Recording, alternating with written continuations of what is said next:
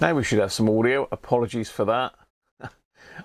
For some reason, every time I start live stream, I've got to restart the Blackmagic app. Blackmagic is my capture card that I use. For some reason, I don't know why, but I've got to do that every single time. I keep forgetting. But we're back now, so apologies. I better start from the top again, am I? Derek Cooper, and well, hello everybody. That way. Derek's up the top, but I think it was Colin up there first. Adrian Hobby. Hi Adrian. Michael Hyde. Timothy Can. Rob Titheridge. Matamble. I've said all this once, but I'm going to say it again because you couldn't hear me last time. Robert Head. Hi Rob. Microsurgery. Yeah, I've got these drivers. I have tested them this time and they have got continuity, so we should be good. We should be good. If we get time, that is. Sylvain, how are you, mate? Dids, we've got the finger. Multi, hi Multi, and Rob's radio channel. Thank you very much, Rob.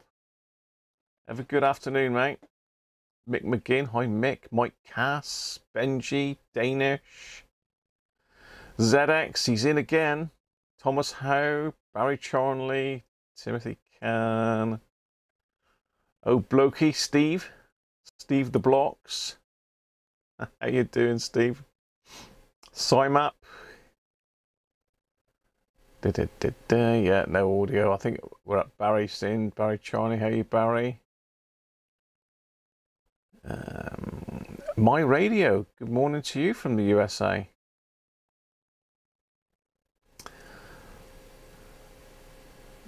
It's just catching up with everybody. Well, yeah, unfortunately I did get the sound sorted. Apologies for that.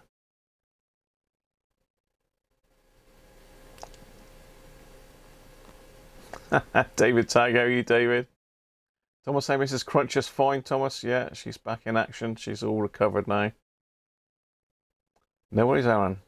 You're feeling extremely short of breath. Will you take it easy, mate? Cyberflyer, how are you? Rich, eh? Hi, Rich, how are you, mate? Good to see you back, and hopefully you're feeling a bit better. Anthony, how are you?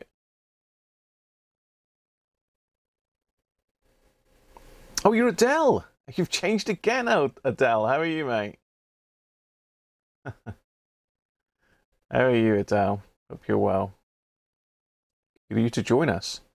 Right, well, now we're back in business. Yeah, that was a bit of a mess up to start with, but there you are. The stream was jumping in and out a little bit as well earlier, but it just seems to have settled down now, so hopefully. You're welcome, Steve. You're welcome, mate. So if anybody is into Sony radios, then I'm sure on eBay you've seen a seller called Adele, and Adele also repairs Sony stuff as well. He's an ex-Sony engineer. So anyone wants any bits from Adele, then he's the man to speak to on eBay. I'm sure if you put in, I don't know, any of the popular Sonys and just put in capacitors, you'll see Adele's adverts in there. So yeah, we've got I've got to do a battery on this AOR AR3000A. I've got a new sort of method that worked very well on the last one I did. So I'm going to pop a new battery in that one. I have got some different sticky pads to go in here as well. So I must do those. In fact, where's the little rubber gone? I've got a loose rubber on the thing there. I'm going to have to hunt that down. I don't know where that's gone. Pengui's probably pinched it, I suppose. It was on there earlier. Penguin, get off. Oh, he won't let go of this. He won't let go of this pint pot. He's quite chuffed today because he's got the finger. He loves the finger, Penguin. So we better go and see him, haven't we? There he is, look. Oh, he ain't got his lights on. Penguin, hang on, I'm going to have to go at your bum a minute. Hang on. Oh, ow. Oh, no, no, no. Not the finger. Where's he? There he is. That's better. He's happier now. Oh dear. You're changing your ISP to guaranteed download speed of 475 megabits per second. Hell, that's mental, Aaron. What's your upload speed, mate? What are they doing for upload speed? Because that's what I need for streaming is upload speed, and upload isn't very good here. I say it's not very good. It's better than it was, but not great. Yeah, I'm on BT fiber as well, but we haven't actually got fiber here. So, they got fiber to the box up the top of the village, but there's no chance they're going to ever bring it down this way. No chance. So here's old Penguin. He's got me some finger, look. He's got the finger. 75. I think mine's about 9 hour, I think, something like that. Upload. So let's get the finger in me, shall we? Let's go for it. The innuendos are endless. Gotta have a beer on a Sunday, haven't we, really? So hope you're all well. I've been busy this week. I've managed to finish up the Hunter that we looked at last week on last week's stream. That's all done and dusted. So if you're on Patreon or a channel member, you'll be able to see the videos on that. I have got some free memberships to set up. I think you get like a free trial membership. I must set that up. So anybody that is unsure and wants to see what goes on. It's been a lot of posts this week because I've also made a start on the Sony radio cassette that was covered in nicotine. And surprising how well that's come up, but we have got some issues with that, which I'll go into on another video. But I've got a video ready to upload. Well, I have uploaded it to YouTube, but it's out on Patreon and memberships at the moment. So if you're a level 2 Patreon or member, then you can see the advanced showing of that. You like that, Dids?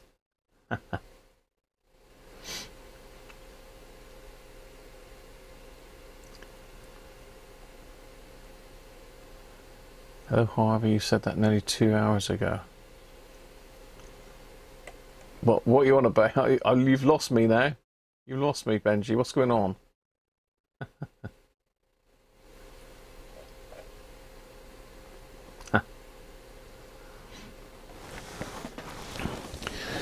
Well, cheers, everybody.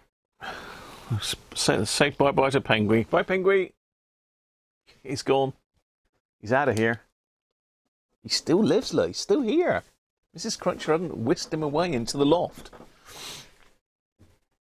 So we've got 2 radios to look at today. We've got this lovely German Nordmende Transita Spezial with a Z. Now, I don't really know exactly where I got this one. I'm trying to rack my brains. I know a chap called Dougie gave me a load of radios. He gave me that lovely Antoinette, the big Philips thing, and he's given me a few other radios as well, and one of them was a Nordmende.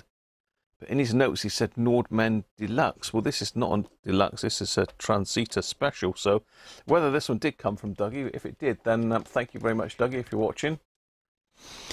So that's one to look at in a bit. I don't think it's particularly well, this one. It does work as far as I know, but like the buttons, well, we'll have a look at that in a minute. So first of all, I want to get this one done. So this has come in from a customer, and I absolutely love these radios. I did one of these last week as well. I've mislaid the little rubber tire that goes over the top though, so it's here somewhere. It's obviously not fitted on there very well and popped off. It's in the house somewhere. That could be like finding a needle in a haystack, but we'll get it done. A problem with these is the batteries go in them. They've got CR2032 soldered in. Now, I've got one here that I did last week in the radio. And did I know it was on Patreon and channel membership, but I don't think I did a video on that one, did I? But that's the battery that's inside. So it's got 2 tags on it, and I haven't found a source of that particular pinout yet. So I cannot seem to get... Well, there was a seller in Australia selling them with that pinout. So, you know, a lot of them have got the tag on the end, not sort of halfway in or a third of the way in like this one has. So none of them really fit. Plus the fact is, every time your battery goes, they're supposed to last about 3 years, I think, but a lot of these are original, so they last a lot longer than that. But every time the battery goes, you've got to send it, if you're not into soldering, you've got to send it off to someone like me and get a new battery soldered in. So I've developed a little thing that that should help people. It'll put me out of business, but it'll help owners replace their batteries in the future. So let me just show you what that is then. We'll get the overhead camera out so you can have a bit of a closer look. Let's focus that, zoom right out. There we go. So a quick drink. Nodge, how you doing, mate? How you doing, John? Good to see you, mate. Russie, afternoon, Russ. I missed... Chat's going real quick again today, which is good. It means more people are in watching. So this is my little device that's going to help, hopefully. Manuel's in as well. Welcome, Manuel. That's because I mentioned the Antoinette Manuel, wasn't it?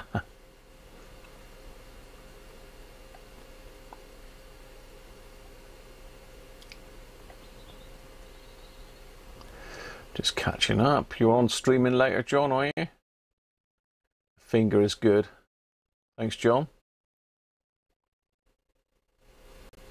Yeah, let us know, Aaron. How you getting on, mate? Yeah, we're doing well, Derek. Welcome, mate. Can't you fix a PCB socket to accept? Fix a PCB socket to accept a CR3. Can't you fit a PCB socket? There's very little room in these, as you'll see in a minute, Harvey, but that's a possibility. I've looked at various things. So this is a little bit unusual. This is a CR2032 holder, and it's actually got an on-off switch on the side. But the beauty of this is it unscrews, so you can just unscrew it. And you have a battery holder. So the last one of these I managed to get a sticky pad on the back and stuck it in on the PCB, on the back of the PCB, and that means that in the future the customers will be able to do their own batteries. So I've done myself out of some business there, haven't I? Ashok, how are you, mate? Welcome from India. So I'm sure you all subscribe to Manuel, Electronics Old and New.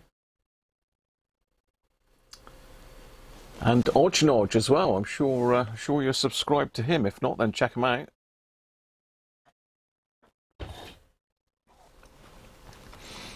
Right, so batteries. I've got a brand new batch in of GP CR2032s. Keep taping them on because they keep popping out else. In fact, they're really difficult to get out because they're in like a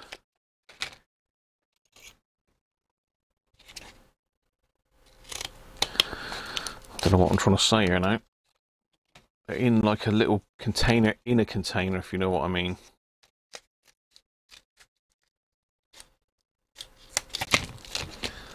Is there an expiry date on these?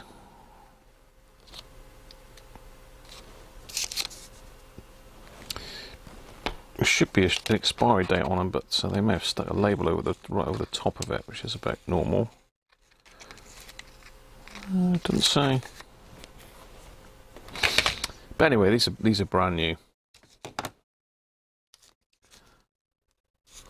Let's see if we can get one out. Yeah, nigh on impossible to get out the wrapper, these things.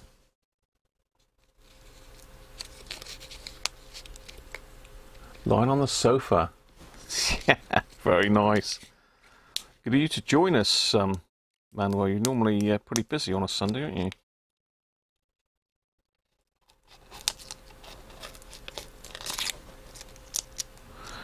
I'm getting a bit slack at leaving comments as well on people's videos, so apologies for that.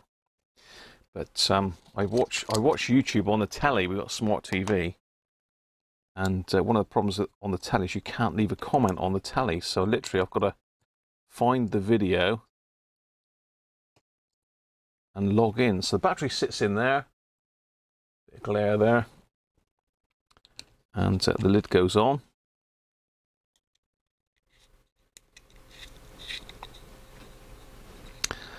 And now we have a nice secure battery. So this is much better than soldering it direct to the board. So we can now solder these wires directly into the terminals that the old one comes out of.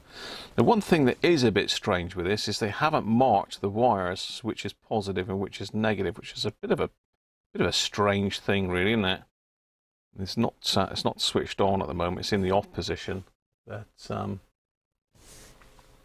Gier, how are you, mate? Did you get the TP41? I didn't, Gier, no.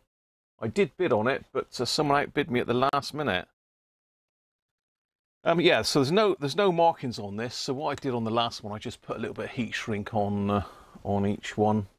I only need to put it on one really to mark the positive, don't I? So we'll just get a little bit of heat shrink.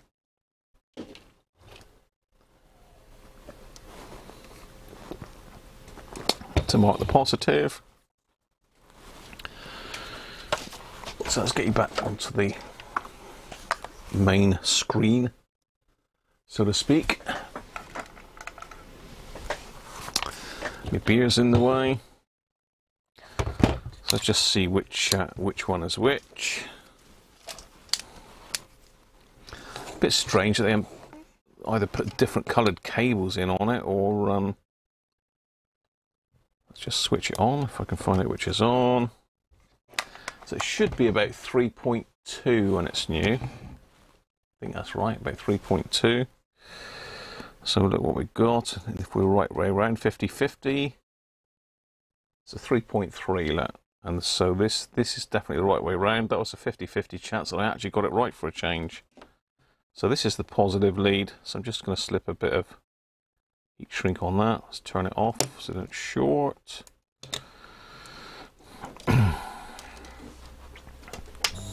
Let's get the hot air and shrink that on.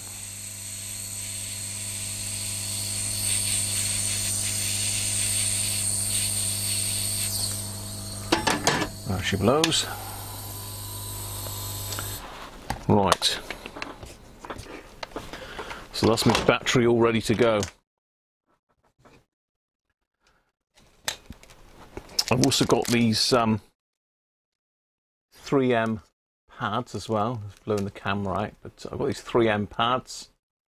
So that'll fit on the back of the battery, and then onto this little. There's a big IC, the main processor in it. It'll sit right on top of that. So that's the plan. I've got some slightly thicker ones of these coming today as well, so we'll see what time they get here. So what we need to do first really is give this one a test, just to see what it's doing, because it might not just be a battery. There's other things that can go wrong with these. Well, there's quite a lot of things that can go wrong with these, but they are pretty reliable normally. There's a very strange thing that happens, that you need to change some of the tantalum SMD capacitors. Ben, how are you, mate?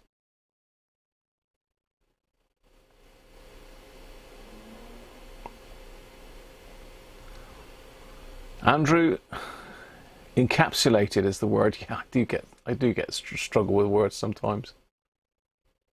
What do people do for a 90-volt HT battery? 10 PP3s. I think people do that, Russie.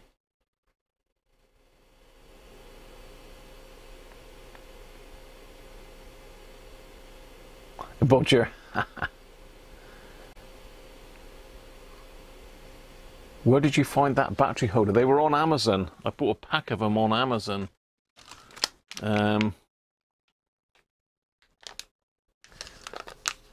This is them here.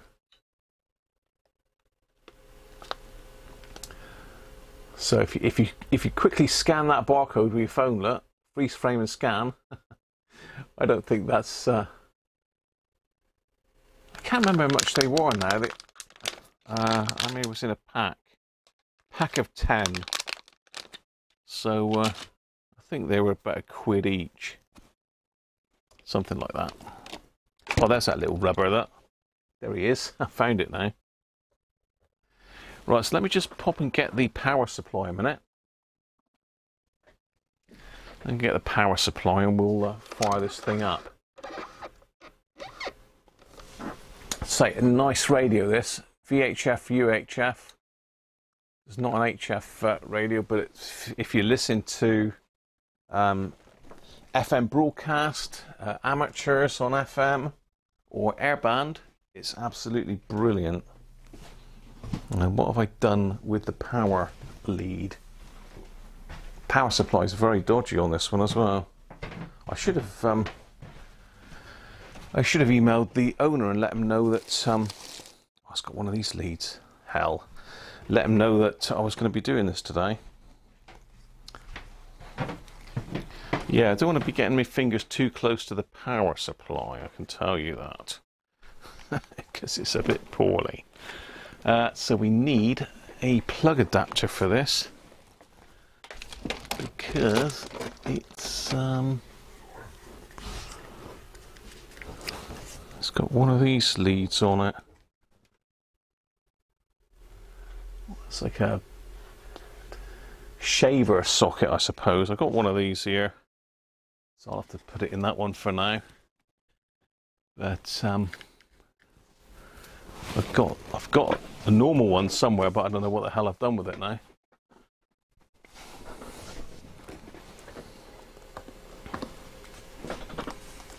Chris, how are you, mate? You've got one, have you? Very nice.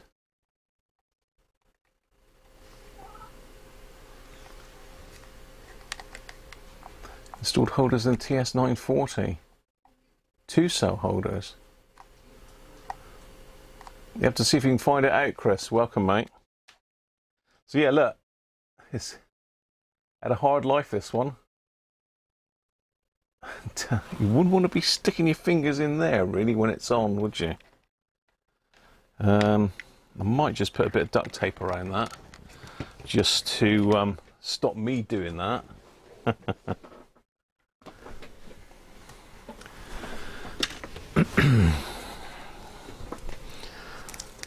So, the owner obviously knows it's like it. He said he's been using it like it for some time.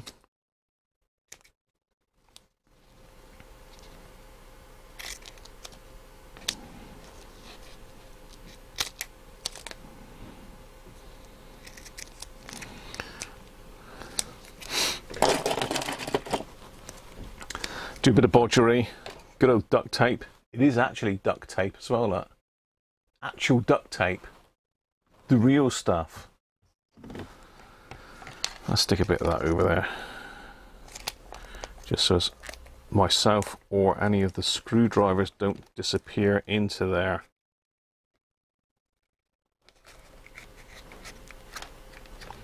Might leave that on for him as a present. Look. What do you think about that? The sort of guy I am.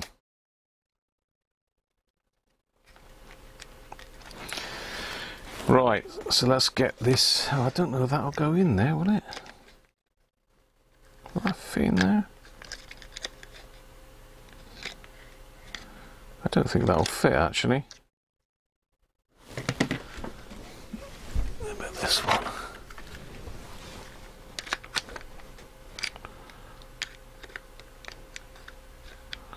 That one won't either.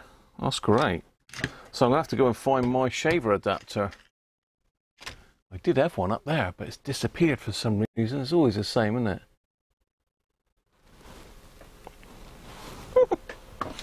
I got to do that. Russie upgraded to Heralds. Well done, mate.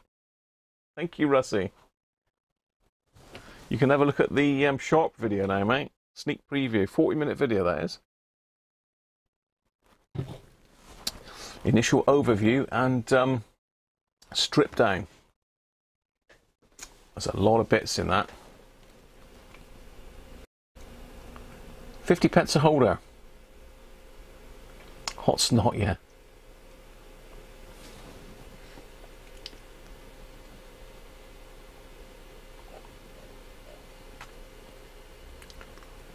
Open up the plug. I'm not getting involved in the plug, Benji. The plug is just sent purely because I have got one, but it's connected up to my AOR 5000 over there, and it's a bit of a pain to connect it. What do you mean open it up to connect it to the mains? Let me go see if I can find my shaver adapter. I did have one in here, but I think I pulled it out for something else. Yeah. So somewhere I've got two shaver adapters.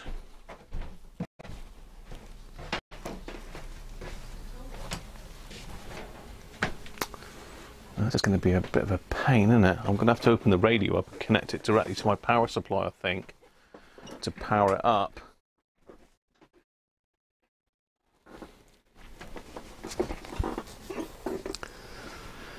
Yeah, I really don't know where that adapter's gone.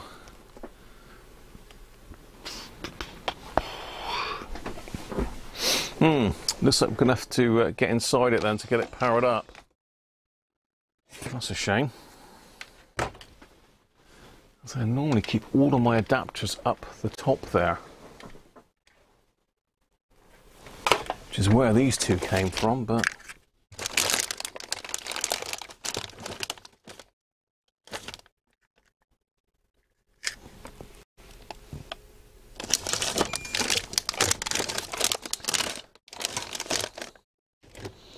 I've usually got a plug for every occasion, but not this time.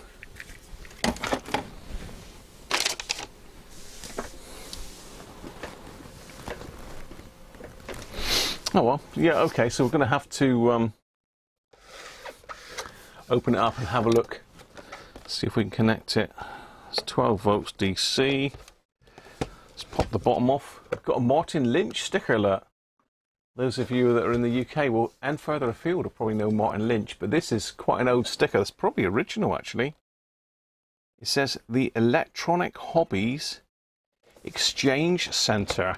What about that?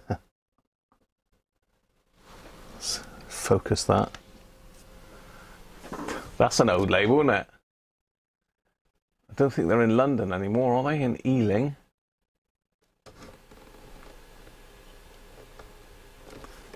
Any fans of Martin Lynch out there?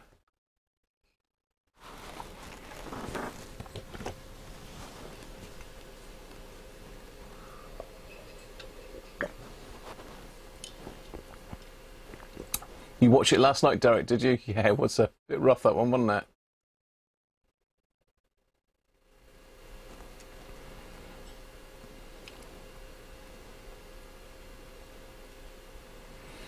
Yeah, I don't think we'd do that, Andrew.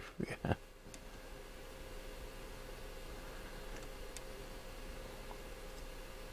That's his first place, Russie, was it? Bit of Martin Lynch history for you then. So let's just open this up. We're going to pull the speaker connector off there.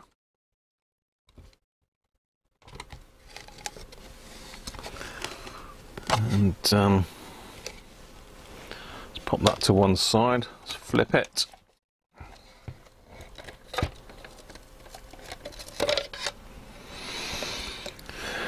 Of course, the power socket is in here. And you can't get on it. That's good.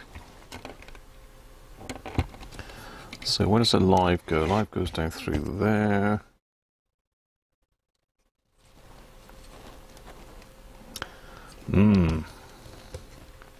It's a very, very nicely made radio, this. I mean, look at all this. It's a lovely, lovely bit of kit. I think I've said this before. So the idea is to fit, this is the front panel here. It's a bit dark there, and let's just see if I can pop the light on the overhead camera a minute. That might help matters. Is that on? Yeah.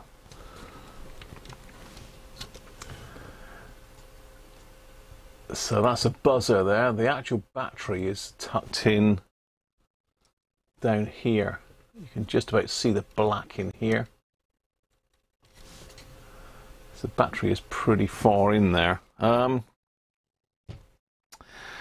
are we going to power this thing up then?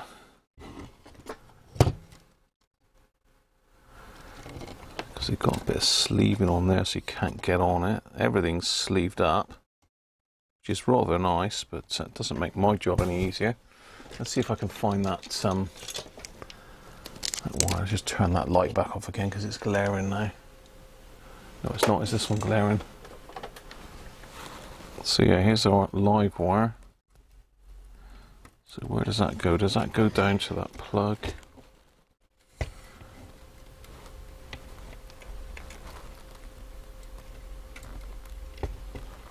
No, it goes over to here by the looks of it. Is that it? I think this is it here in this loom. Let's give it a little pull and see if it moves. Yeah, that's it there. Okay, so our positive and negative is coming in on here, on this terminal.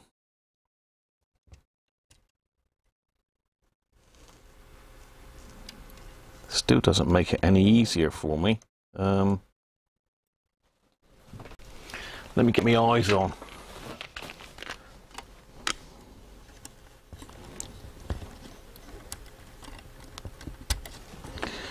Can I pop those out, I wonder?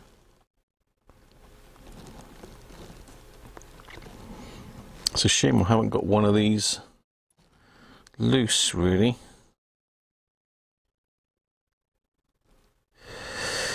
So that I only really need to connect to the live, don't I? Because the ground I should be able to connect to the chassis. Let's just see if it is. It is a grounded chassis. Let's go from there to the chassis. Are you grounded? Yes. Okay. So it is a sounded grassy. It is a sounded grassy. Right. Let's see what we can do. So we can obviously put. So let's get you back on the normal camera now because we're in a bit close. We're in a bit close. So I can use the chassis as the ground. Just got to connect something up to that. So let's get a lead.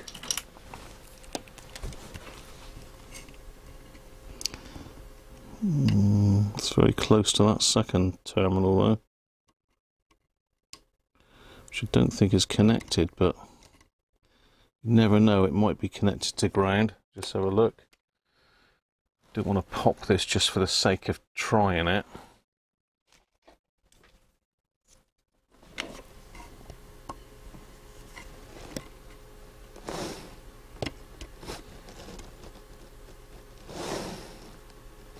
No. Doesn't appear to be connected to anything. I wonder if I can just use my test leads and grab it. It might be a bit safer. If I can find the test lead grabber thingy.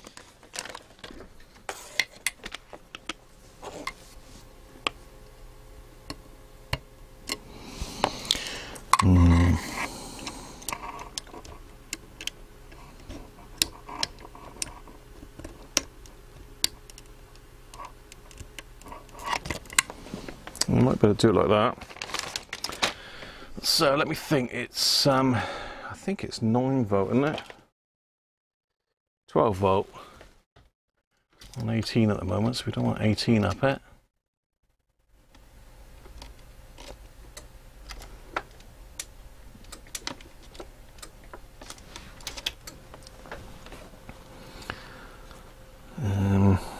Now I've got to connect into that, haven't I?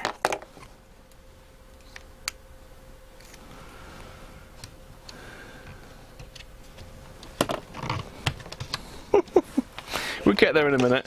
We'll get there in a minute. So I'll have to go. Don't think that'll fit my power supply.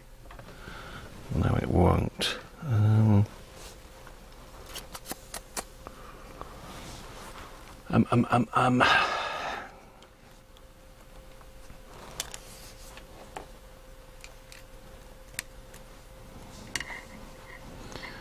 Look there.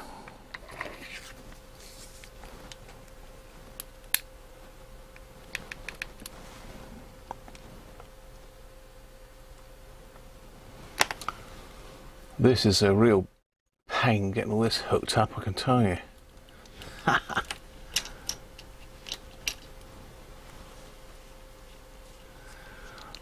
No, it doesn't. It's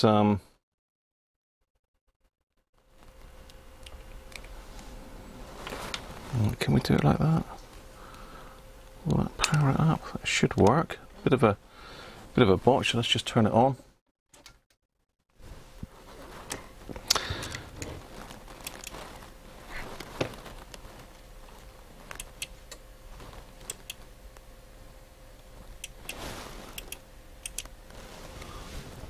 Okay, we're in current limit.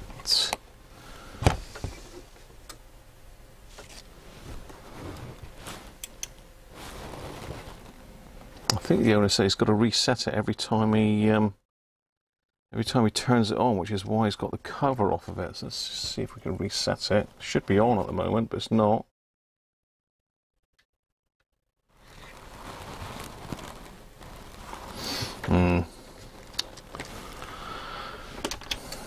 No, it's not working because it's let go of the thing again. Let's try that again.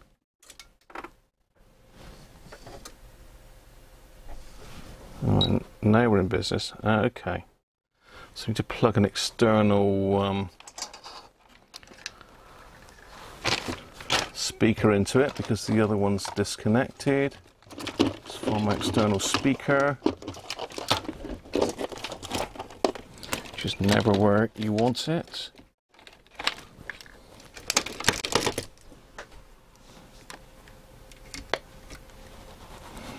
Back the squelch off. So it is working. Let's just turn it off again.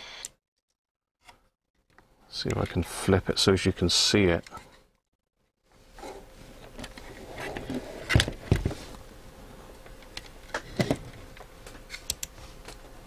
No, that bloody lead's come off again. No, well, it's working, but that's about all I can tell you. I need to get this battery done, and then we'll see if we can connect it out for a proper test. I'll go and see the boss and see if she's got a lead, or I'll have to go and unplug mine. Right.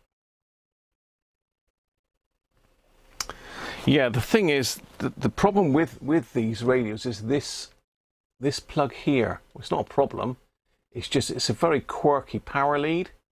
It's like a triangular shape. I don't know if you can see that. I think you can see that. But it's a sort of triangular shape. And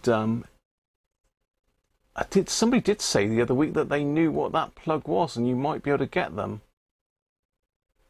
So if anybody does know what sort of plug that is, then we might see if we can get hold of one. Because I say, I have got a power supply that I can use, but it's just a bit of a pain to disconnect it all, that's all. See if I get that over under the overhead camera for you.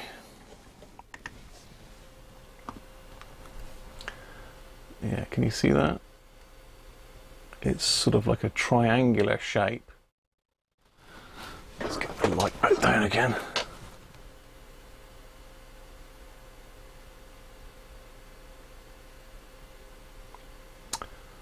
Yeah, a little bit unusual.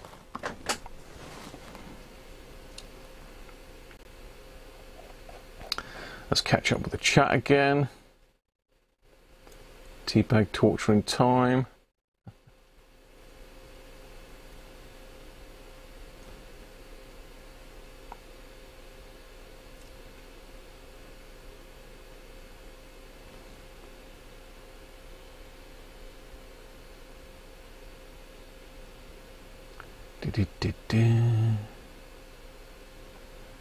I think we're up. I think we're up. They're in stains. Yeah.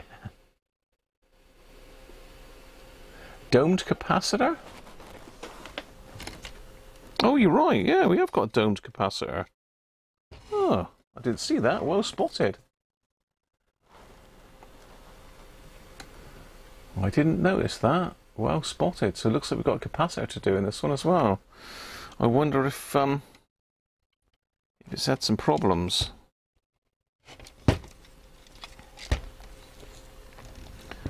The rest of them look okay. So problems I've had with these before. I've had this voltage regulator here go. Semi MO5. I've had one of those go before. Oh, no, this one in here, I think, actually. Is it that one or is it one in the heatsink? No, I think it might have been that one of these two went anyway in one of the radios. I never had one of the rails. That was down. There's other issues on the PLL board because there's three boards. There's another one sandwiched in the middle. Can't quite see that. I need to get it on the other camera. So yeah, there's a board. You can just about see it in underneath here. There's another board sandwiched. There's three boards. You've got RF board, PLL board, and this is like the amplifier board. And you've also got a display board on the front. So you've got 4 boards in it. 5 boards if you count this board here for the serial port, or remote, whatever they call it. Strange again, this one's got the original plastic on the back still. I've had loads of these that have still got the plastic on. So yeah, it looks like I'm going to have to do that cap there, which is bulged. Well spotted, Harvey. Right, let's make a start then. So we've got to pull the knobs off. Is this going to be kind? Never is. These are. Let's get a little pot to put the bits in. Pop that in. Incidentally, there's no screws with this either, so I've got to find some screws for it. Well, I think I found some. So one of the other issues with these is these screws tighten into this plastic and these always break. That's got a crack in it there. That one's got a crack in it there. So unfortunately these tabs always break. This is the 3000A, which I believe is slightly better. It's a bit easier to use than the 3000. The 3000 is an awkward radio to work out how to use. So we've got to get this knob off. There's no escaping that. The best way that I've found to do that is get a bit of plastic underneath it and just give it a bit of a start with the screwdriver.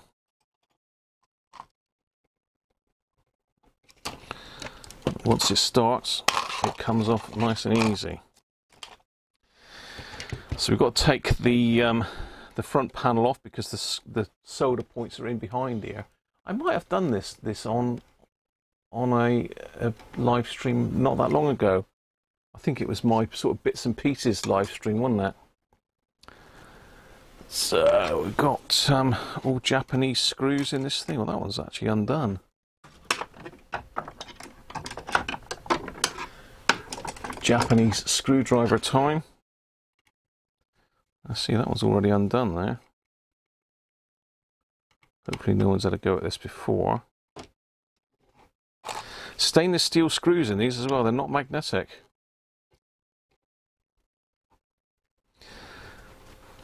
Japanese made some really, really smart receivers.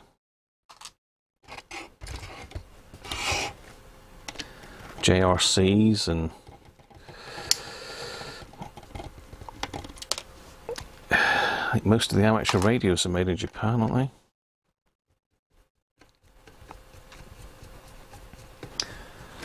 You can't quite see what I'm doing. Just undoing the screws for the front fascia. Gently ease that off. Put that to one side safely. There's our front panel. Our front.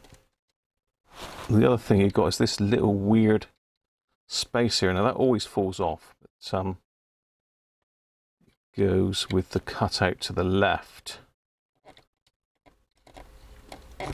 I suppose that's to stop the front being pushed in. So the 2 points that we need to desolder where the battery is are down here. It's difficult to see them on this camera, but yeah, you can just about see them if I blow the light out a bit. There's one here, and the other one is over here. That's the 2 bits we've got to desolder to get rid of that battery.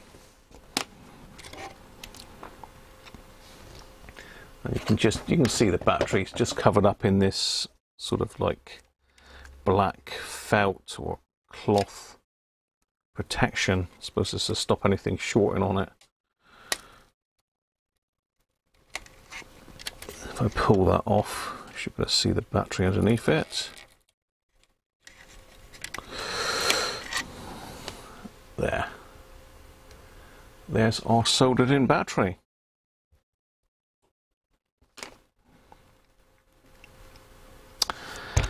So let's desolder this. Let's get down a little bit.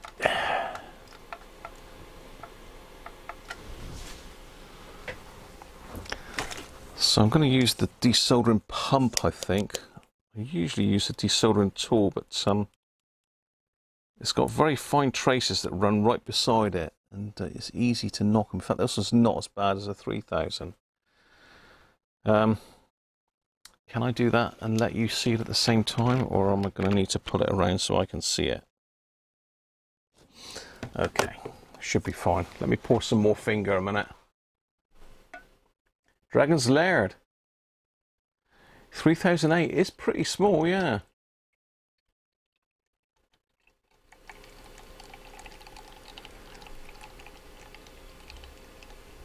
A is better, yeah. It's easier to use. GT Jeff, how are you, mate?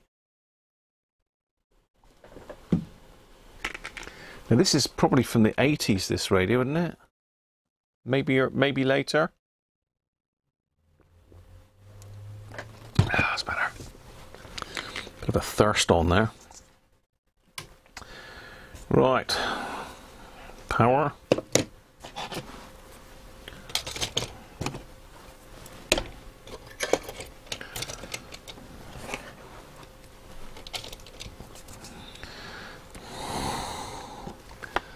So let's just put a fresh bit of solder on there, just to get it started. I don't know if this is lead free or not.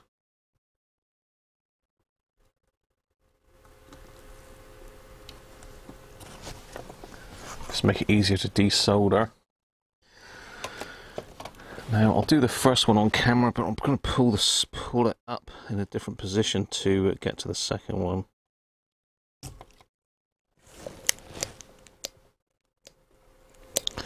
That's the first one. We'll have to guess how much power is left in this battery, because this looks like the original battery. No, I'm just going to have to move this up a little bit in order to get that one out. If you can see that or not. Down here. No, you can't really.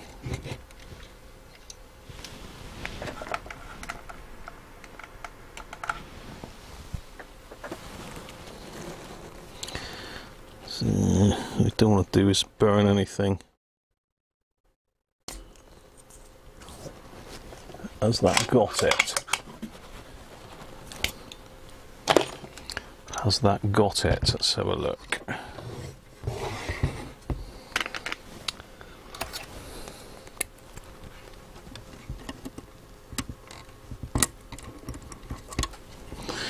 That's the positive out. You coming, Mr. Negative? Yes, you are. There she is.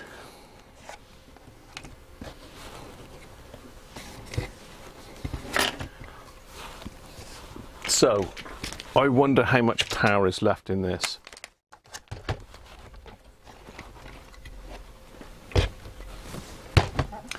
It's not a rechargeable battery, this, so let's zoom out a little bit. It's not a rechargeable battery. I'm going to pinch one of my leads now.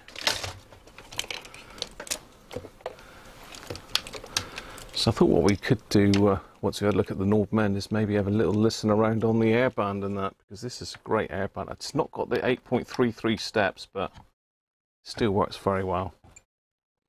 Right.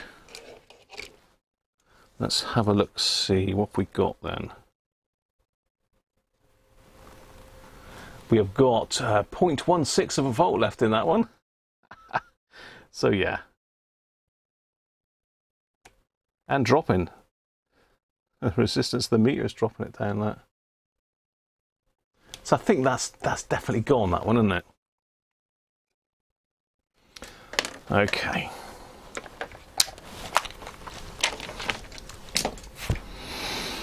Right. Zoom out a bit. Early 90s, is it?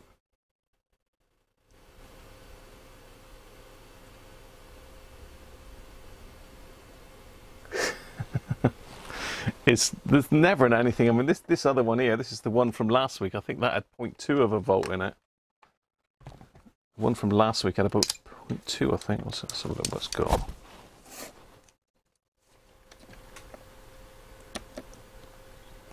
Oh no, 0.08, that one. Dear, oh dear. You know, they're bound to be knackered. They've never been changed. The problem is it can send the radio haywire, not necessarily just the memory. So the best place to mount this little device is down in underneath here. Just in there. Because if you mount it anywhere else, you can't, the speaker hits it. If I try and move it further up, it gets caught up on the speaker. So that's the place to mount it. So we want to put a bit of slack on the leads.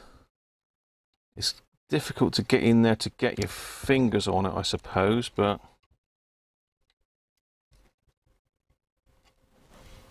it will work.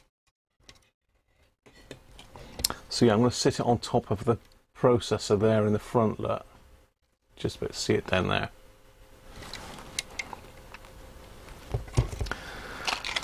So let's clean it up. Need to be isopropyled right up.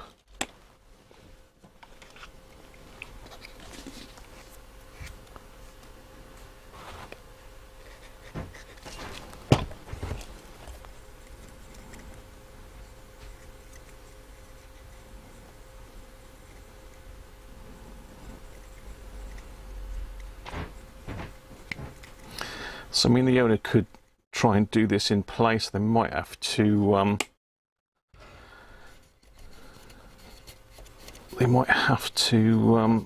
put another sticky pad on it once they change the battery again. It should last, as I say, I think 3 years it says in the manual, but they last a damn sight longer than that.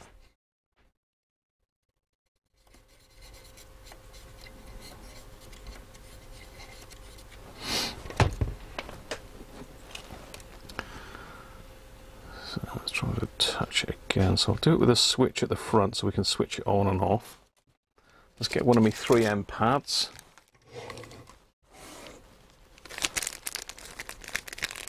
Hi Nick, how are you? Mac Vision, afternoon.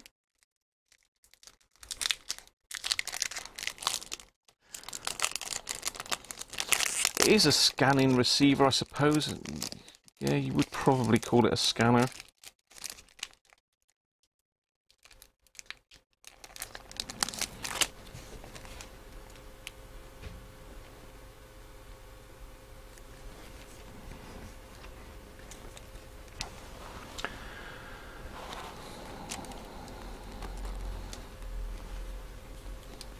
So what I'll do is I'll stick it on last of all, rather than be messing about with the wires and that while it's still being stuck in. So where are we? We're over here. So this is the positive. So I'm mounting it like that. We're not going to need very long leads, so slide that up a bit. I can't, so...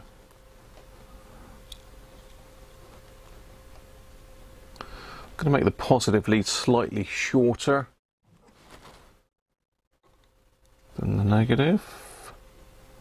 Now I'm going to make the negative slightly shorter than the positive.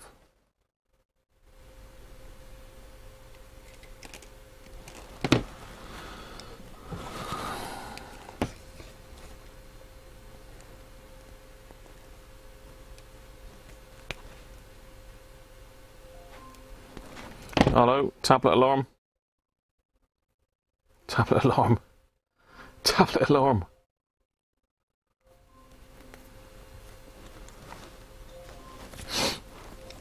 Right, I'm just going to pull that connector there a minute out of the way. Give me a bit more room.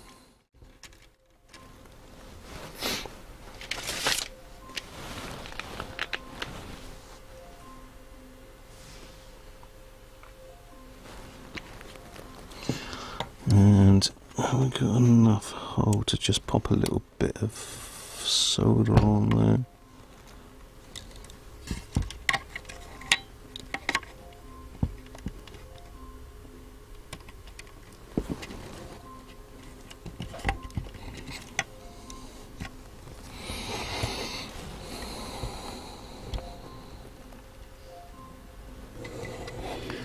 Right, I'm just going to tack that one in because he's through the hole.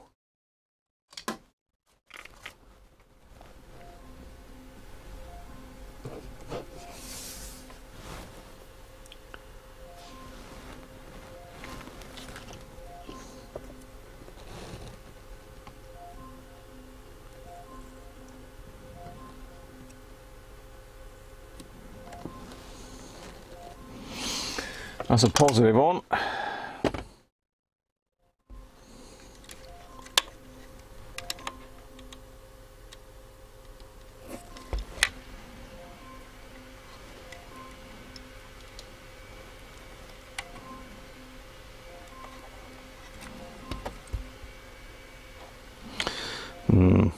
It's tricky getting them to stay in the hole, to solder them.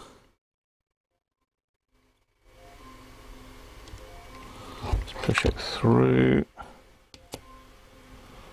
bend it over a little bit, and that should hopefully stay there. Just, where's my blocks? Oh Christ, there's my PVA.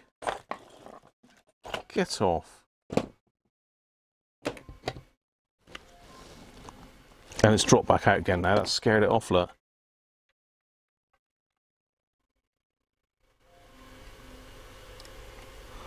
I'm going to have to go down and shut that Alexa up. She is so noisy. I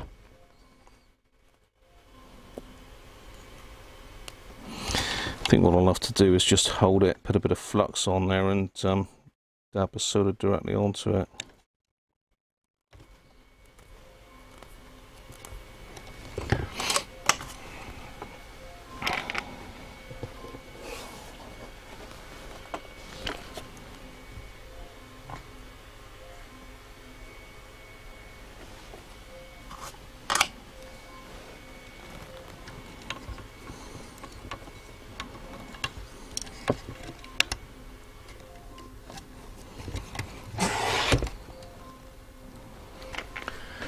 Right, so pop a little tiny bit of flux on. Just going to load the tip of the iron up with some solder and just touch it. That will flow it in.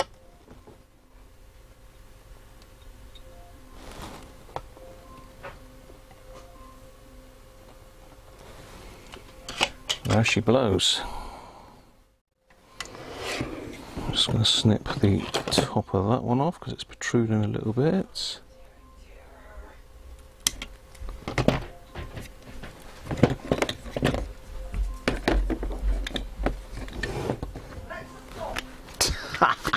Mrs. Cruncher's telling Alexa off now.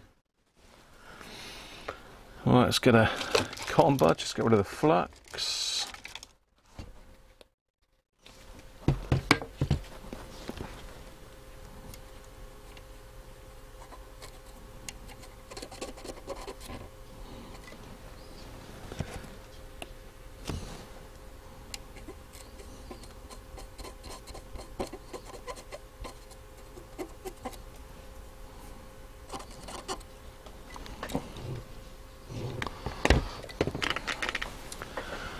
So blow the dust off of there. Nothing worse than dust on your display, is there? I hate that. I really don't like that. Back on. That away. Let's blow the dust off the back of the display.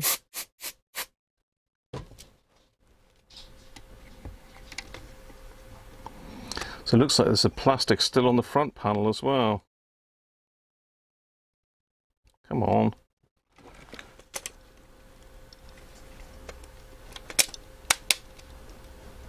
There we are. Let's pop a couple screws in that to keep it in place.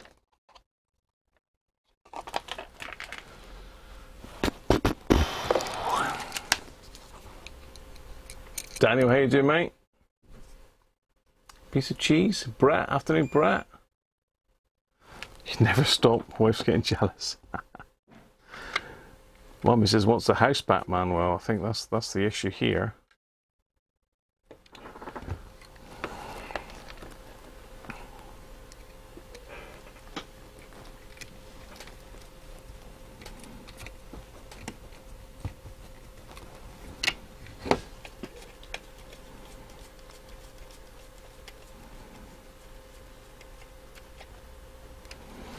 So I'm deliberately not doing those up mega tight.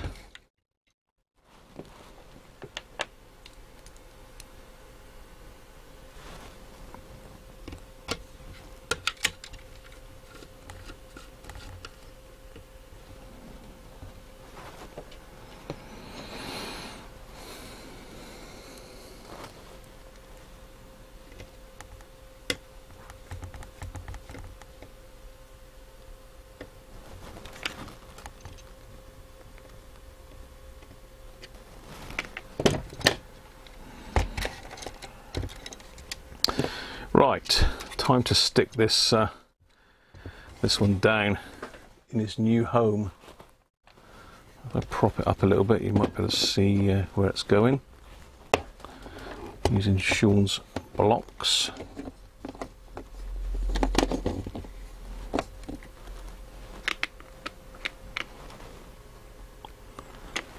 And where has it gone? There it is. Let's peel the backing off.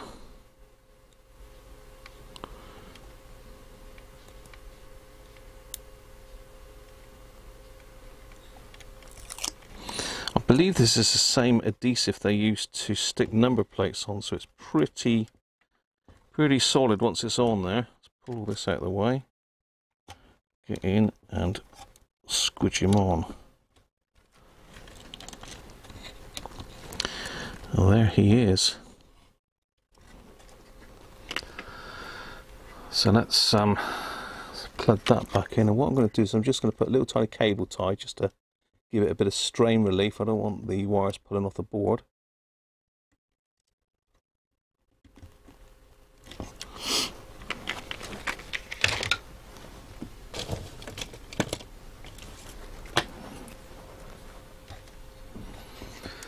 just going to cable tie it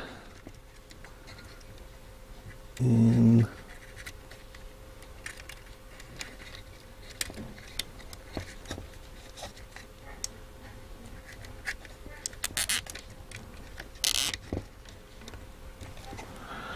Like that.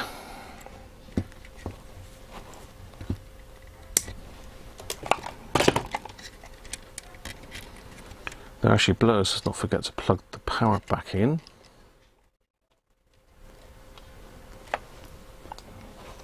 Okay.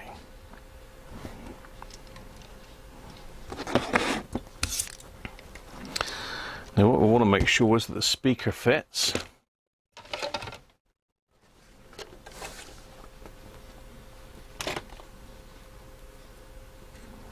It doesn't foul the battery holder. Because initially I tried mounting the holder up in here and it doesn't, it just fouls these, or over here it fouls those, so make sure that doesn't foul the speaker. No, it doesn't. Okay. Right, we need to get this this capacitor here done. What is it? 2200 at 16 volts.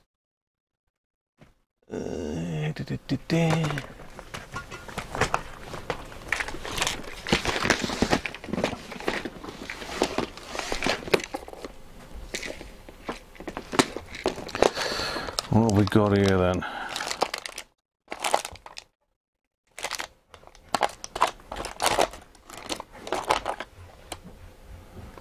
At 50 volts,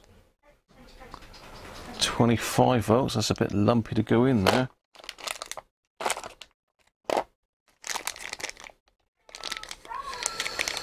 What are those? 50 volts, 35 volts, sort of, it's in there, wouldn't it? So potentially I could put a bigger one in.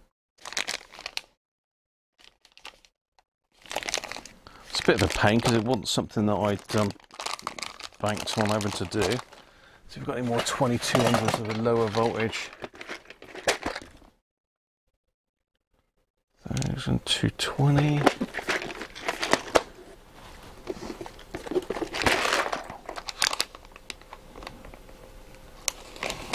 3300s, well that's 27s there I think.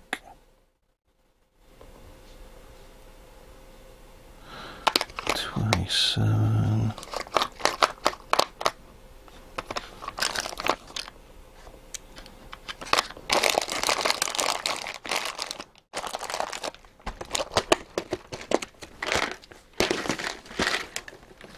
I'm just going through all my capacitors a minute.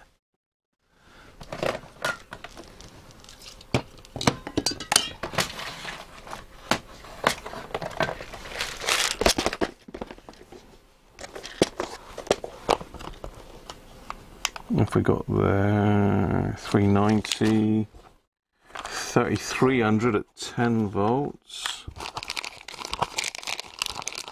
Almost 33, 22 at 50, 33s, 22 at 35. No, that's going to have a 35 volter in there then. We just have to push it over to one side out of the way.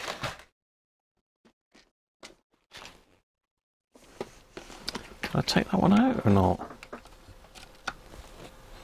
I could have sworn I took that out. Obviously I didn't.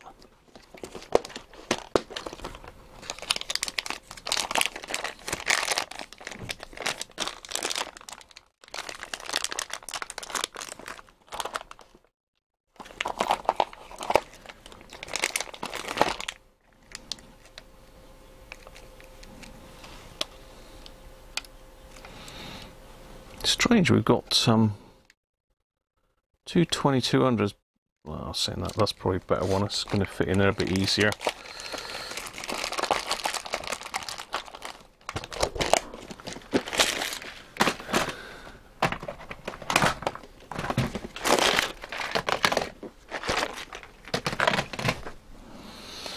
Right, So probably the easiest way is to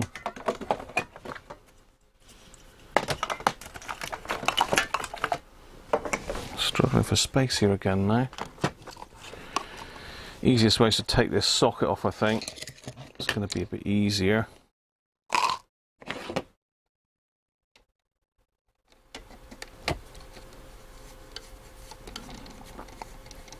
I suppose it would be easy enough to convert it to a normal socket, wouldn't it, really? But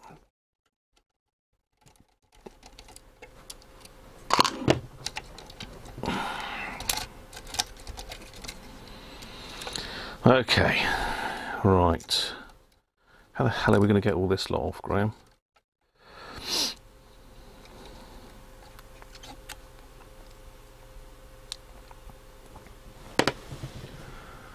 Just put mark on there.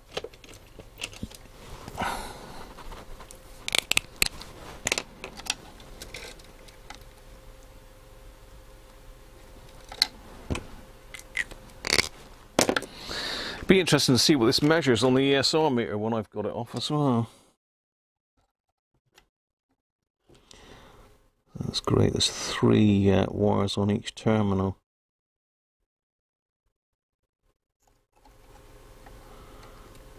Two. So I'm going to have to cut the sleeving on that one to get it off. So I'm going to have to put more heat shrink on it.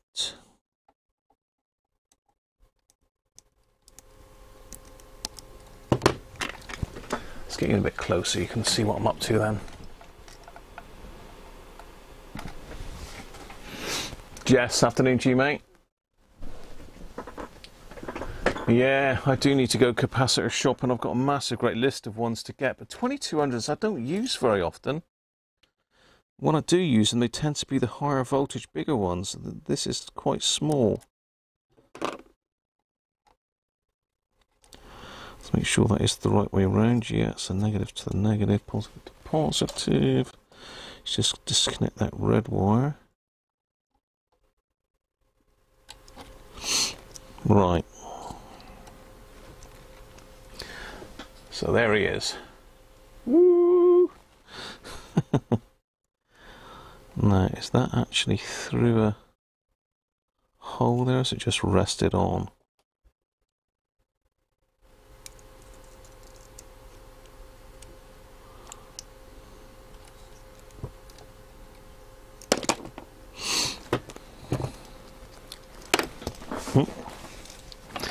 Yeah, I think if I had one of these, I might be tempted to put it as a barrel jack, but I suppose one of the benefits of having it with a special plug like that is you're never going to reverse polarity it, because I would have thought a reversing on this is going to be absolutely disastrous.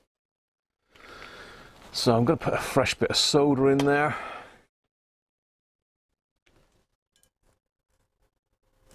I'll wick that out first. Let's get rid of the old stuff.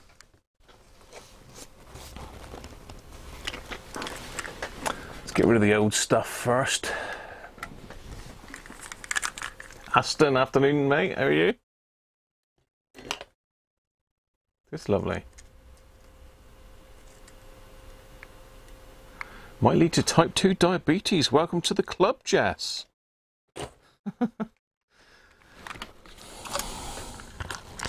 This is what a lot of my problems are, diabetes. There you go.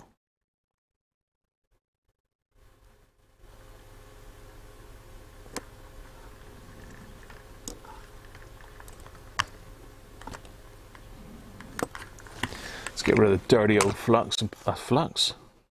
Where's the goats? Solder. Put some fresh in.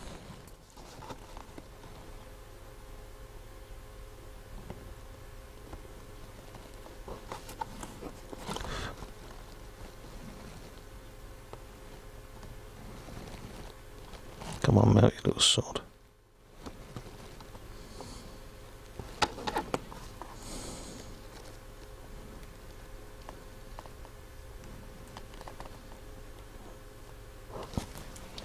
Right, let's have a look at the lead length then.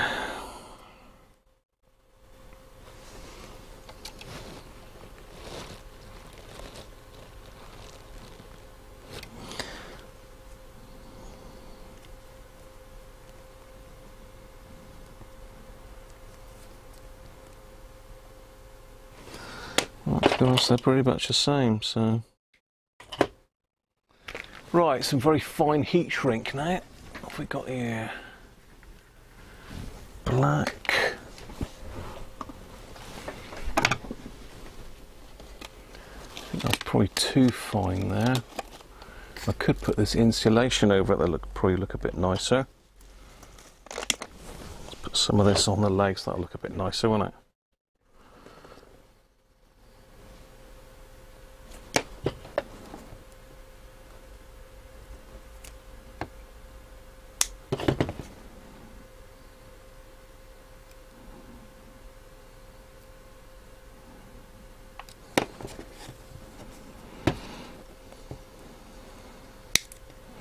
This is this silicone covered cloth stuff. I love this stuff.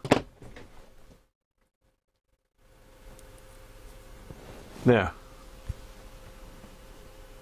Insulated. Now this is going to be fun trying to get all of this connected back in all at once, isn't it? There's the best way of doing this. I probably need to find my knackered third hand tool. I really need to 3D print another ball socket for this, because it is knackered. So we want it that way up, so go in there.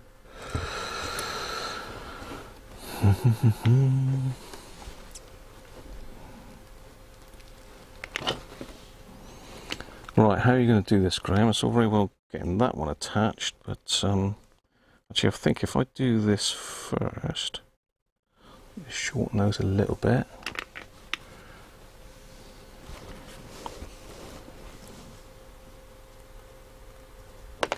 Don't need to shorten, I need to put longer sleeving on.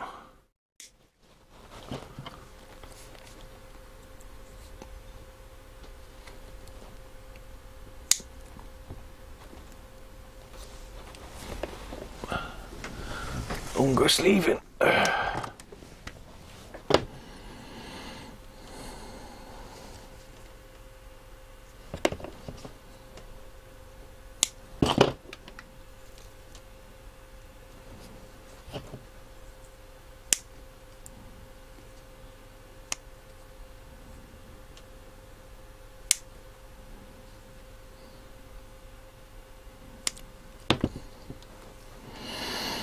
Right, I think if I connect this one up first, let's put a little bit of flux in. I'm just going to drop this into the existing solder.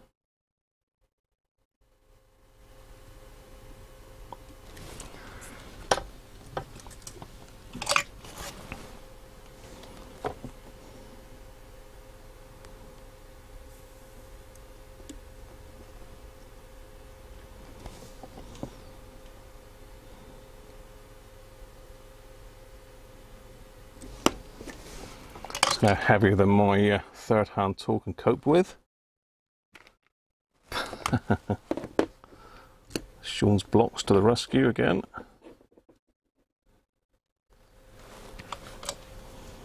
So I should be able to just bend that one.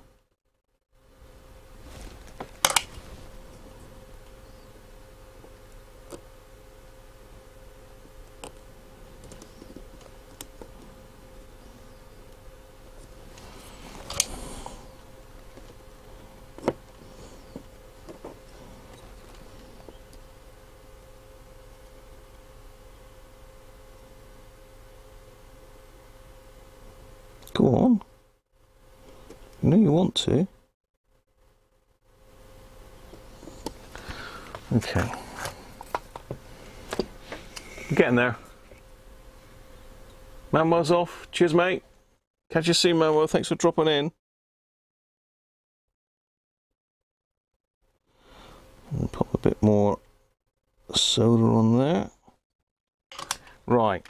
So the plan is now I should be able to pop that back.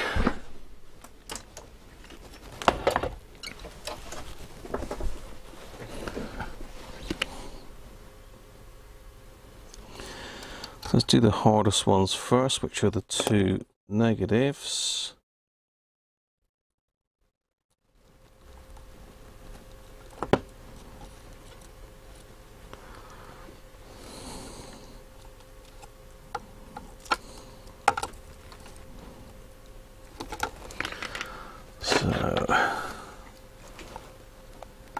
Bear with me and I'll just get the camera repositioned in a second.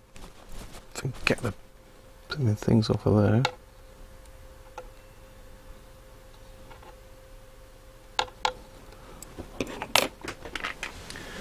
Just reposition the camera up to where I am. Thomas, how are you, mate?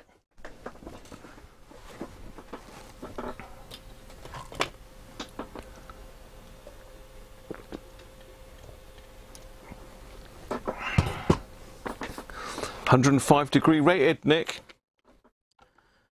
And it's RS's own brand. Whether they're any good or not, I don't know. I've never had one fail, and they always seem to be pretty good as far as ESR and the actual value is concerned.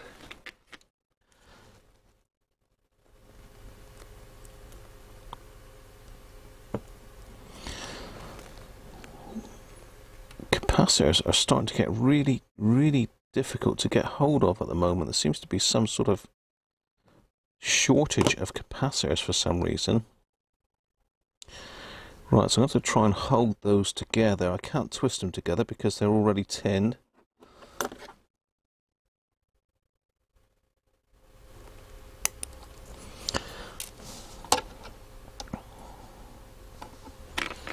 So I need about 5 arms now. It would be actually easier if that was in situ for this. It might be.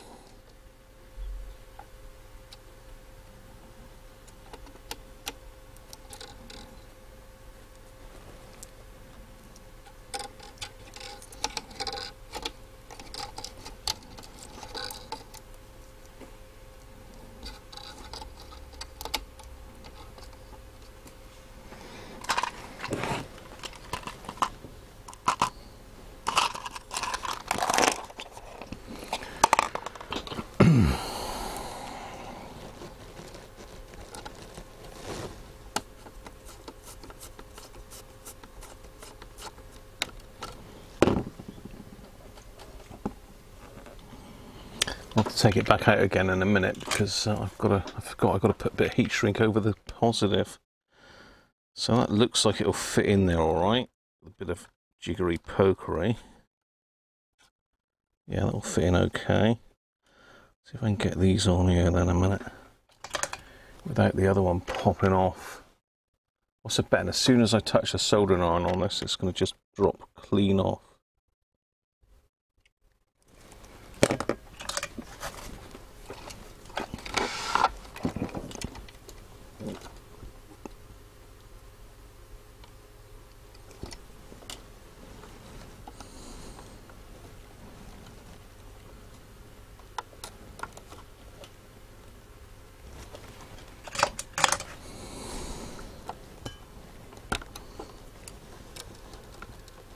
She's on.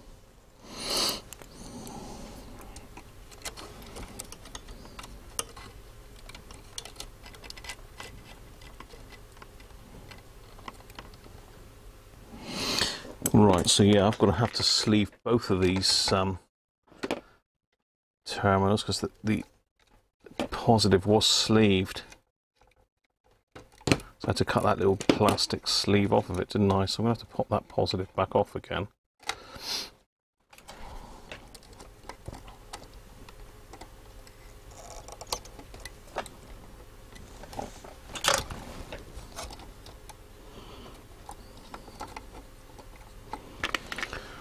So let's cut a thicker bit of sleeve. Will that go through both? No. We need a bit of thicker sleeve, a bit of heat shrink. So let's use the heat shrink that Mr. Racing Demon sent me. Hope Mike's alright, I haven't seen him for a while. It's a bit big. Big, maybe that.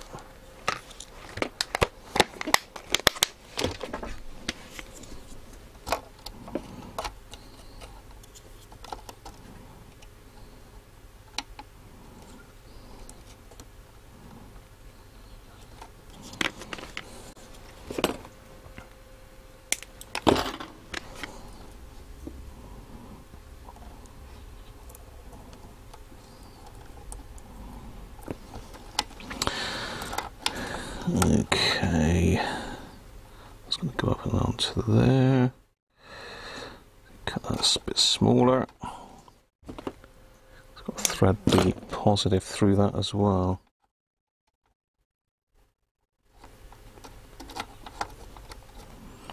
Bit over the top, but then let's do it how it was originally.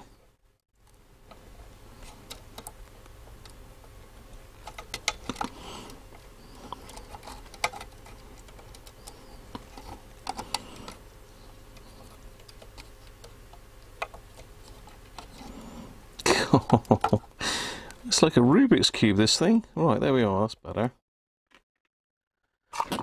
Alright, so bend that back in again. Pop it up on top there.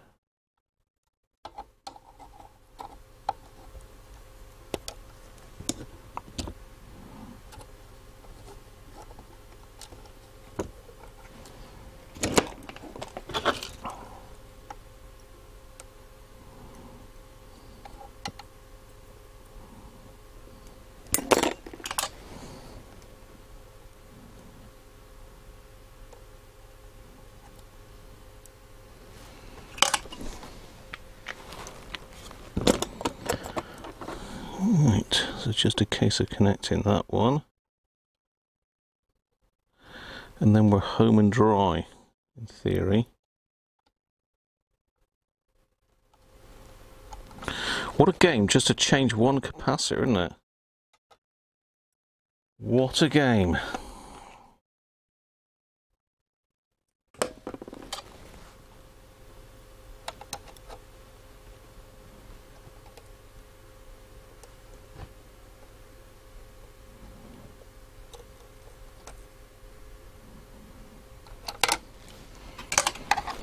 Right, that's that. We've got to just ease that round a minute, push that on there.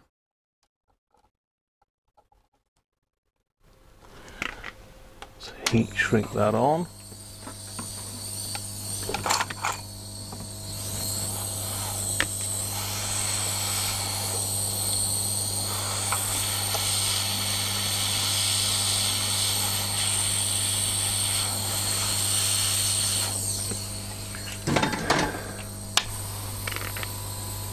There she blows. Right. Okay, so now I've got to bend that all back around there and let's put it up in the air first.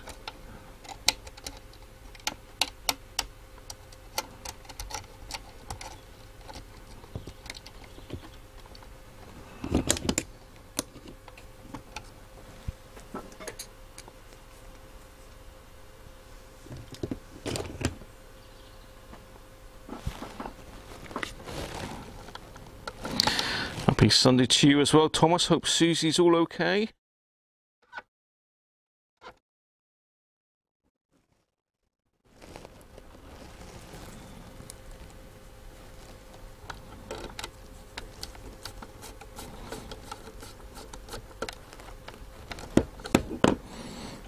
Right, and that's got to sort of sit down in there out the way. Whew, job done. What a game. What a game.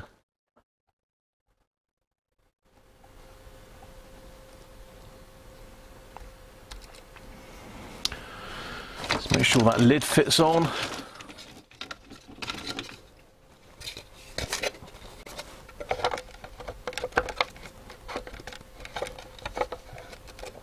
Actually, I've got to put the top lid on first, actually. Top lid's got to go on before the bottom one. Yeah, that fits fine.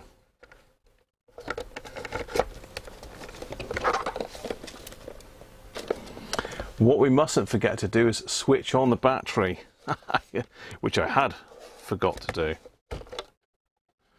So to get in there and just flick that little switch to the on position. Let's just make sure it is in the on position. It's in the off position. I just need to make sure I flick it up to on. There we are. Nice solid fit actually, that is on the PCB.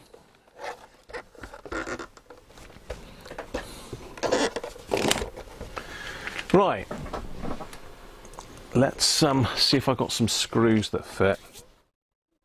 Well, I have actually, because I found some earlier. These screws I've got here are Japanese screws.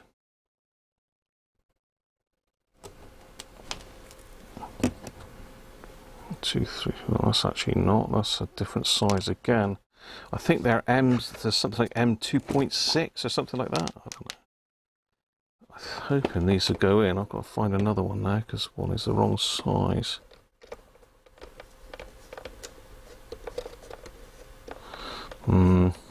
They've got built-in washers on them. So look at that one there. Will that fit in?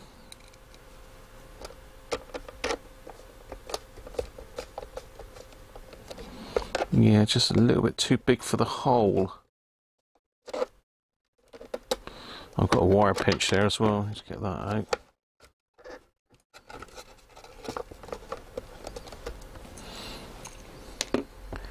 These would be better, but I'd have to get the washers off. How can we get the washers off? Let's catch up with a chat a minute, shall we? Let's catch up with a chat.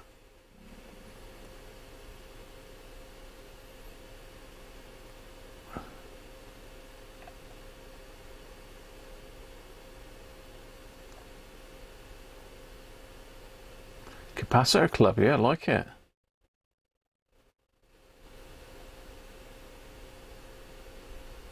Cloverleaf connector.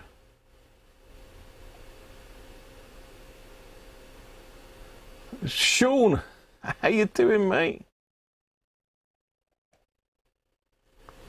Yes, always messing around. Oh yeah, meds. Yes, yes. I've got to go and take the tablets.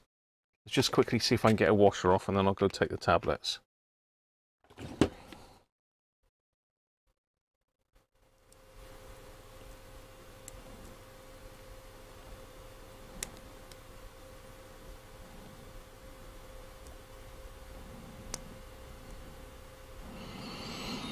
How on earth did they get those washers on there? So there's a flat washer and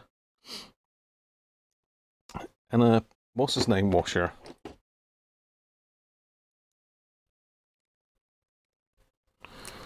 If I can just unscrew it out of the washer. They must have had them pressed in by machine or something. How strange.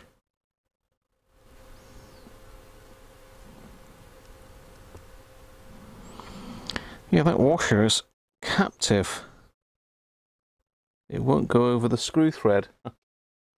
Oh well, I'm going to have to stick M3 screws in it then.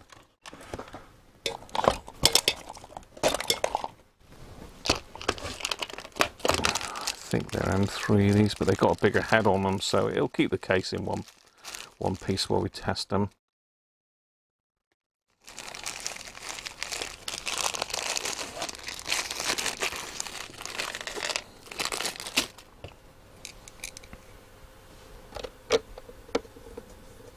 Oh no, okay, they're not M3, they're M2.5.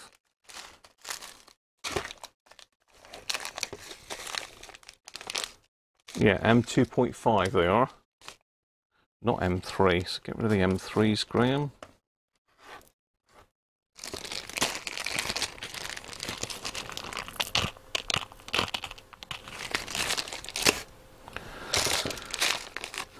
Four.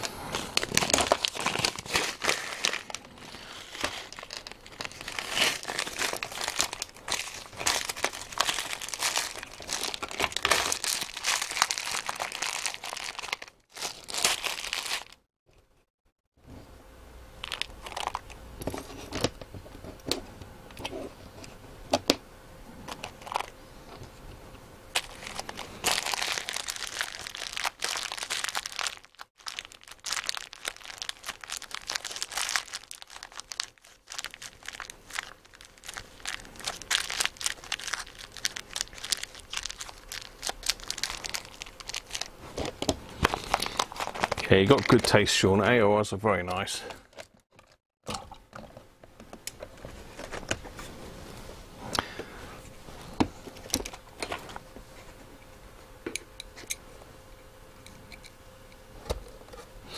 So the owner has got the correct screws somewhere, but he doesn't know where. So I'm just going to pop these in. I'm not going to do them tight because they don't fit into the hole, so to speak. They don't go into the like cut out in the plastic. So if I do them too tight, it'll bite into the plastic. So I'm not going to do that. We don't want to do that, do we?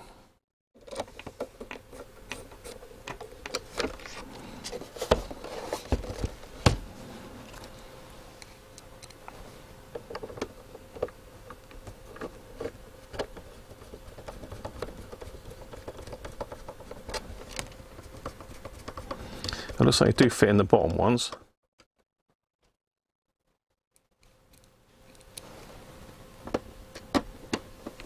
If the owner wants to tighten them up so as they fit in, I'm sure he can. They fit flush, but these, yeah, these won't fit flush. But at least we've got the case back on anyway. That's the main thing. I think we'll leave the timing. I would glue that back on normally, but won't hurt not glued. Set these right because they're splined. There's nothing worse than having it not lined up. That one.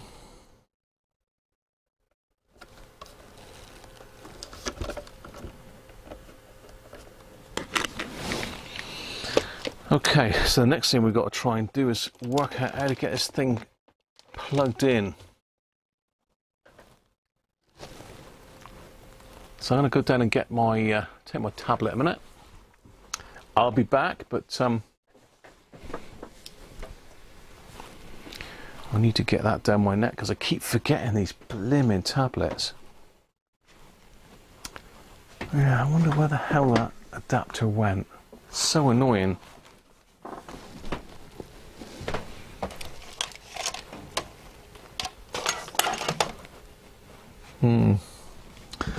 I bought a couple as well because I lost one and I thought I'm going to need one, so I'll go and buy another one. Of course, I lost that one as well now. I had my toothbrush plugged into one at one stage, but oh, that's Mrs. Cruncher back.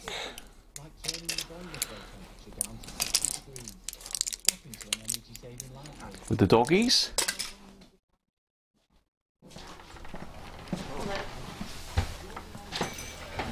Wait, Mrs. C, no, you're not allowed. She's giving me finger signs now. What's going on? You haven't seen one of them shaver plug adapters, have you? Yeah, I've seen thousands of them. Yeah, well, you haven't seen one in this house recently? No.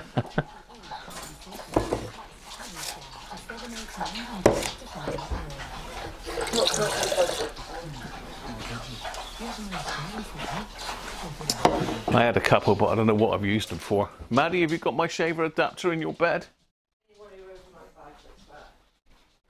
Overnight bag? It could be. Could be. Because I did used to take my electric toothbrush away with me. Let's have a look then. It's a good call from Mrs. C. Overnight bag. Didn't think of that, see? Let's check my overnight bag. Let's have a look.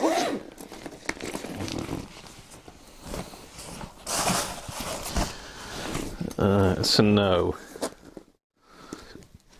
It's a good call though. It's a good idea, but it's unfortunately a no.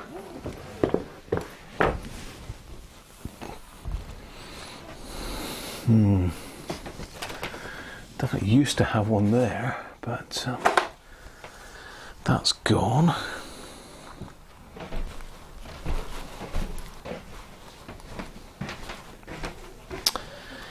Let me have a think here. What else how could we hook this up sort of fairly safely?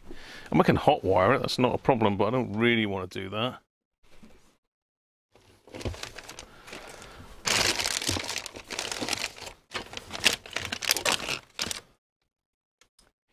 don't really want to do that. I don't think my safety thing would work.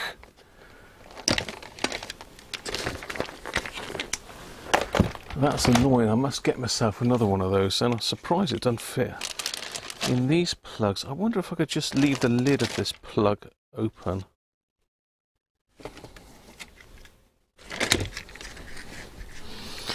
I wonder if it's possible to just leave the lid of this up.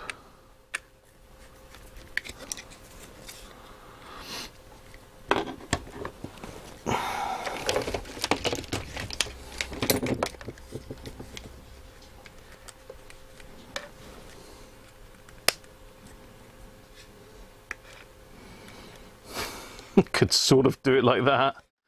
Whoa, that's a botch, isn't it? Jeez.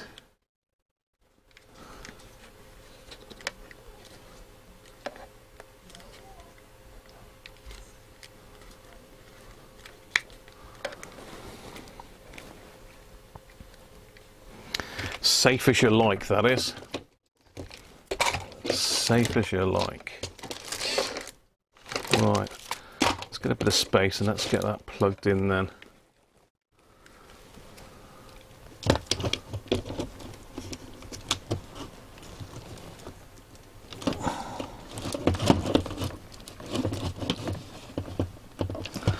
Nope. It will work, but it won't work with that screw in it because the screw's stopping it connecting properly.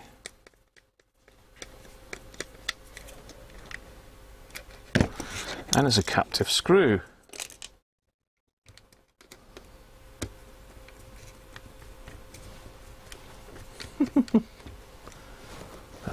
Tough brush. Tough brush. For like teefies, Sean, you know, teefies.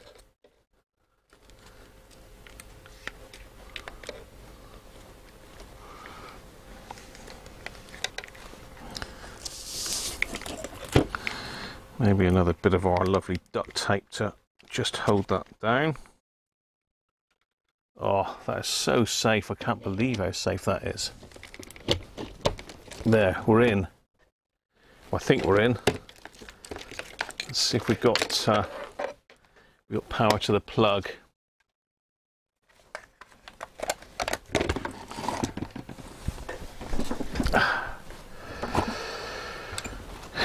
Let's see if we got power to the plug.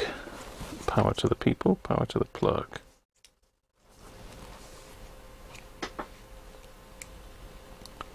$20, look, flipping heck.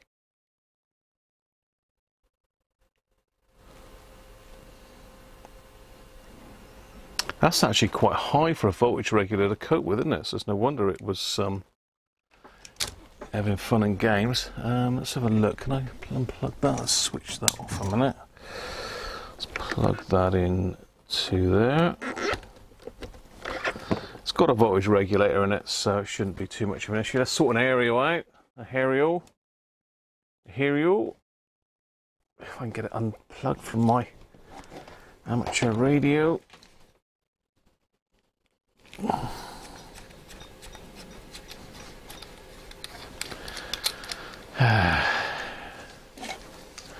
Don't shake hands with Mr. Electricity, no.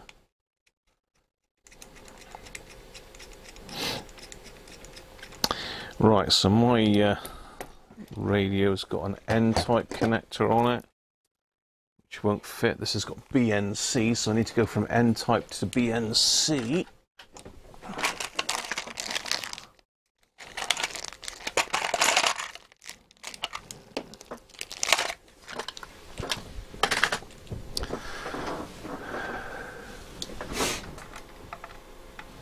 Let's get rid of that one out of the way. Zoom in a bit. See if we can stop the glare on it. There we go. So I'm just going to connect the N-type to a 239 and 239 to a BNC. Bit of a tree, but Should work. Oh, the only problem is I probably needed to reset that. Oh, I might have to take the bottom cover off again. Right, let's see if it goes bang. So our clock's on.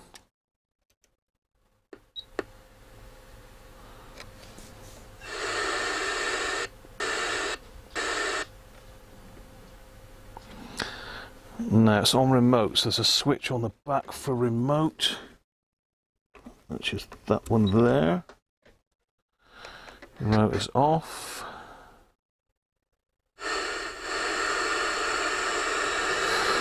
Looks like this front panel's not stuck down very well.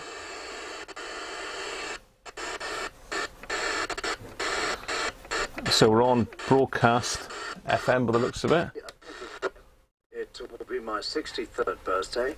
I share my birthday with my dad, who's sadly no longer with us. It would have been his 100th this year, and I still miss him, especially on birthdays. I wonder if you could play Too Old to Rock and Roll, Too Young to Die by Jethro Tull. I think the title is quite pertinent, and we don't often hear much Jethro Tull, who I think were one of the great bands.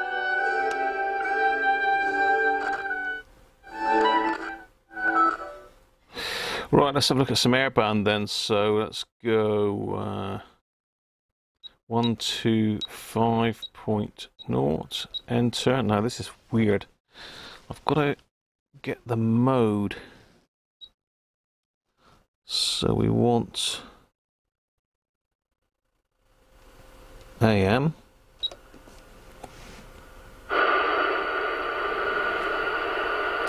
Turn the squelch up. Aerial's pretty sensitive, so it's pulling in.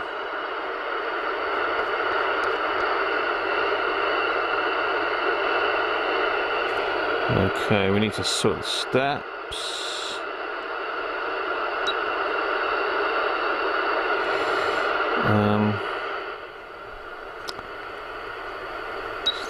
Step.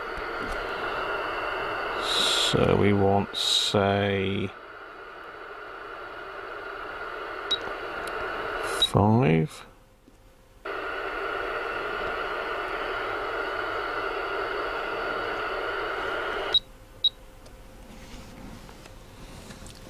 See if it'll find any aeroplanes.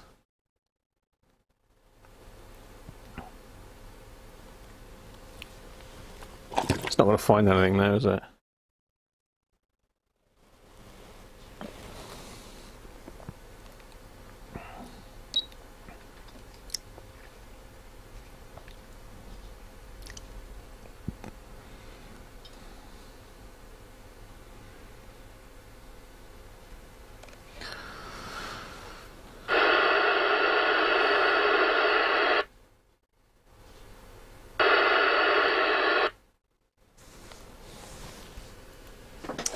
Come on, airplanes.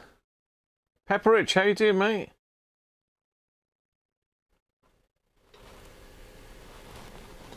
Hi, Keith. How are you? Andy Tobin. Hi, Andy.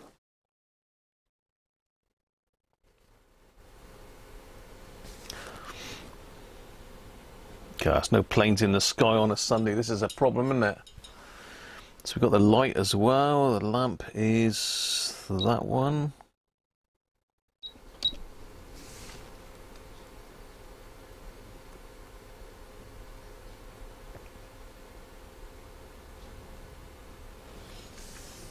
Gavin, pick up a Chinese balloon. He might do. Chinese balloons. Nah, I don't think there's any left up there. They've shot all down at me. Controversial.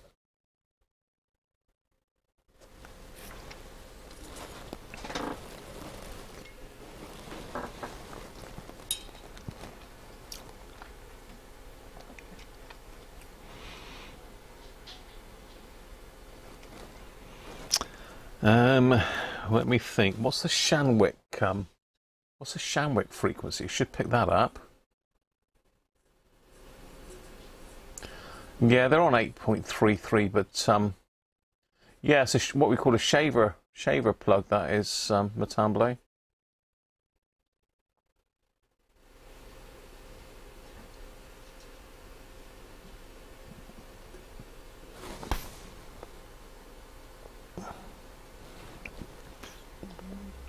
think there might be some down on 119.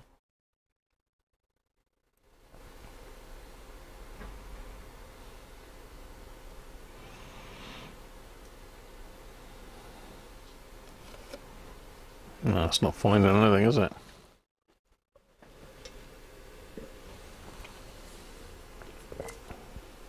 Something's coming into Bristol and taken off.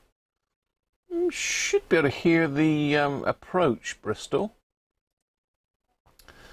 Let's get some airband frequencies going then. There's a national one on 133 something, isn't it? Is it 133.750?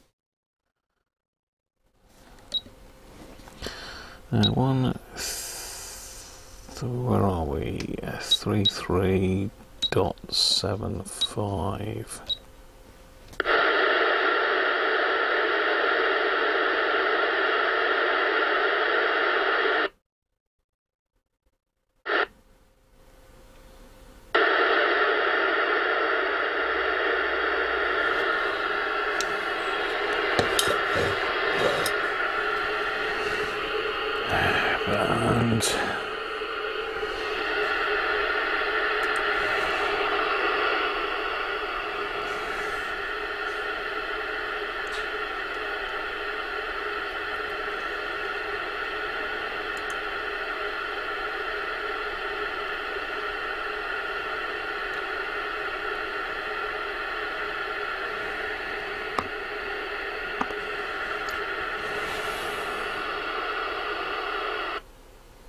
Squelch isn't great on this one. It's almost like a squelch needs adjusting. It's right on the edge of its limit. And mind you, this is a pretty sensitive aerial. So I'm on, I just found this scanworld.com complete list of airband frequencies. I mean, we should be able to get Exeter approach if there's anything in Exeter. Exeter approach 1289750. So let me try that one a minute. 128.975.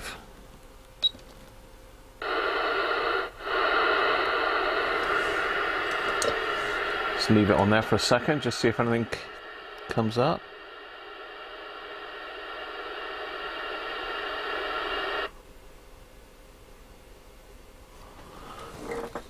Yeah, we've got a lot of noise actually.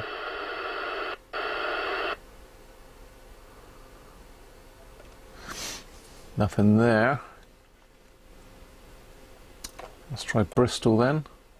Bristol should be a bit busier.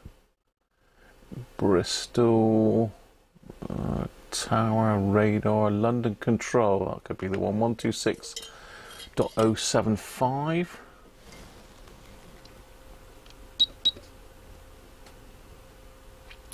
To hang on. 1, 2, 6.0.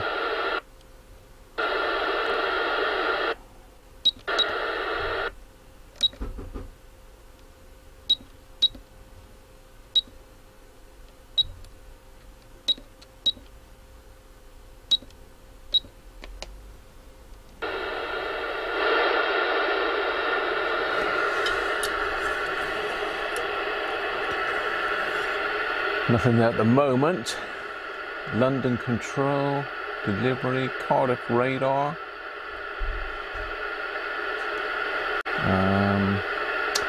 What about Newquay? Anything up in the air near Newquay, I wonder? So I'm sure one of these London...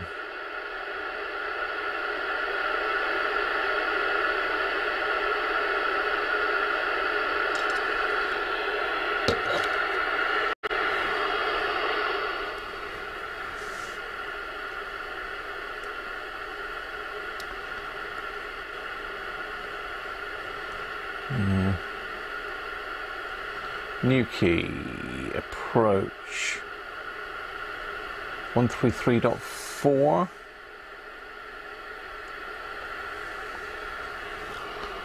try that. 133.4.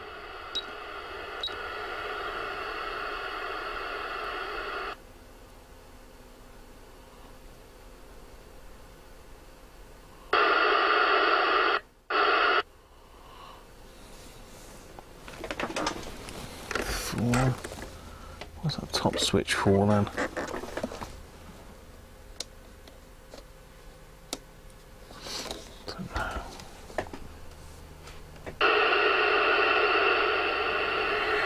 No.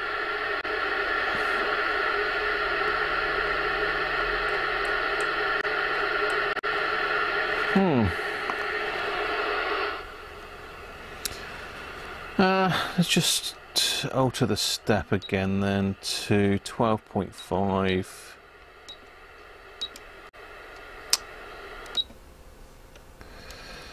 Step.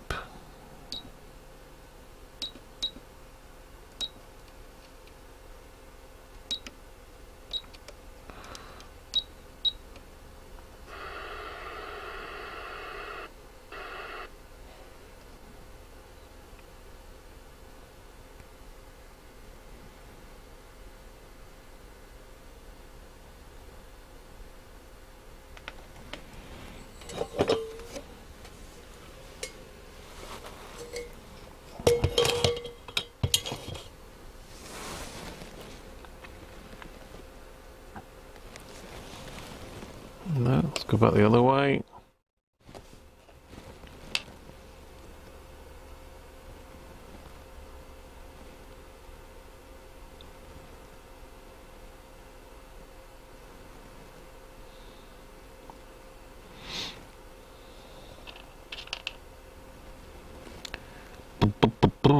Come on, find something, surely.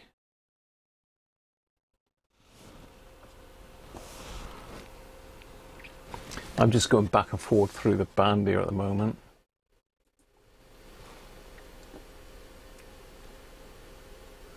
Try the seam frequencies for Shamwick, 127.9.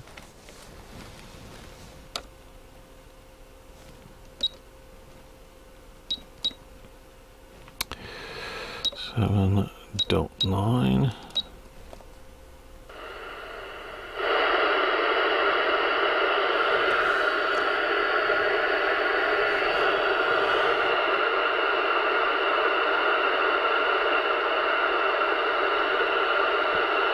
$350.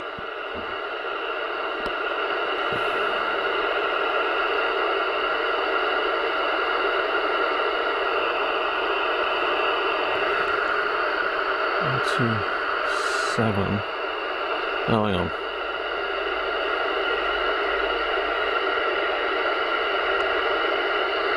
$127.350.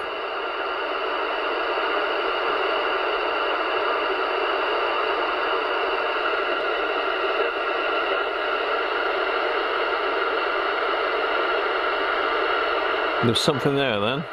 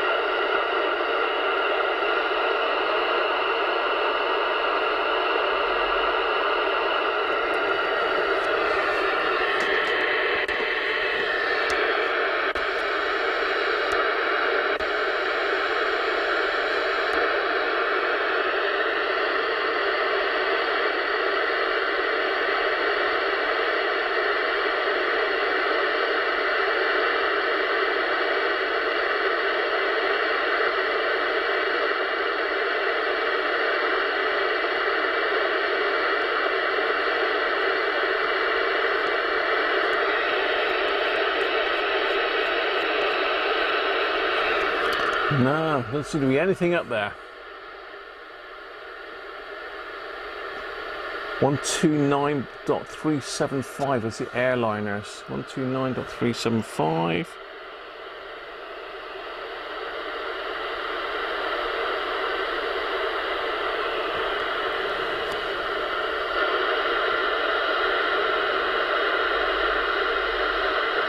Got a lot of noise. I don't know if there's something in here that's interfering with this.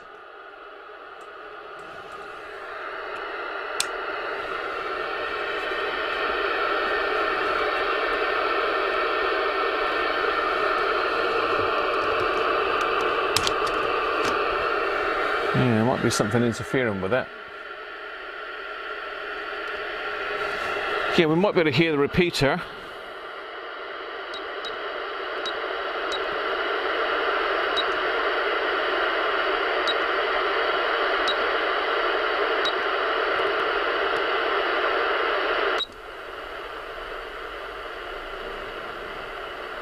Oh, 6375 it is.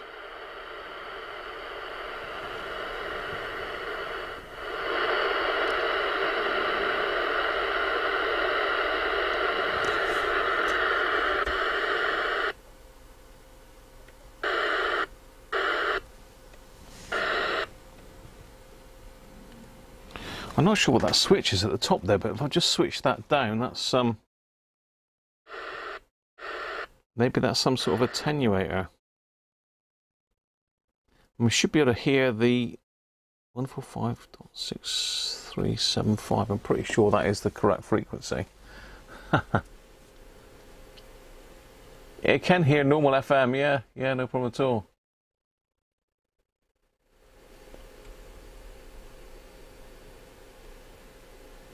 I don't know how often the repeater actually sends its call out.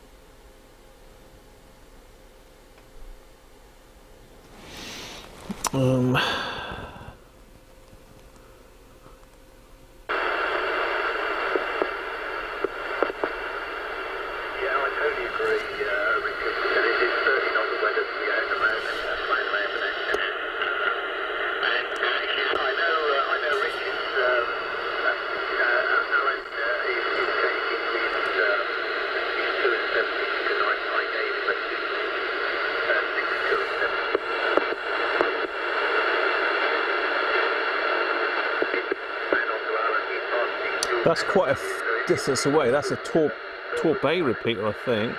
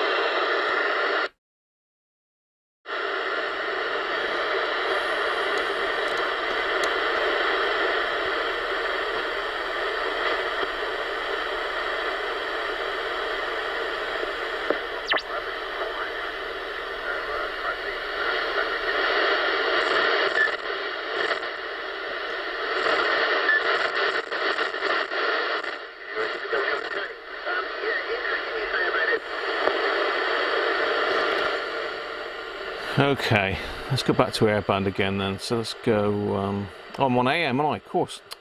Fool. Let's try FM, shall we? Let me have a look. Mode.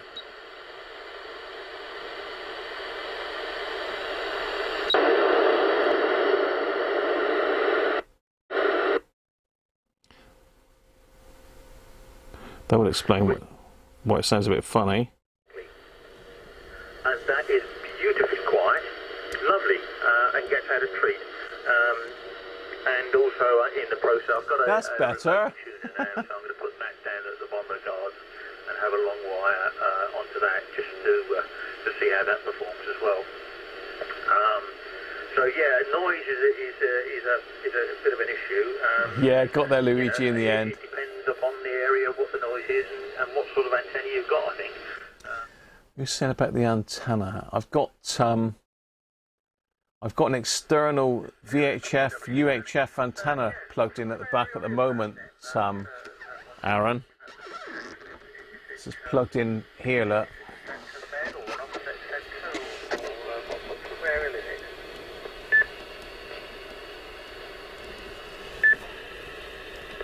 Yeah, it's a bit of an odd one, really. It's like two inverted L's.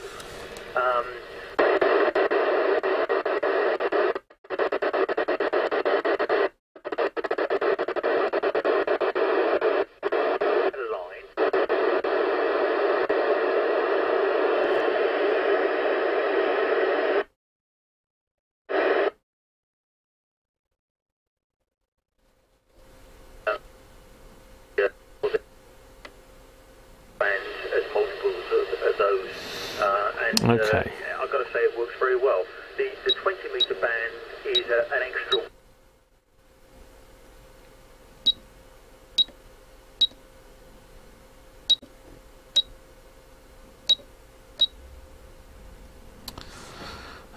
So 1, 2, 5, dot 0.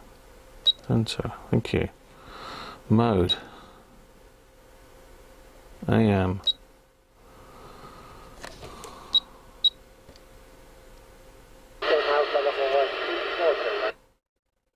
Oh, we had something then.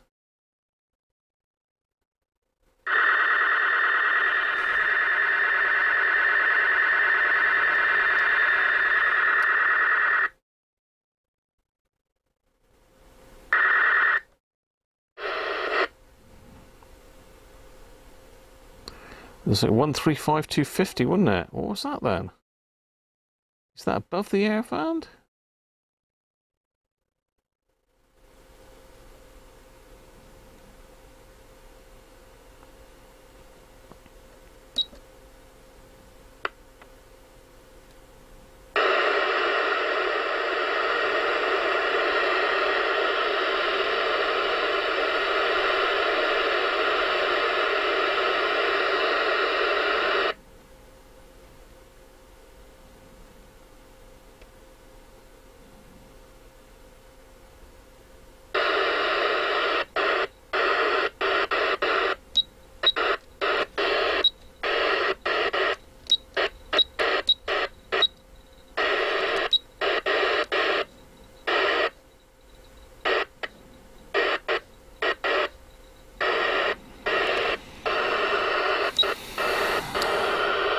Let's have a look what step I'm on here. 125. Oh dear. 1, 2.5.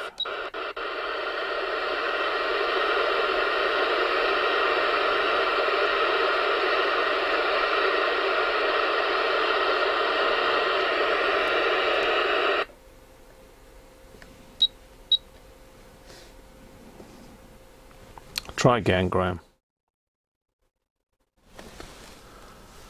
I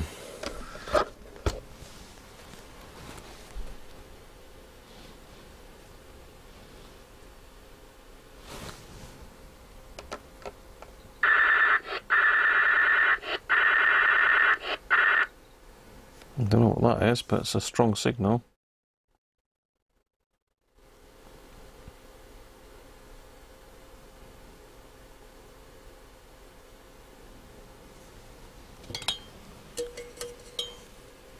Dull looking day. Tune in. How you doing, Lee?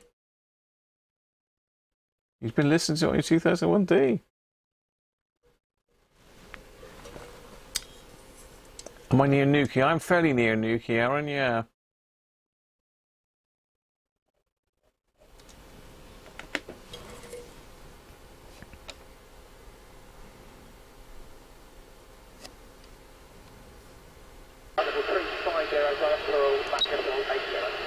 There we go, we got one. 119.8250. Where's that then?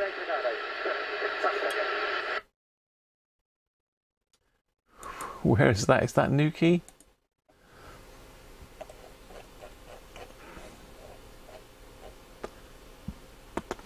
Was it 119.825?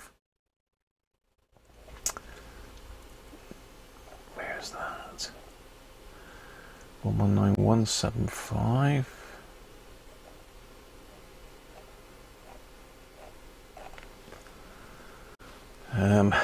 I wonder if we can put a frequency search in this. 199, 119, 725, 850. It's Liverpool.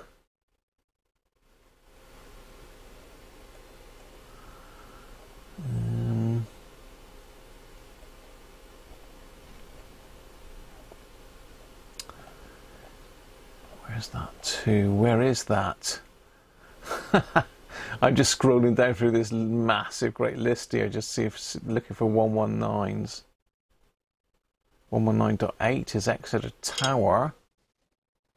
119325. What if it's coming through on 119?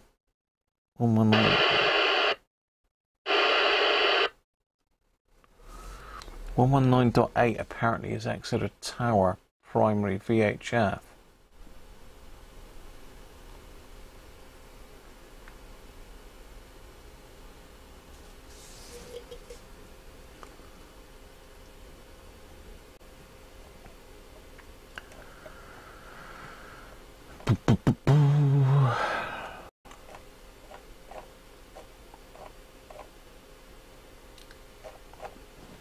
Anyway, it's working. That's all we're trying to think.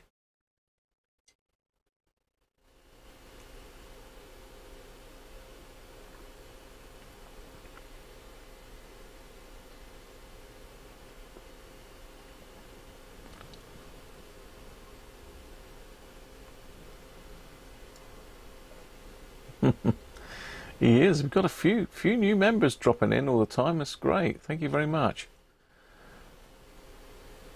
129375.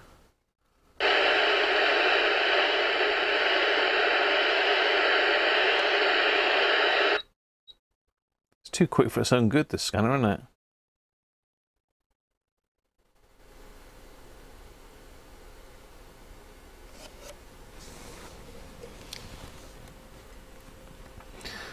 They're so quick, though, the airband broadcasts. You do need a fast scanner. This is pretty fast, to be fair. It's got to be quick and push the dial when it lands on a station.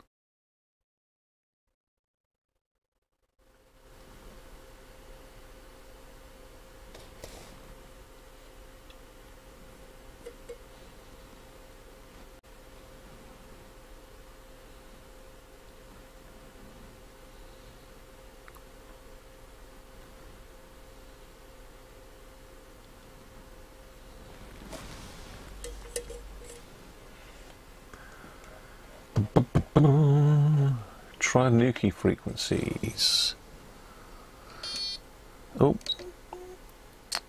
So what have we got there? We got 133.4.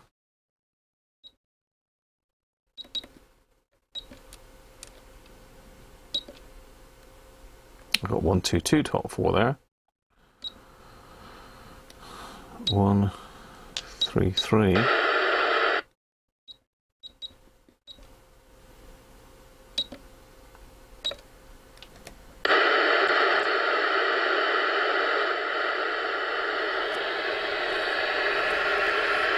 Nothing there.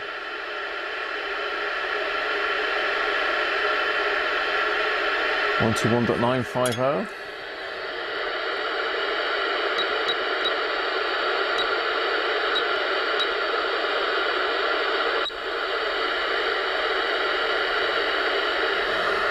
Quieter. 134275.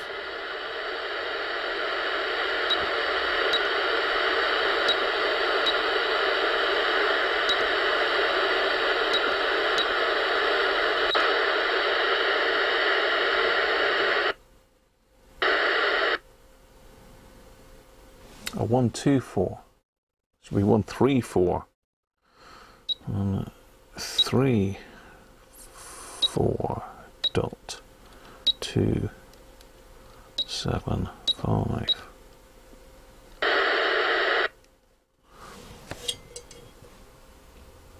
One two seven dot 925.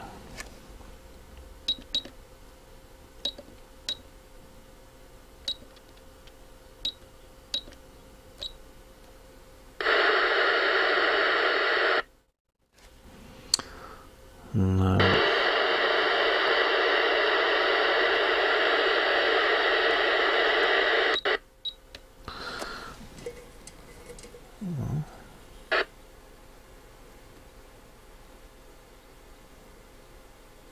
We'll let it scan up and down a bit, see if we can find something. What's in the tin today? You mean the alcohol tin?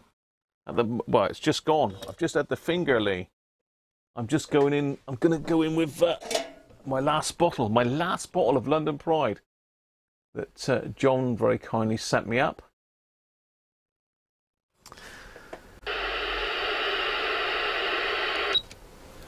Let's go back the other way. I think we can safely say it's working, can't we? Oh, that was 119.150. There's one there.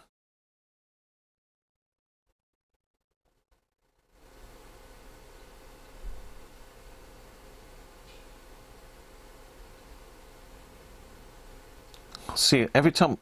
Oh, I had another one then. Every time I turn my back, I get one, see?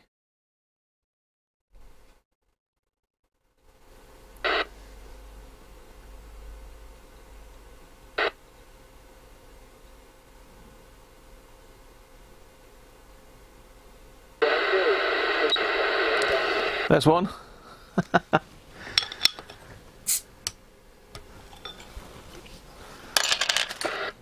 I really ought to look all these up. The thing is, you can hear aeroplanes a long way away when they're up in the sky, but you can't hear the towers and that usually, unless you're fairly close. Possibly not, Aaron. You never know. I mean, what we need to do probably is look on flight radar or something like that, see if we can see anything up in the sky, but there's definitely airband in there. The radio is working, which is the main thing. That's all I was trying to see, if it was working all right.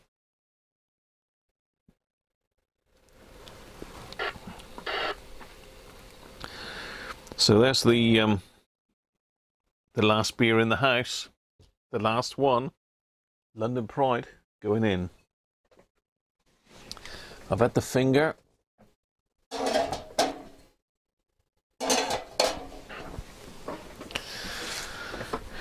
Right.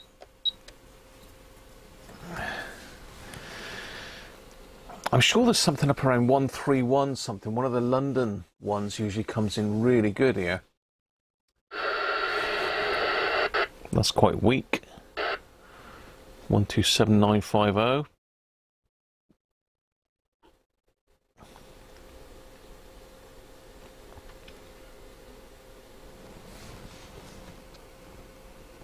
That looked like one just underneath the squelch, yeah? There's one there, quite weak. What up on one? 3.5.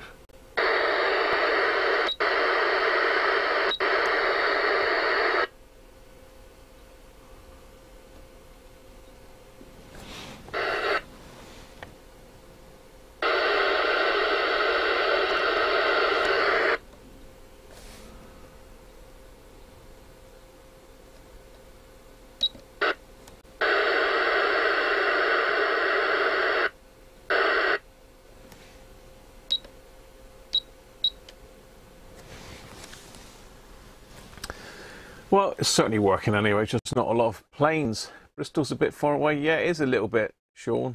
It's okay if the planes are up in the air. I can hear the planes normally, but I can't hear the tower. I can hear Exeter Tower, I think.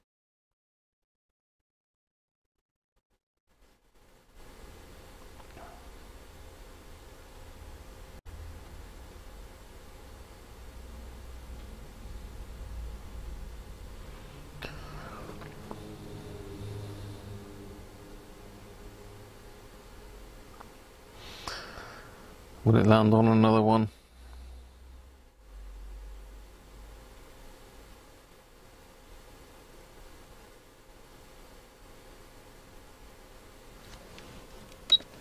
No, I think we'll call it a day at that anyway. It is working.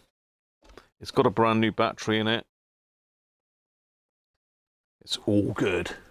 Let's get on and have a look at the Nordmende while we've got time. Or should we stick my headphone things in first? What's the time now? 4:30. It's not that bad for time, is it? We've done all right so far. We're doing good. I'm going to put my aerial back in my amateur radio because I keep leaving it disconnected and then they keep asking me why I'm not on the net, and it's because I've got a disconnected radio because I pinched the aerial for something else.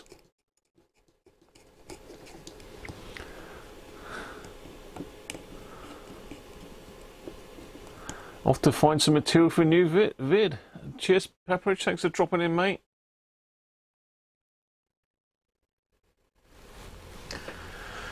Right. Okay. So that's good. I'm going to call that done. Let's pull the precarious plug out.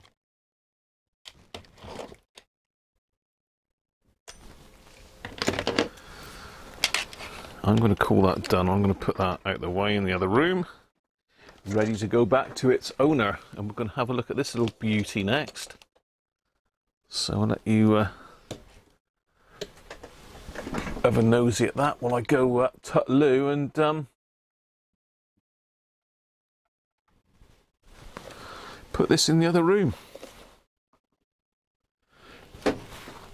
So it's a Nordmende Transita Spezial, and the model number is an F031. Otherwise, it's a 5-dash.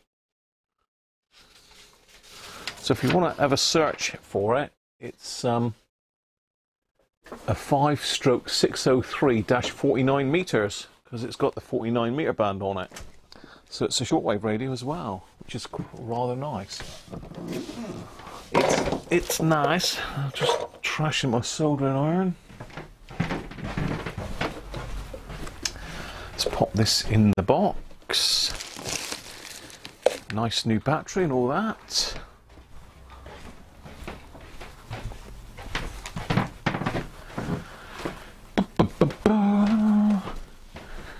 Right, skip tut-loo, and I'll be back shortly.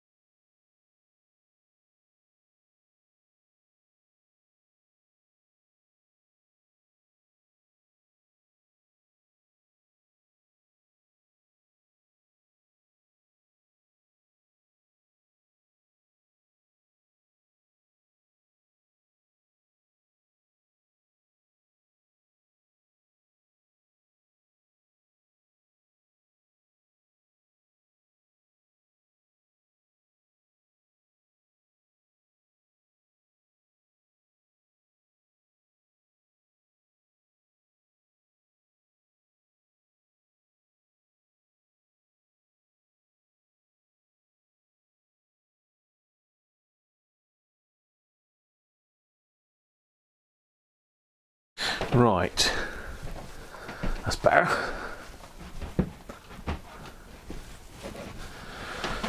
That's better.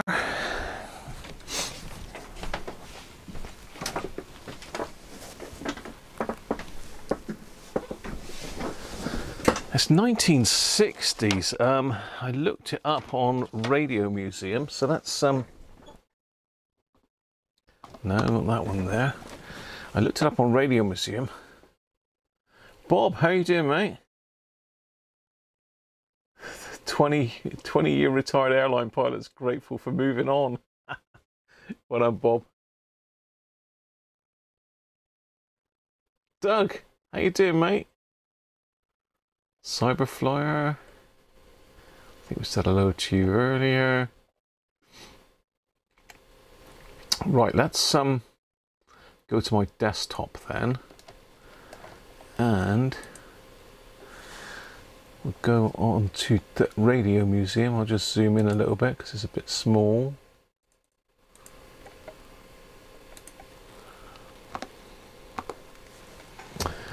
So it's a Transita Spezial 49mm f301 C5603-49M.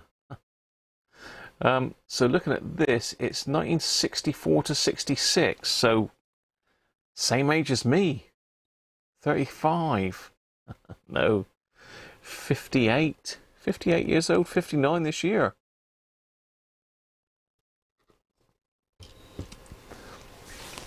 Just looking at the transistors, we haven't got any AF117s in there, which is great news. I don't think these other ones, I've not known these be a problem before, but you never know. 7 AM tuned circuits, 11 FM tuned circuits. So it's got broadcast, long wave, shortwave, plus FM or UHF. So it looks like this is the 49 meter band, isn't it? 5.9 megs to 6.2. Only goes up to 104 megs on UHF, which it does. A very well made set though. I've got low UAX, so I need to upload some more pictures or some more info for them to keep me in whatever they call it. So I can see for a start that I haven't got the correct aerial. Just log me out. You are a guest or not logged in. Shush, I am logged in. You naughty.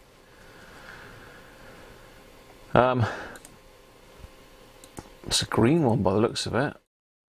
Lots of pictures of them, but you can see I've got the wrong aerial on this. In fact, well, I've got totally the wrong area. It should have this nice straight cylindrical cap on it. Got a black one here? Yeah, this is the one I've got. Look, the black coloured one.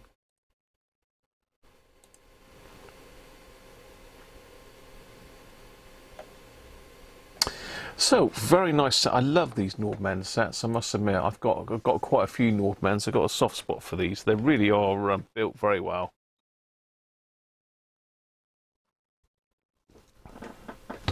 So I say there's a couple issues with it. First of all, this here is not. I've got to sort of stick my finger down in the slot to get it. So it looks like it's dropped down somehow. Because look, it doesn't protrude. That one does just about, but not enough really.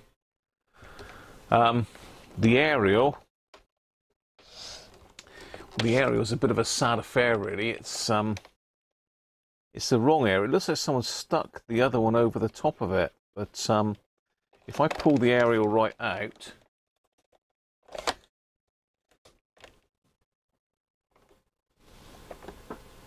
it's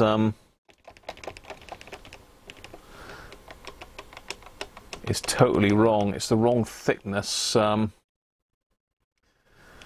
me see if I can get you on the overhead camera maybe. Yeah, you can see that it's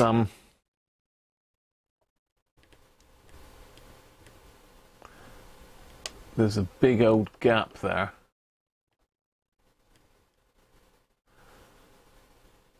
So I've got totally the wrong aerial. So what someone's done is they broke the aerial and they put another one in. It's not even screwed in. There's like a pin that holds it in, but that's not making very good contact at all. I think if I push it down maybe there, it would make contact. But yeah, it's not good. Jim, how are you, mate? They are, I believe, I don't know if this has got two speakers in it or not. Some of them have two speakers in them. But, so we've got, on the top, we have got a tone button. Long wave, medium wave, short wave, UK. I can't remember the word for it now. Mr. Andrew Ausfer knows it off by heart. FM. It's like Ula Kalawitz or something like that. I can't remember. Quite a nice dial on it. Nice, nice, nice, nice. Looks like I've got a bit of the lettering that's worn off. The red has gone off of this bit a little bit, but that could be painted back in. Aerial, I'm not so sure about an aerial. I'm gonna have to see if I can find one somewhere that's a better fit than that. So we've got some sockets. We've got an external speaker socket. We've got a 9-volt power supply socket as well. But again, that's not lined up. Can you see it's dropped down? And on the other side, it looks like an external aerial. Whether that's just FM aerial or whether that will do AM as well, I'm not sure. But it's a lumpy radio. It's very well made. This is all metal. This is not plastic. Very stiff. I think it's fiberglass body on these. Let's pop the back then. I've got a battery in this.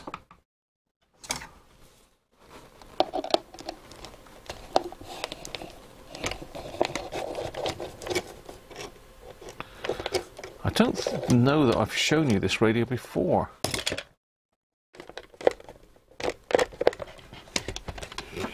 I'm going to unplug the aerial.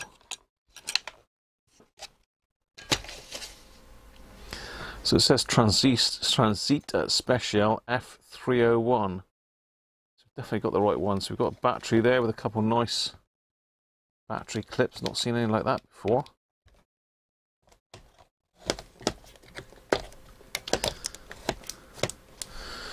I notice there's a bit of corrosion on the board down here. Oh, cool.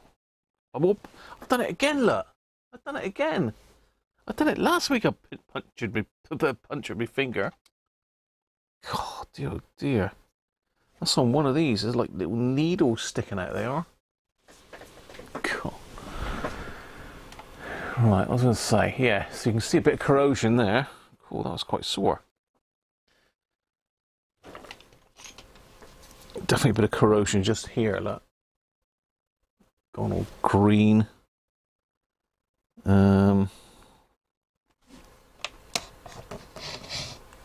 So it looks like, if I can get it in shot, yeah, we've got slotted holes here. So I can probably move that up by loosening these.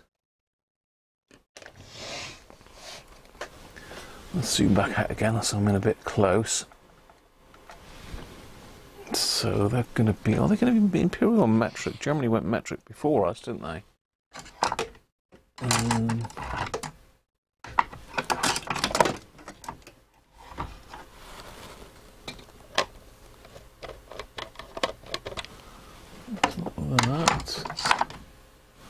That. No, I think that's metric. Yeah, it's metric. Okay. So if I loosen those two, maybe we can shove it all up.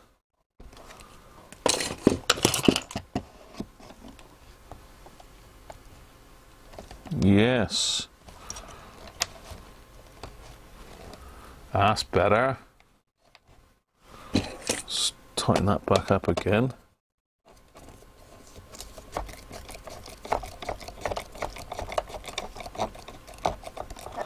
Oh, it looks like there's a screw missing at that corner. That could be part of the issue.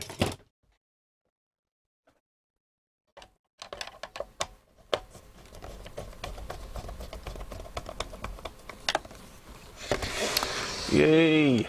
Now we have a proper on-off.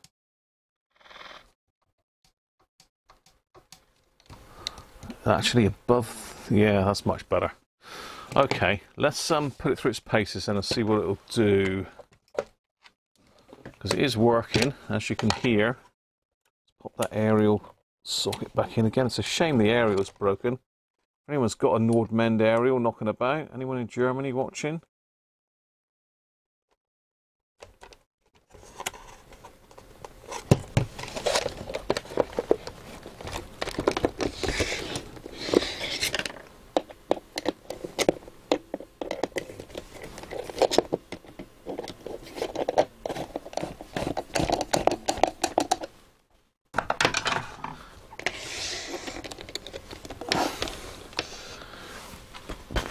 Ganesh, how are you? Battery Maker, Bill, how are you? Need to get a Nordmende. Yeah, it's good stuff. Chris, I've got a few here, mate. You have to put it on your shopping list.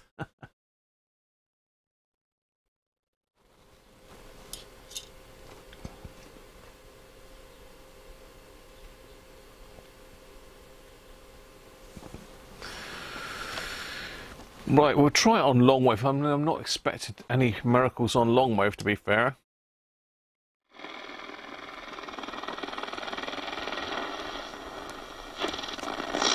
My first show was really fast-paced, and then the second show I was trying to move away from it just because I was like, it's too hard to do. I have to write a show every year. You wrote 3 series of a radio sitcom to pull them back.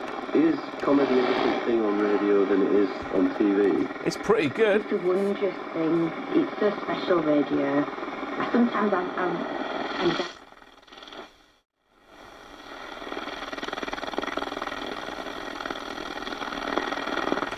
Data alignment's off, I think, because radio comedy. Radio 4's coming in there. It's a real comfort to people. It's in their home and they are... Radio 4's coming in there, look.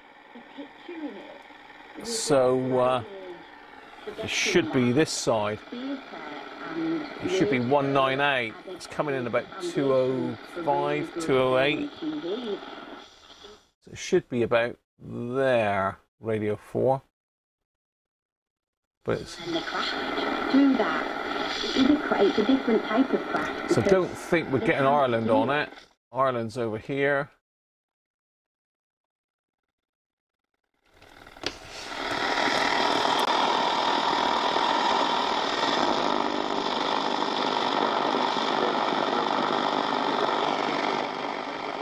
I can just hear it there.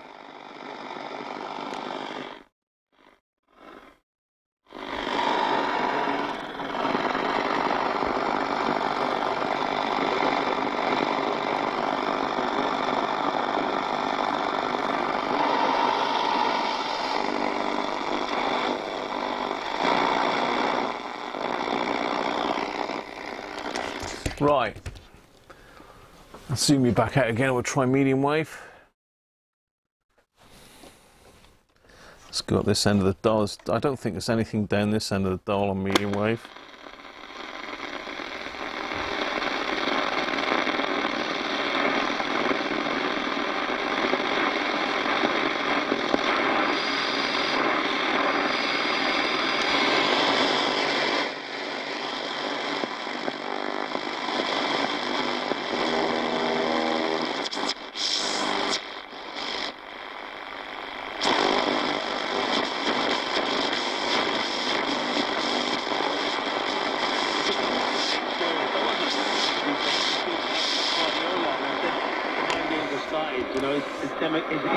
It's them against us, everyone against Man City.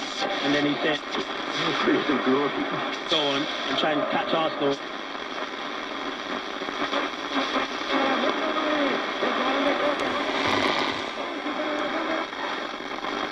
Ericsson, hardly you see that some of action, Lisandro Martinez and Varane, it shows that it's so yesterday as well.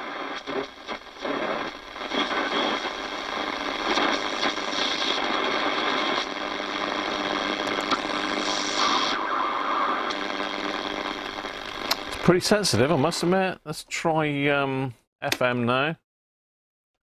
Stick our Dickie Aereo up. You'd be interested in this one, Chris? No worries, mate. Mike Atlantis, how are you, mate?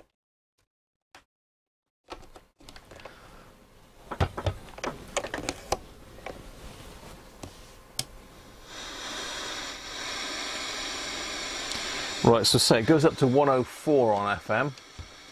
Should we pop that light back on again now? Brighten things up a bit.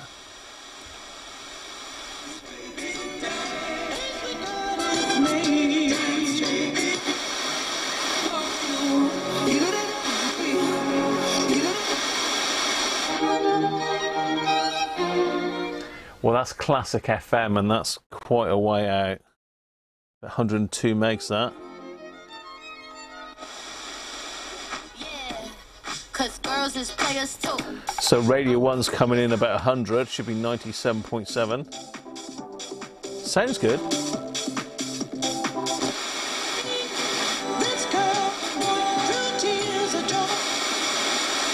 Yeah. God or no God?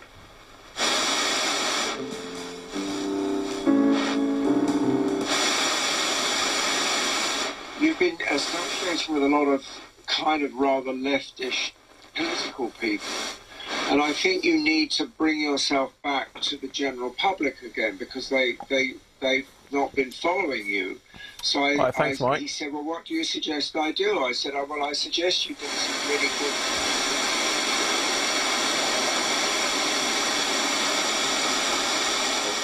and then do some nice magazines like Cream. That's And Radio he said, 2, so it's quite a way off. Yeah, they went on a camping trip. My mum went with my granny and granddad and a sister, and I came early. It's Radio 4. I was born in Trellis Hospital, yeah, ridiculous. And then they had nothing to take me home in, and my granny went in a fruit and veg shop, and there was a, this is how the story goes, a wooden basket in Mount Everest. Dirty, dirty boy. You know you always best me.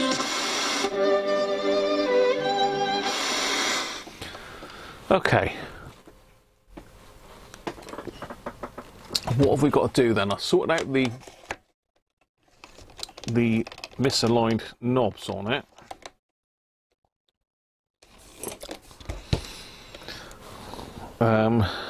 Aerial, what are we going to do with that aerial?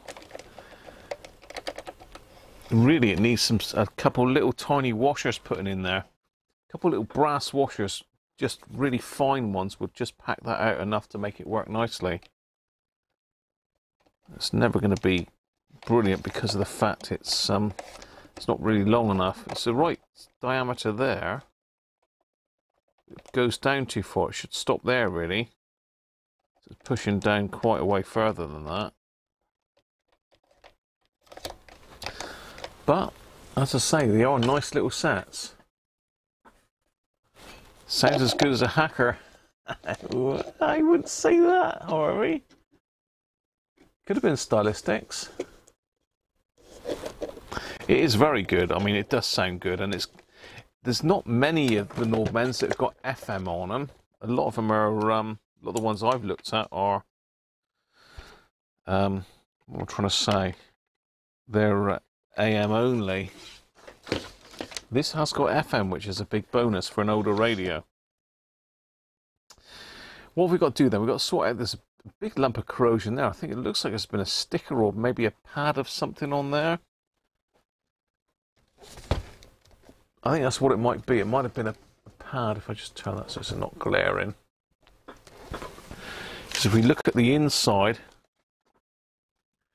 it looks like something was stuck on here. So I think it was a foam pad on there, and maybe the glue has corroded that bit of the circuit board.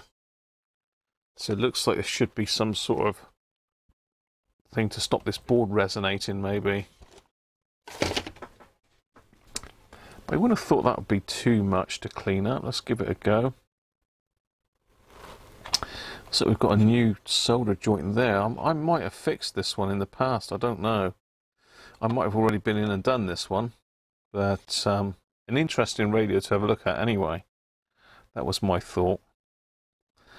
So the handle's a little bit loosey. A little bit loose elastic. So you need to tighten that up. Let's have another swig of beer while I think about what to do.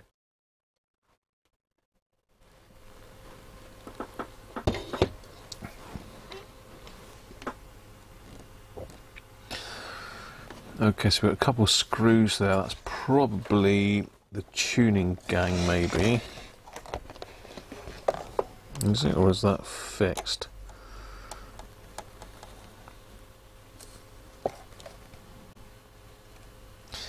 I think we'll try and get this out of the chassis for a look. I think that's a plan. It does sound very good. The reception's pretty good on it, but I suspect we've got some caps. The tone isn't brilliant, so we might have some cap issues. I don't know. I might have changed them, but if I have, I've done a very good job. So we've got like a plastic peg there, which holds this bit of cardboard in. Oh, that's nice. Look at all these little coils, look. Very nice. That's our front end there, with all the little tuning bits. You'd have a job to do it with this bit of cardboard in the way, to be fair, to get a screwdriver in to trim them.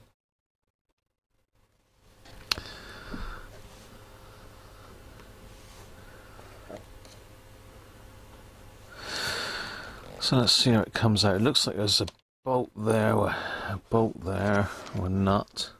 Should have been a screw in there, and there's a bolt up there. So let's take them out the chassis and have a look inside. So it's a 5.5mm, these are.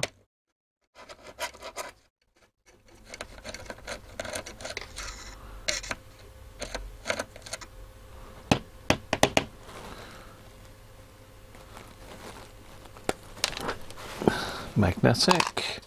So we've got a lock washer and a normal washer on each one.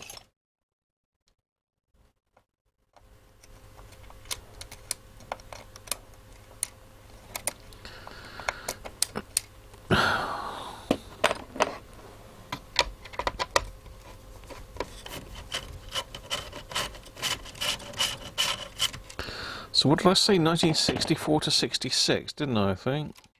Oh, that one's gone in underneath. I think it's just that one, and it looks like the whole thing will just... Oh, it's not a fiberglass case, this one, it's actually all plywood. It's all plywood.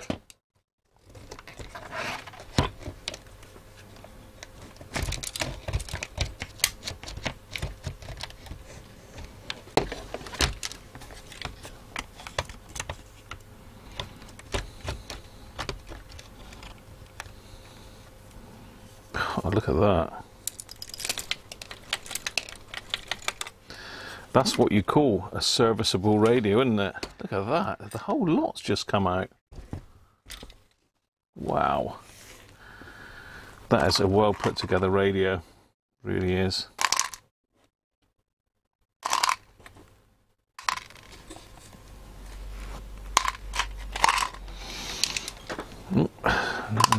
Nuts. So what have we got in here? Any nice little markings anywhere?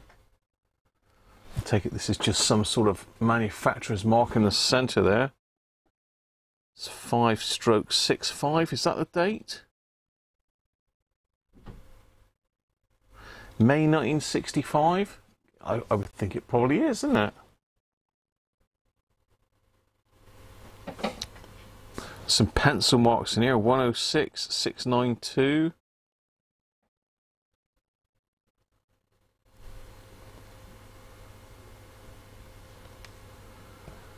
Yeah, very nice. Very well made, well put together.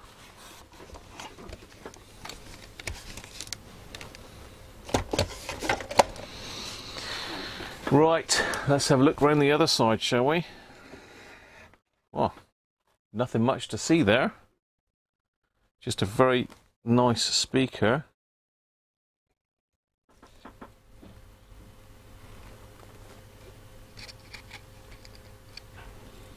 In good condition. It looks like there was some foam around it that's perished.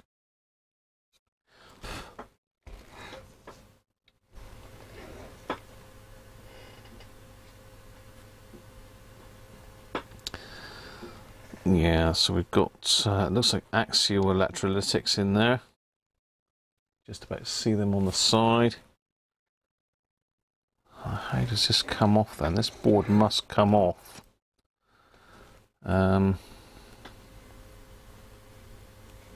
It's got to be those two screws there, isn't it?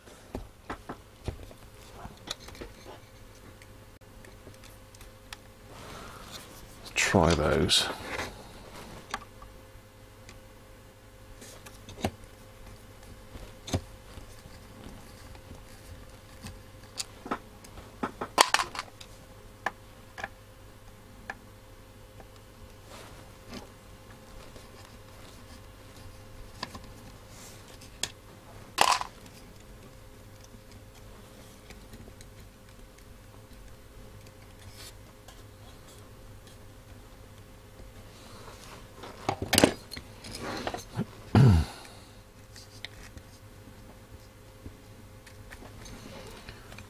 is that?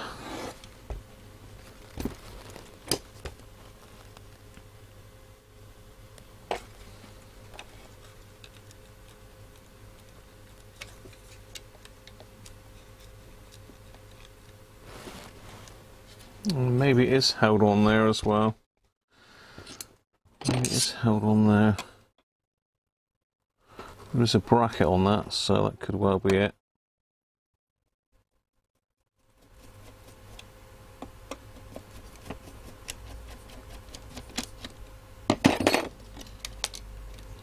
And a washer. Are those? Yeah, the same size as the other screws, so we can pop that in there.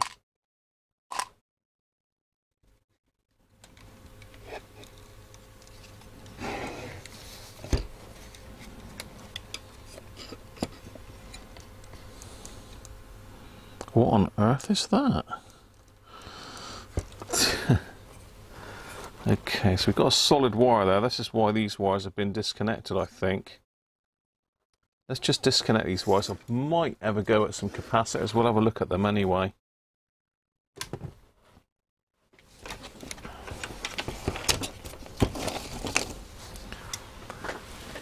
So there's some solid wires down here which are just holding it in. Harvey, how are you? Rob's back. Welcome back, Rob. Are you back home now, or? Didn't see you pop in.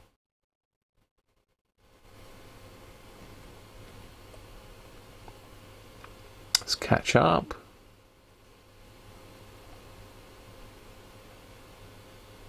You still not done your dent, Harvey?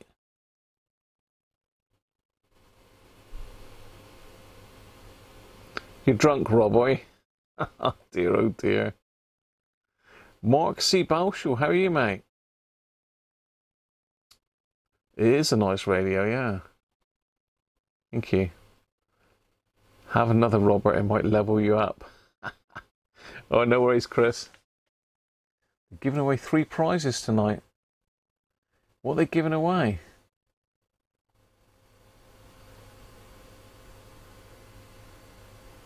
$6:48 AM.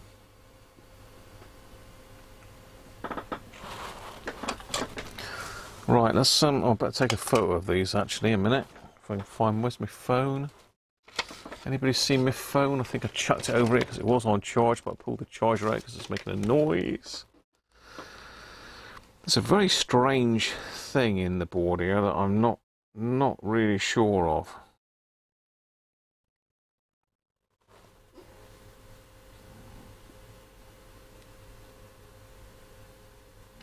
We don't want super slow-mo video, we just want to take a photo of the wires.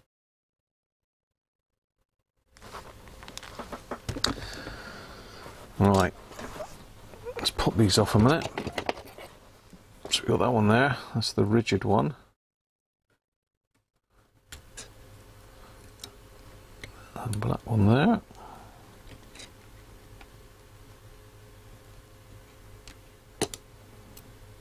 And the black one there.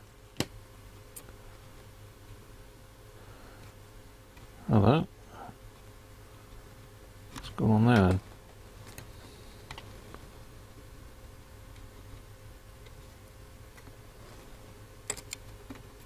Oh, that's a corrosion, that's why. Yeah, the board's pretty corroded there, so that should hopefully make it a bit more amenable. Some wires there, but if I stand it up on its end, let's get Sean's blocky block things.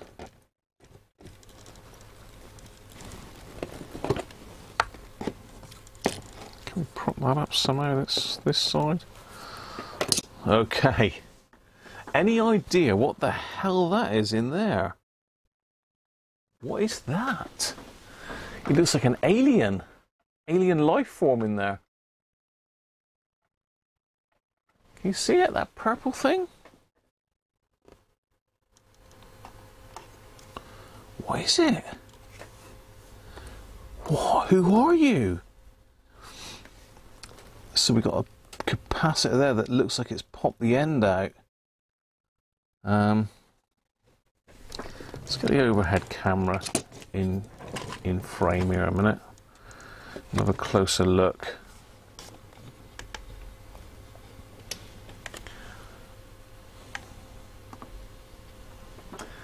Right, where are we looking here? Let's get down and around and then up and back a bit there. Yeah, what on earth is this thing? Might be chocolates, it could be. It could be a quality streak that someone's mounted in there. That looks strange, doesn't it? This one here, I don't know if you can see the end of that. Just zoom out a little bit. Yeah, can you see the end of this is bulged? It looks like it's popped that rubber piece completely out. What is that thing? Is it some sort of... I really don't know what the hell that is. Look at it. What the hell is that? What is it? Anybody got any ideas? Crystal filter? It's radioactive. Looks dangerous. I really don't know. Let's have a look at the board layout and see if we can find out what the hell that is. Interesting though. Interesting. So we've got a few electrolytics in here. They're Weema though. They're pretty good stuff, Weema. That's how you pronounce it. Just these two sort of like Phillips-y looking ones that might be dodgy. I can't see the value of that one. Let me see if I can get a board layout up. Zoom back out a bit. Have a bit of a closer look at the board. So we've got a transistor there. That's a Volvo AC125.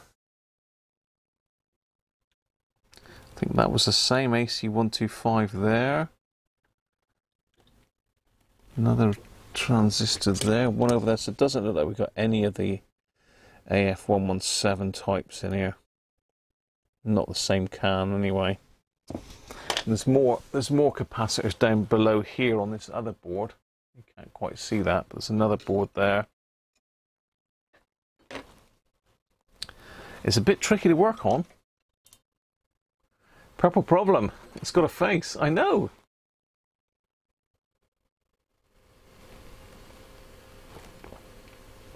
What shap? What's a shap, Rob? What shap is it in? Oh, you mean shape? Yeah, it is working, Rob. It is working. The frequencies are a bit off.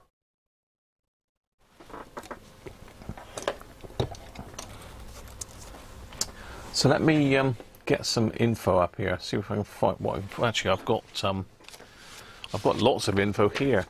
I mean, I'm wondering if this is big enough for me to read. It's massive. For some reason, I did a translation because it's all in German. The manual, the only manual I could find on it. That's all of the wrong information. I need this here. So let me see the board layout and we'll see if we can find out what the hell that weird thing is.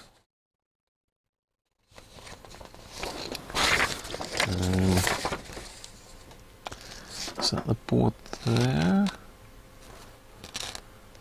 Yeah, that's the board.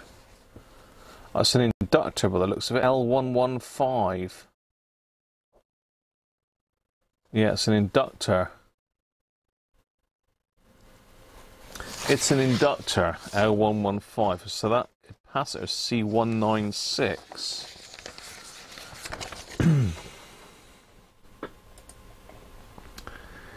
The capacitor is C196. If I go over to my screen now, look.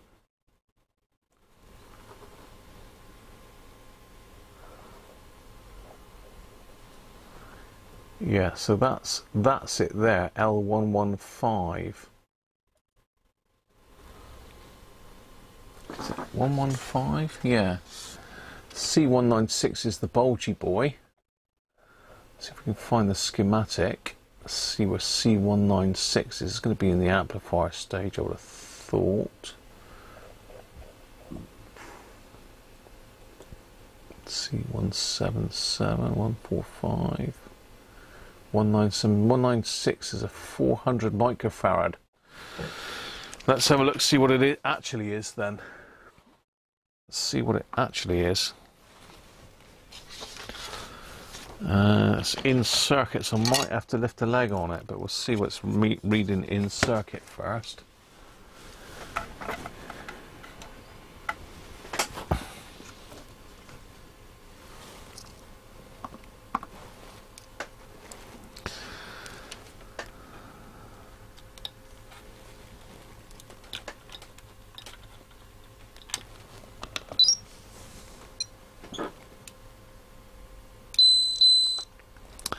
Says it's in circuit leaky. Well, it's one or the other, isn't it? It's either in circuit or it's leaky.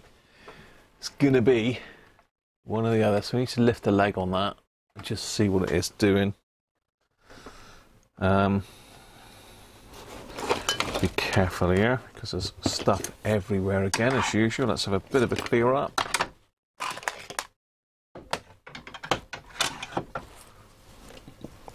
A bit clear up because it will pierce the speaker out, so we certainly don't want to be doing that.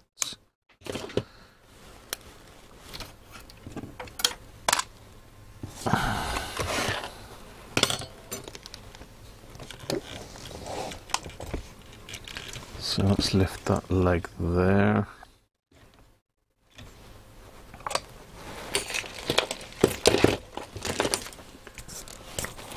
My desoldering tool is jammed right up now.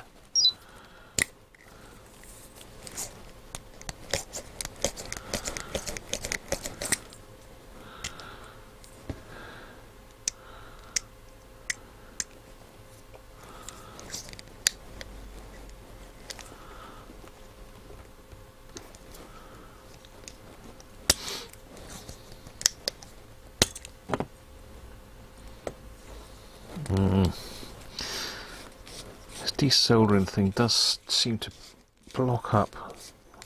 It blocks up more than it.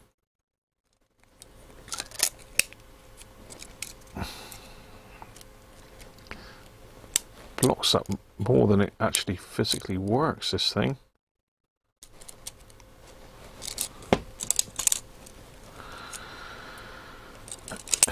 Oh Christ! I just shot the spring clean across the room. Get back here, you flipping thing.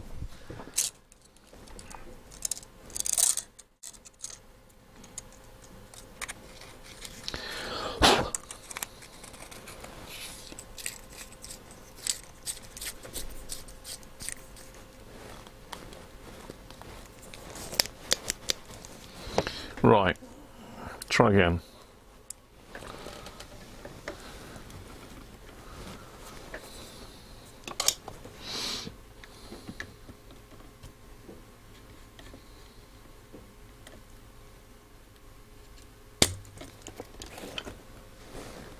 It's blocked again.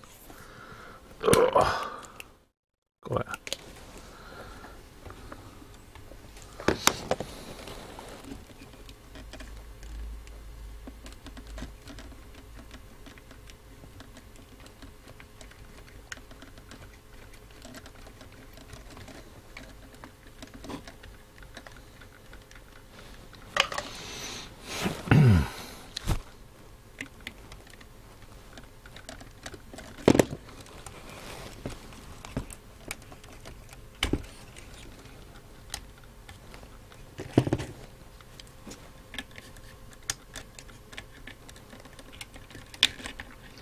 Go on, what's the matter with you? Get out.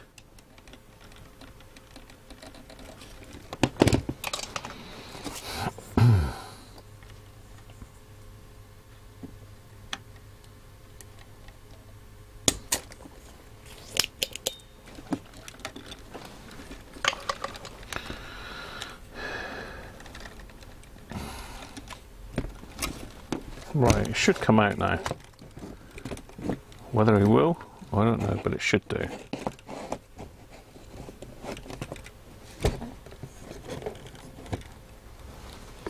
It should come out. Well, just one end of it anyway.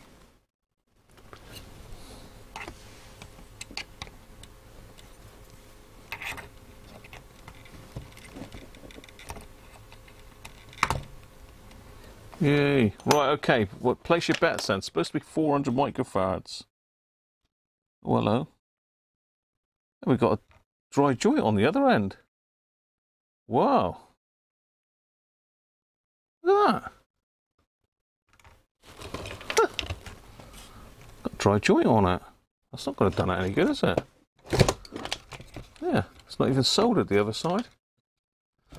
Hmm.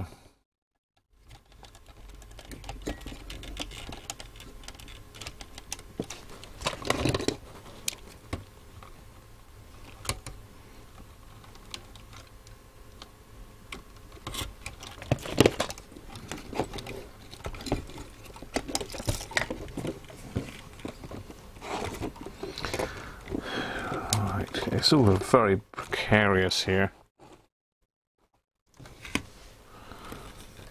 So that's the positive end by the looks of it. Yeah, not even soldered there, look. Let me just put a mark to say that's positive.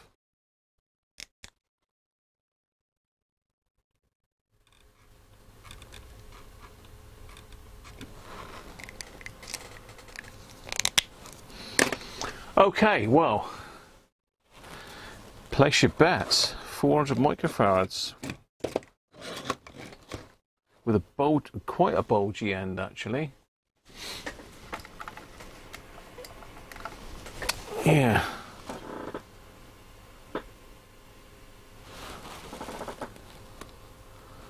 Yeah, it looks like it's moved, but it might just be because it's a rubber piece, but it's certainly pulled the plastic. So 400 microfarads, and what voltage is this one? 10, 12, it says 10 stroke 12 volts.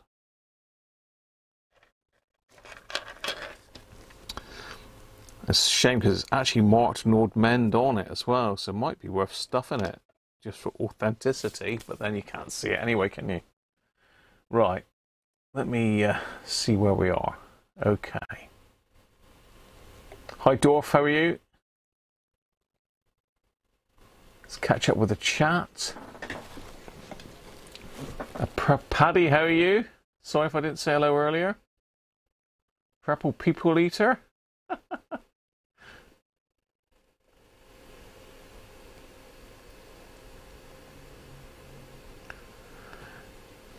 Google says it's a bird called Hyacinth Macaw. Sure, what you like. Pointer Guinness is £5.70 in the pub. Flippin' heck.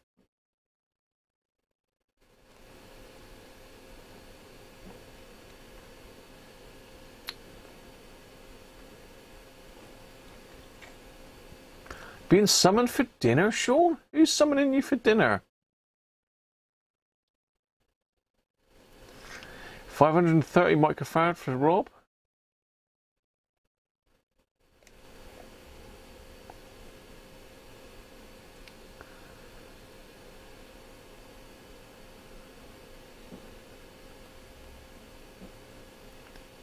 $525, $530, $399, $550, $480. We've got a snap, we've got a tie potentially. A pint and a capacitor. We're going to have the pint any day, aren't we?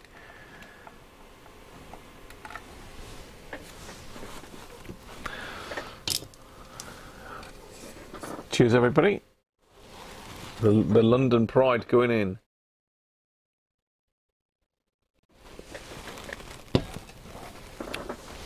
Are we ready? Have you all done? Have you all done?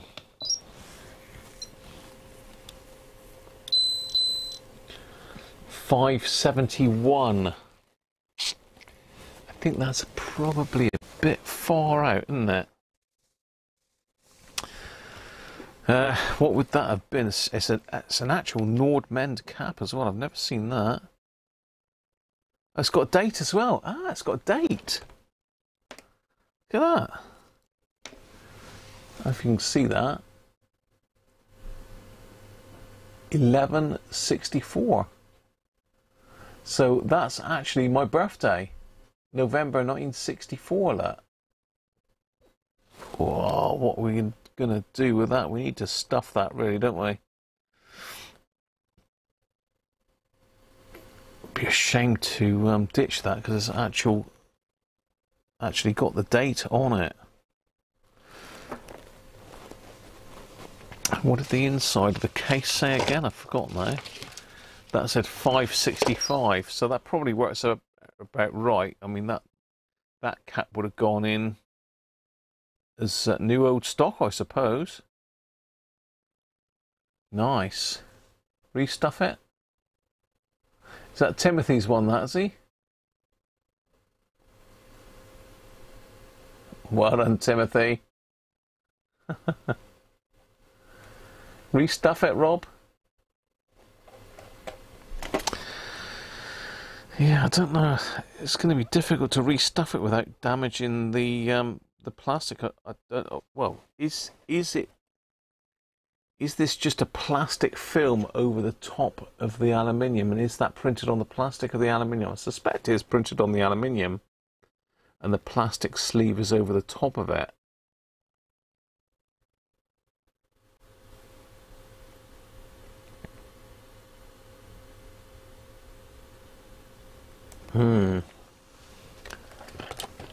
Restuffing is more work, but yeah.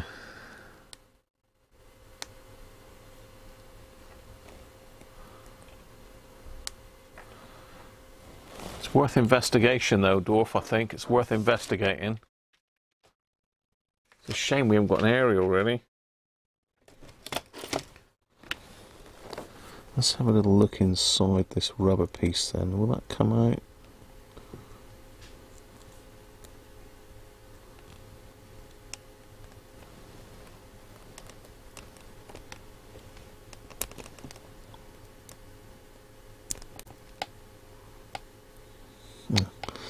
Cheap tweezers have bent the tweezers out already.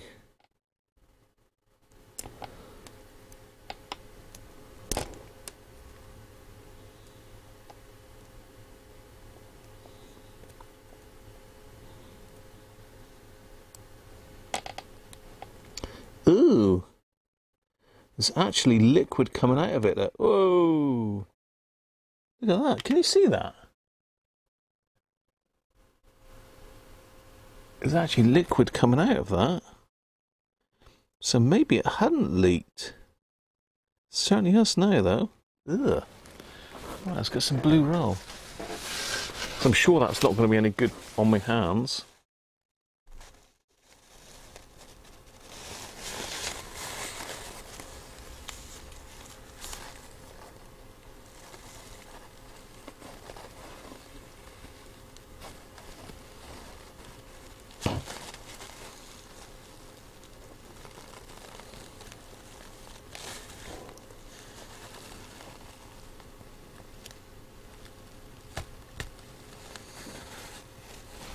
Well, there's the rubber thingy off. It looks like this wants to come out.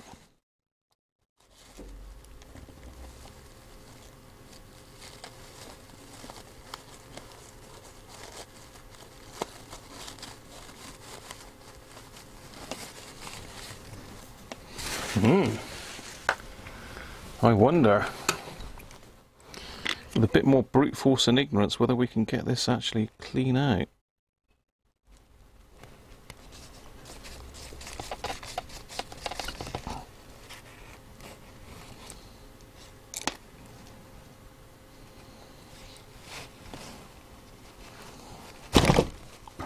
Steady.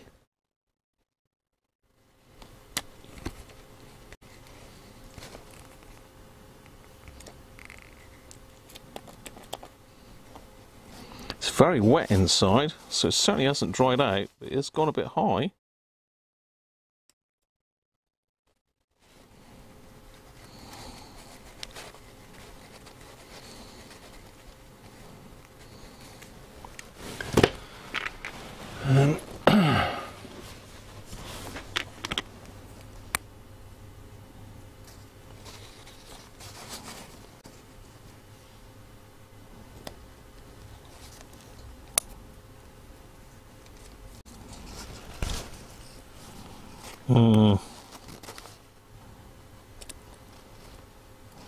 They don't want to come out.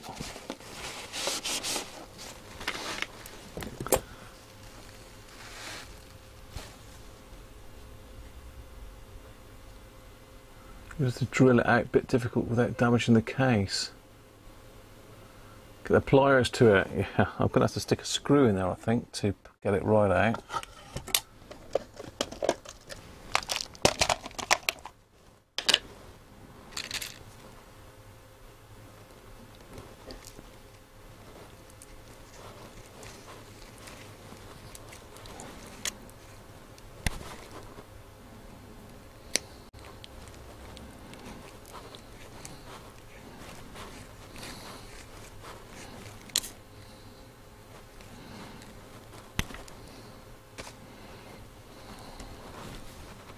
It's near.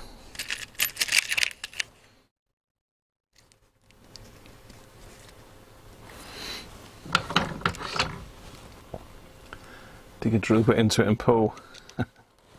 Screw usually does it, if you can get it to catch.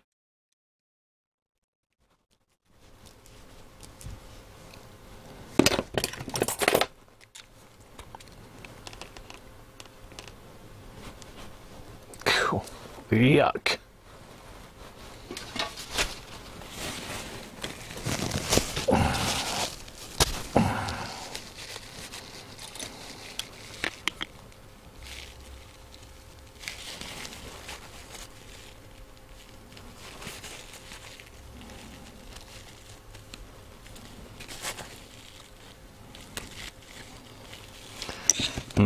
This isn't going to come quietly, I don't think. If we can tap that in.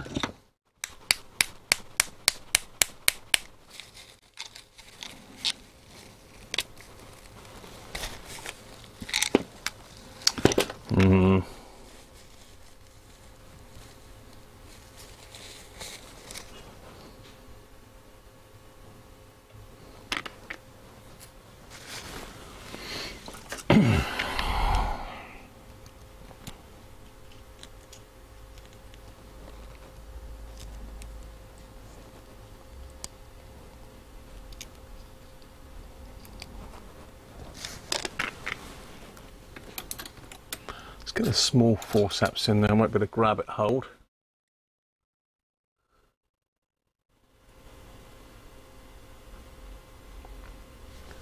What's Sean doing?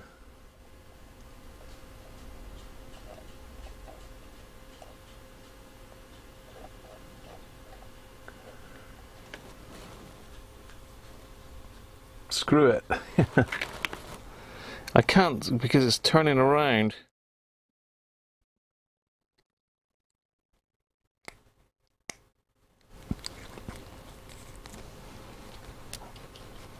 Oh, the plastic's coming off, look.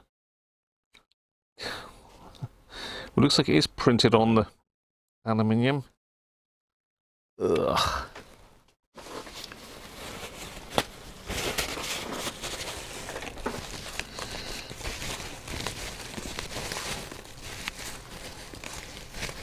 Cool. Bloody hell, this thing don't want to go.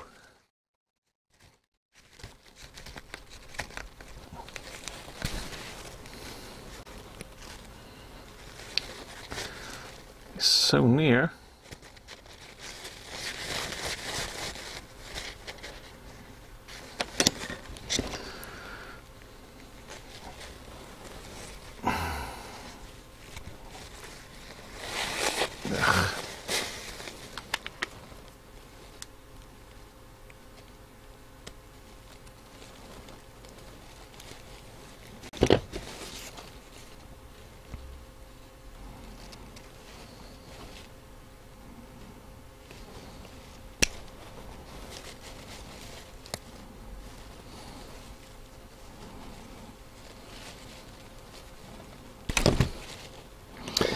Yeah, I think we're just wasting our time here, to be fair.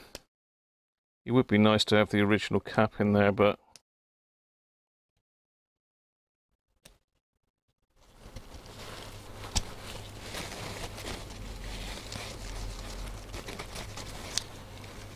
I don't think it's going to happen.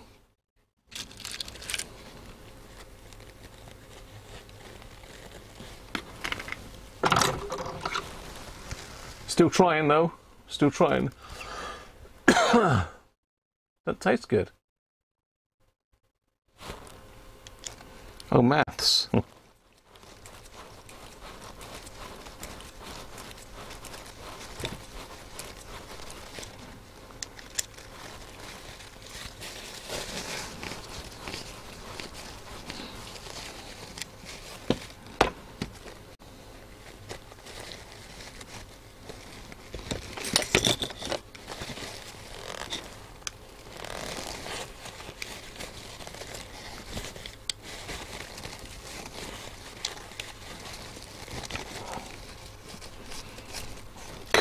Flipping heck. Now that just does not want to come out at all. I'm sort of pulling bits and pieces of it out, but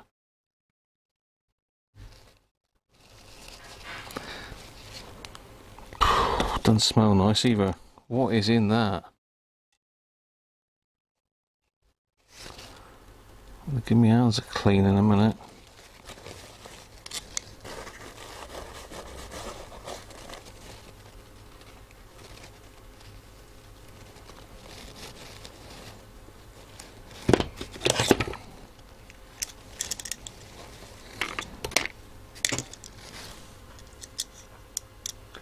Can you get Beamish? Beamish, Paddy? I'm not sure, mate. Beamish, what is that? It's not a stout, is it?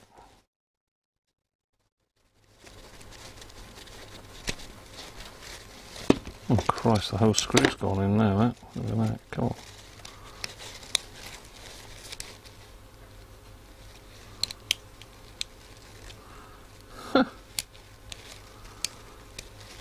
We've got a screw in there now, that.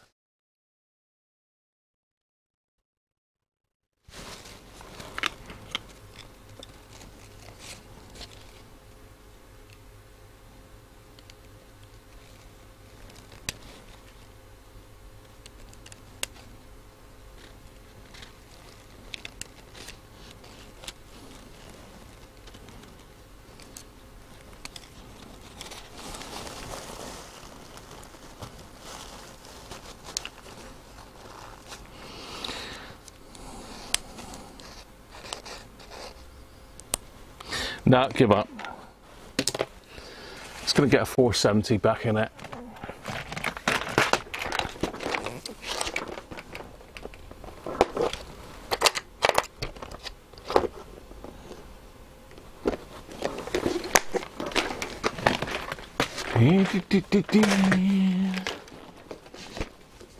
I got a 470, yes I had.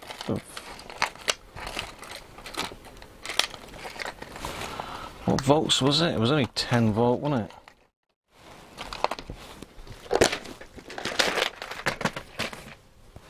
Well, let's get rid of all that nastiness off the bench. Ugh.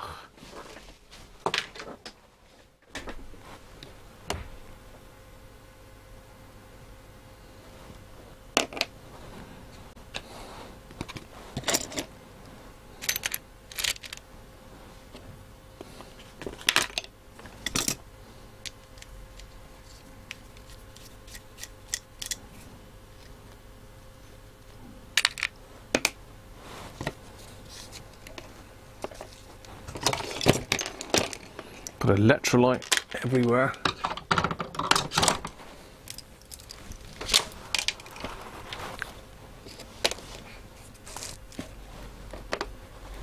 Bits of capacitor.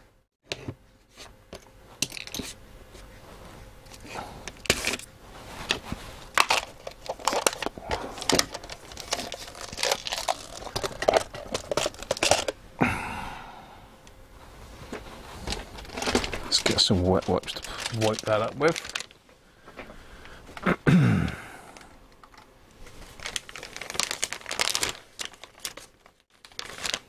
Yeah.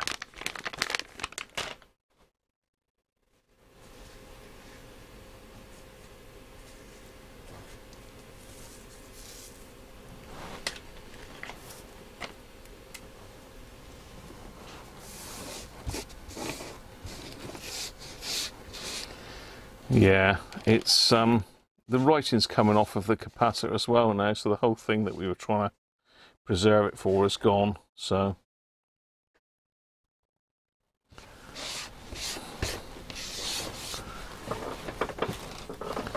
let's get some hand wipes.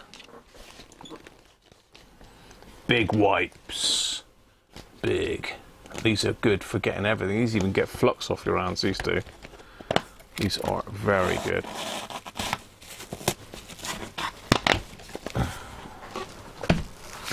Flux, paint, glue, all comes off with these things.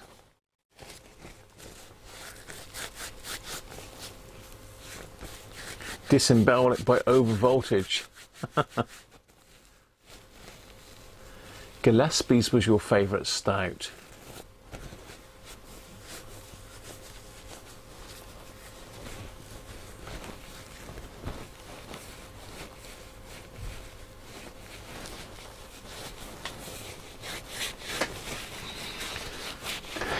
Well, that's got all the nastiness off me and the desk, so let's stick our 470 back in.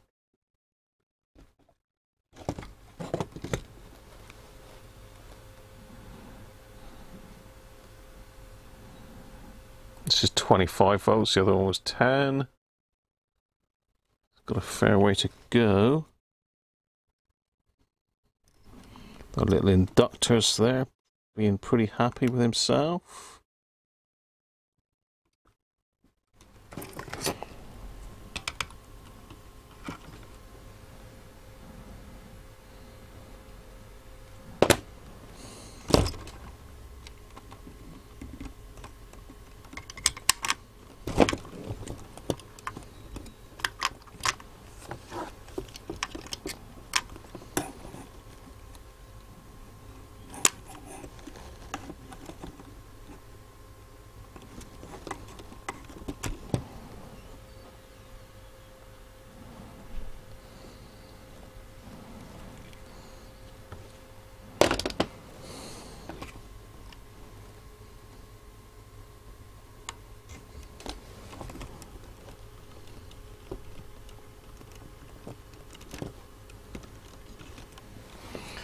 Right.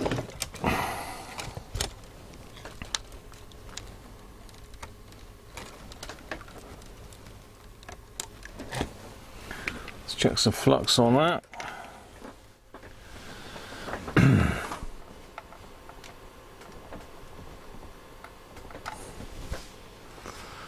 it's making a nice, pretty pattern for the camera. Apocalypse Now.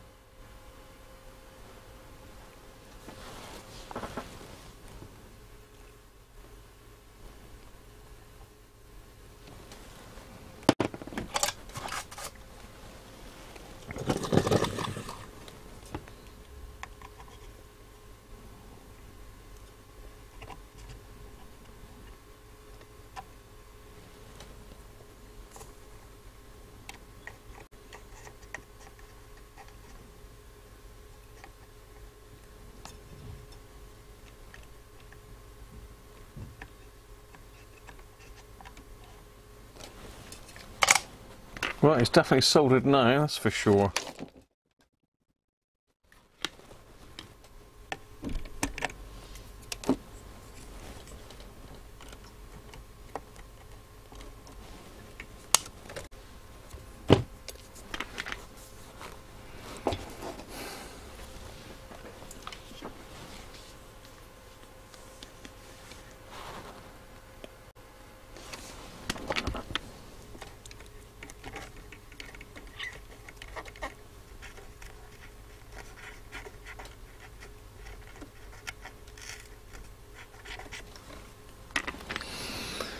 Well, that's that one done. Let's have a look at the others a minute.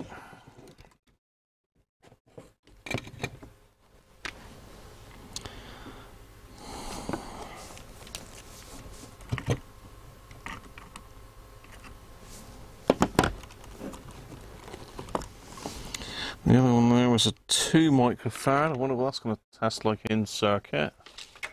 Probably won't test in circuit.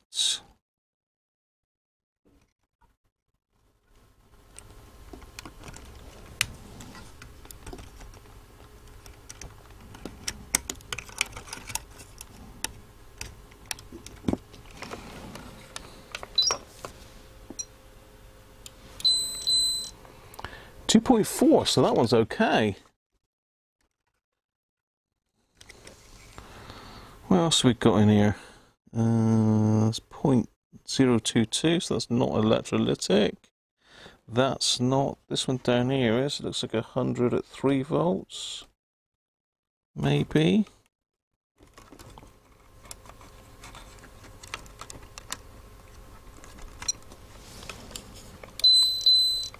In circuit leaky. Okay. Got another one here, 100 at 15. In circuit leaky. So that one's okay. We need to just lift the leg on these two then.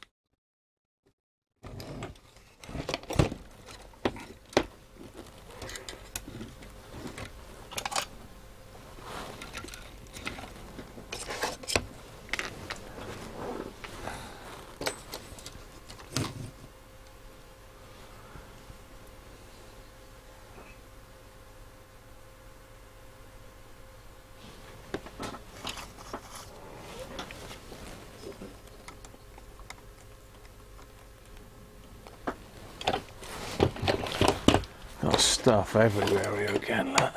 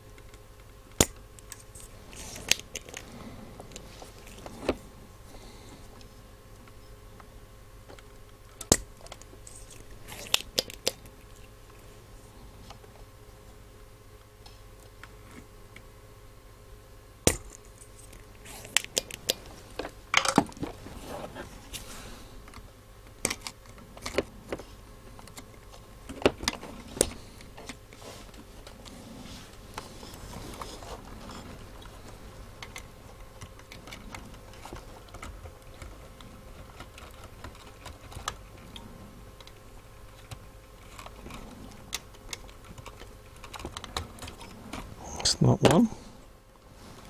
Where's the other one? He's in there. Let's pull that one out.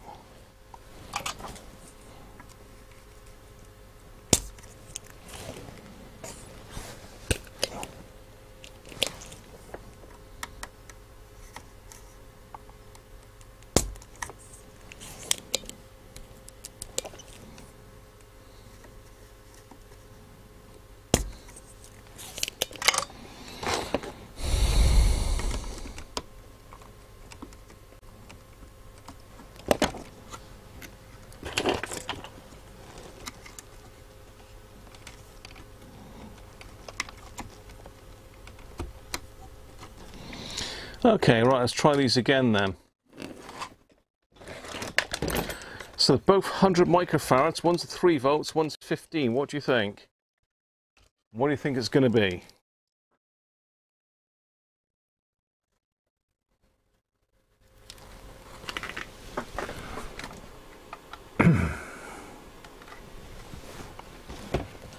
Hoping I've got a bit of beer left, just I have.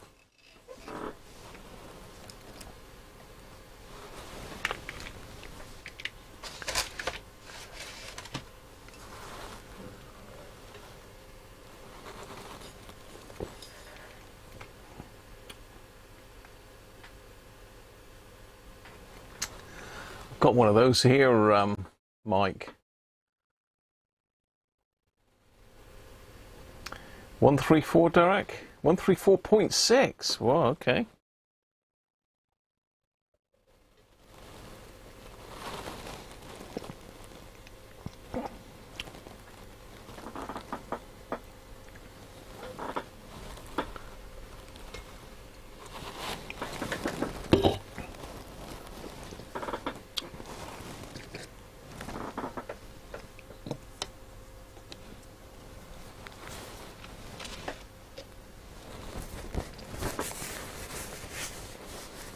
Fat Tony! How you doing, Tony?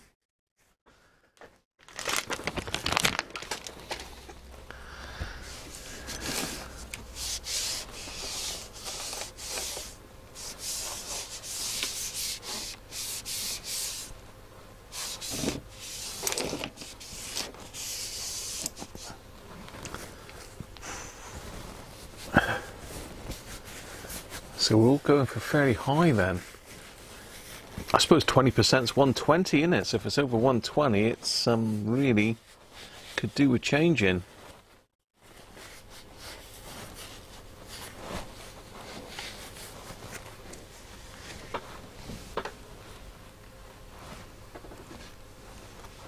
Let's push a button then. Let's put us out of misery. 106, that's a good cap. Let's do the other one.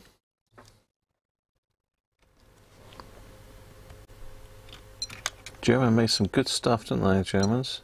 Oh, get out. Oh, hell, that's not good. Am I not on it properly?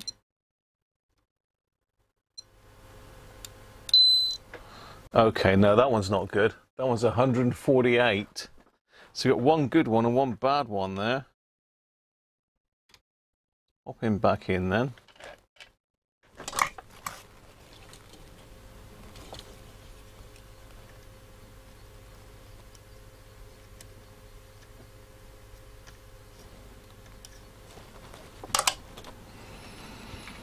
And this one's got to go.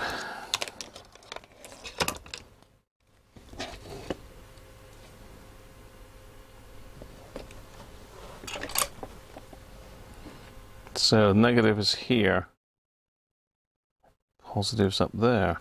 Okay.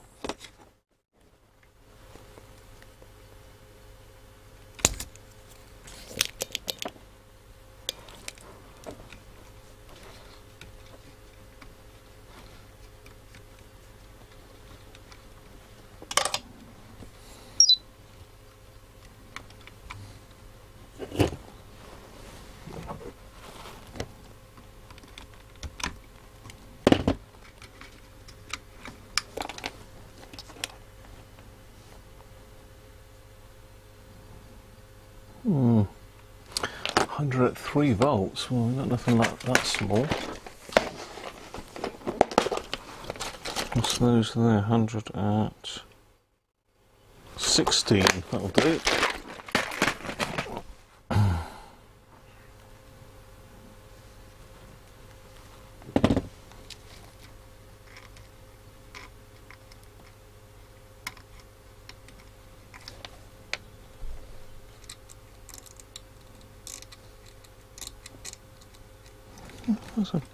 Oh, okay.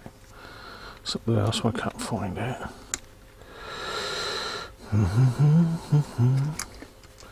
Guys seem to be all over this shop today, all fingers and thumbs here. So I'm covered in electrolyte, that's what it is.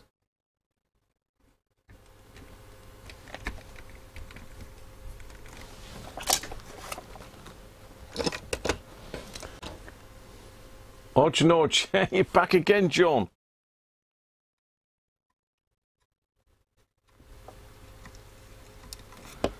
Just going through the caps in this thing at the moment.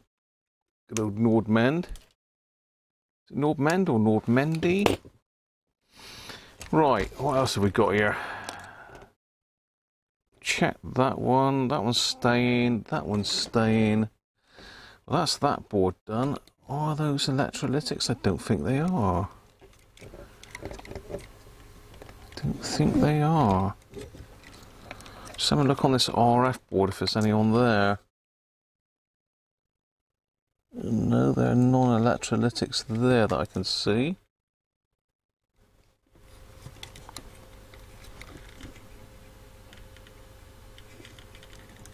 Ah, we got one down there. What's that? That's an electrolytic. I've just spotted another one. Spot a cap.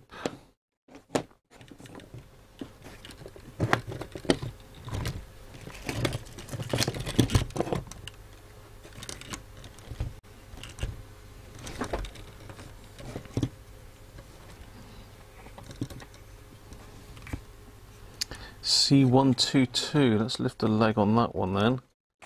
He looks a bit suspect.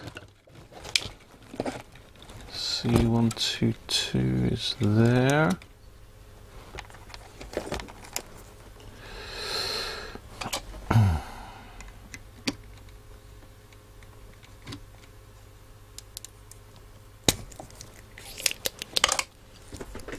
You can't see again, can you?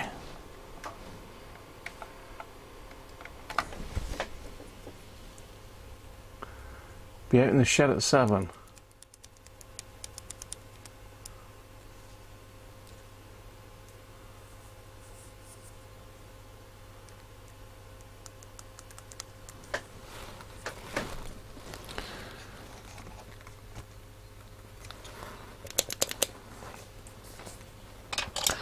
I'm actually out of beer, John. Can you believe it? I'm out of beer. It is not really heard of, but it's true. You've heard it here first. No beer in the house. Right, let's lift this one.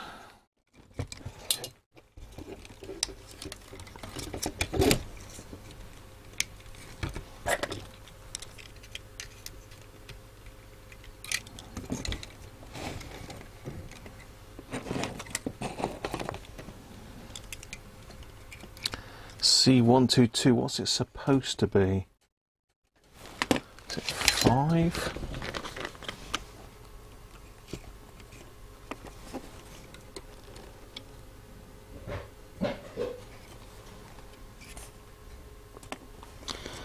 It looks like it's 5 microfarads at 15 volts. Place your bets then. 5 at 15.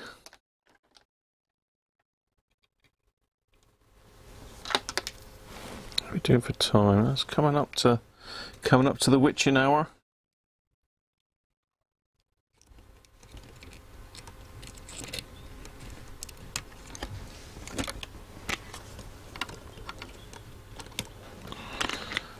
Five at 15. Come on down. I know, it's horrible.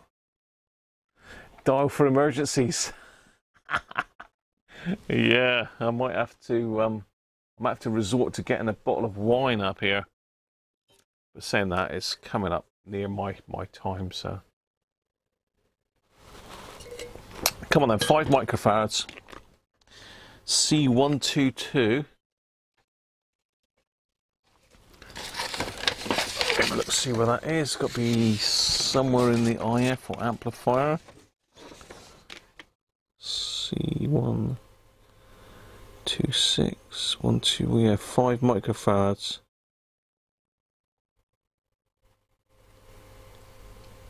There's another one here somewhere. 10 microfarads. I haven't looked at that one. C143 and 145. Both on the amplifier circuit. Where are they to then?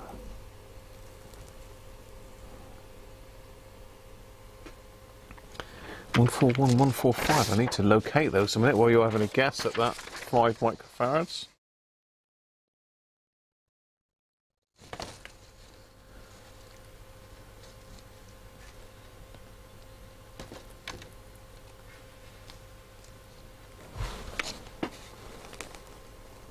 One 145 there.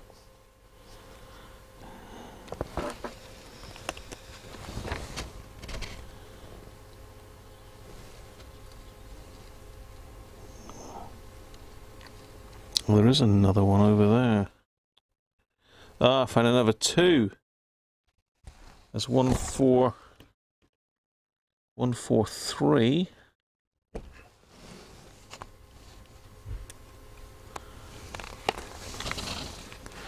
What's this one here? I can't see what that one is. C145. C143, C145.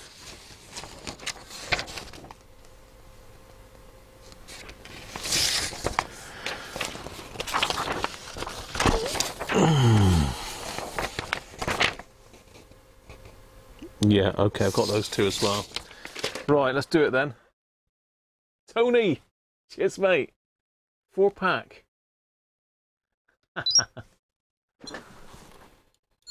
Oh, hello. 7 ohms ESR. That one's shot. That's got to go.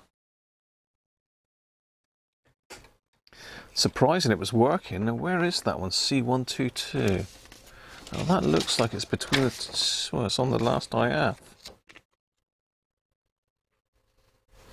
Yeah, that's... Is that before or after the volume control? It's got to be after, before the volume control. That is on the... Looks like that's on the FM. It's on the FM discriminator, that one. Looks like it. D1, D2. That's got to be the FM discriminator just here. It's just before the volume pot on FM, so that would affect the FM for sure. Did say it didn't sound brilliant. Right, we need to check these other two. See if these will measure in circuit.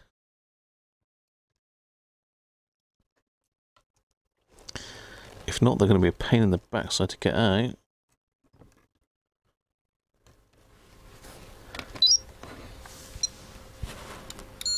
Oh, that's high ESR, so that one's going to have to go. Oh dear, what's this one here?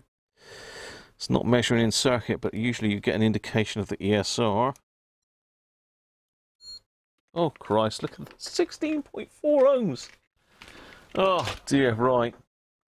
Well, I'm going to have a quick skip to the loo before I get involved in those two, but all three of those are going to have to be changed. They're all going to have to be changed. I can smell my tea. Roast pork for tea today. A la Mrs. Cruncher. Right, toilet time.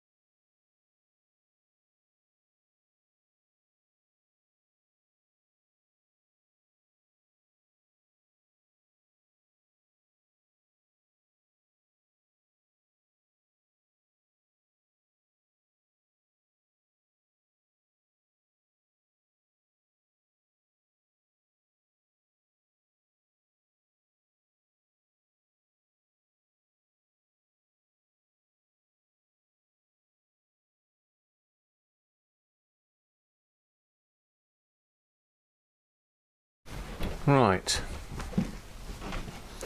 3 caps to do. Then we'll put it back together, give it a test, and hopefully that'll be all.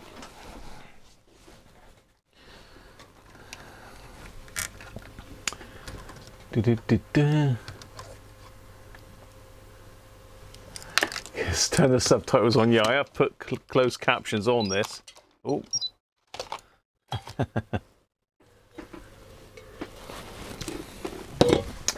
Okay. Okay. Yeah, they don't know the Devon accent. Them things, and their things.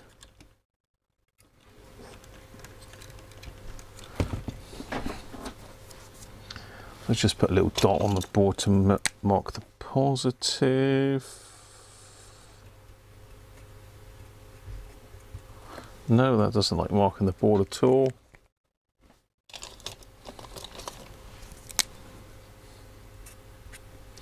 That does. But Triffid.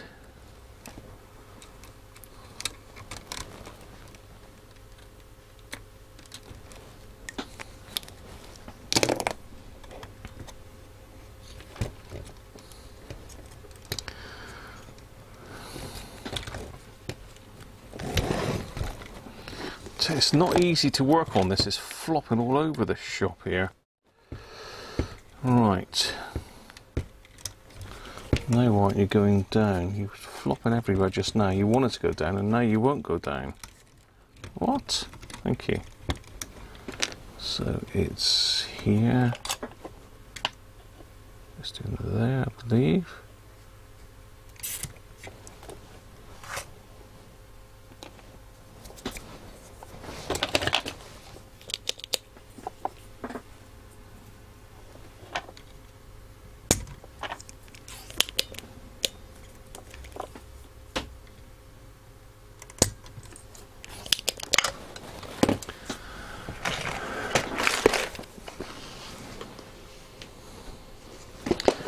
.7.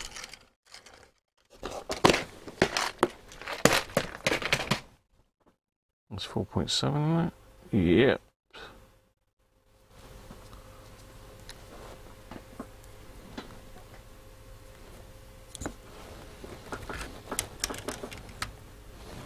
Positive that, all right.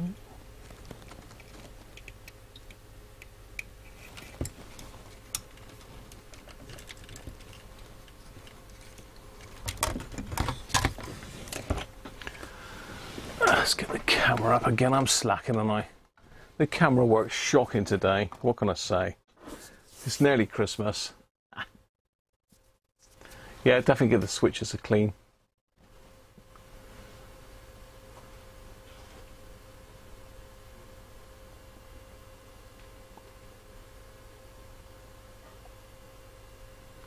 $17, John.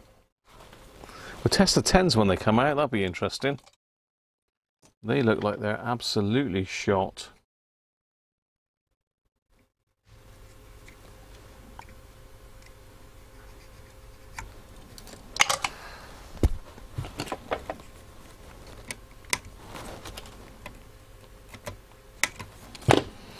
Now, where the hell are they to?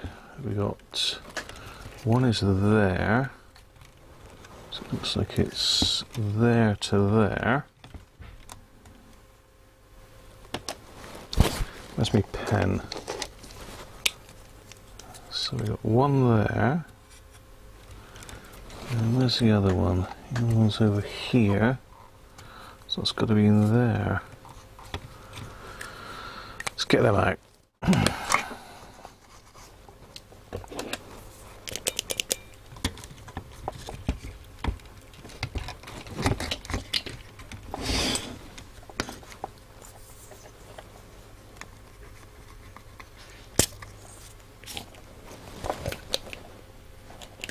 Christ, there's a lot of solder in that.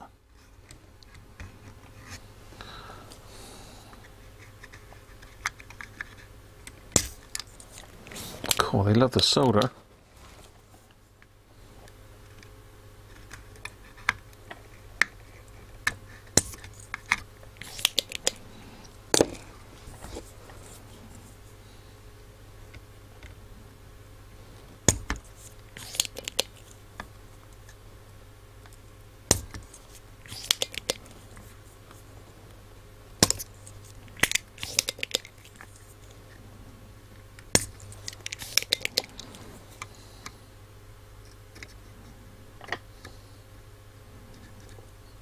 I'll tell you what, it's pretty thick copper on this.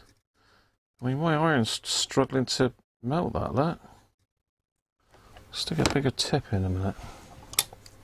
Something a bit more oomph.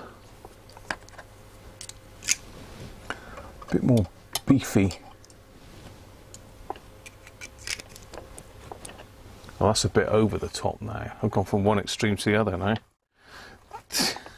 This'll melt the board, this one. Right.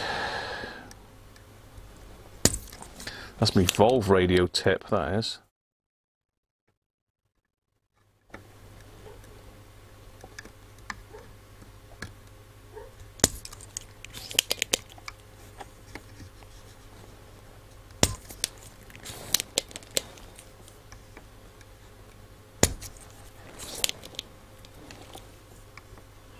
So much solder on this board. They haven't spared the solder on this one, I can tell you.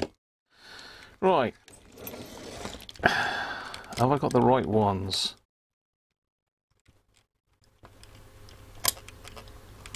Well, one side of that one's out. But, no, yes, it is both out. Have I got this one?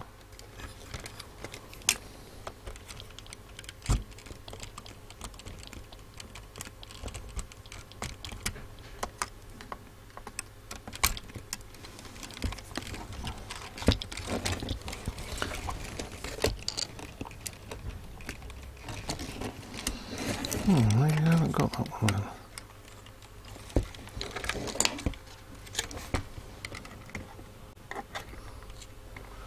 then. I don't think I've got the right one there.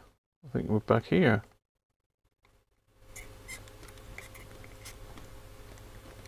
No. It's not that far back. It's down here.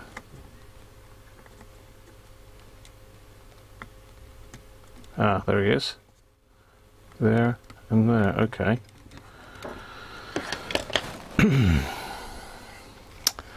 Desoldered the wrong part of the board, didn't I?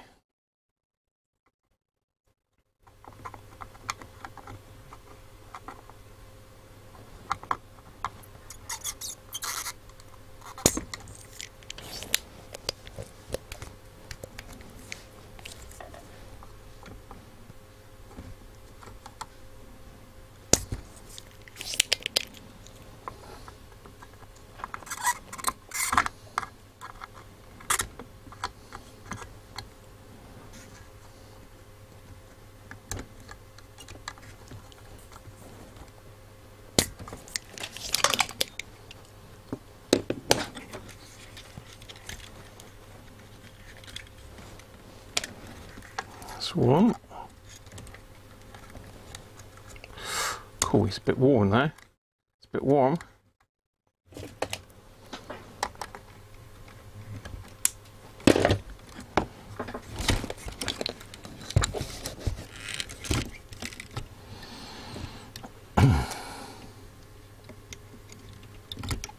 Come on out.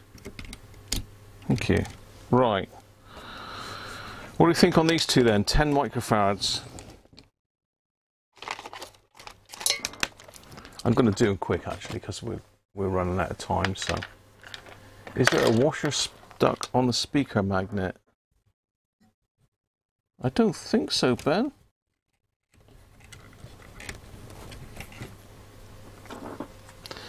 Right, let's have a look at the state of these two then. So these are both 10 microfarads.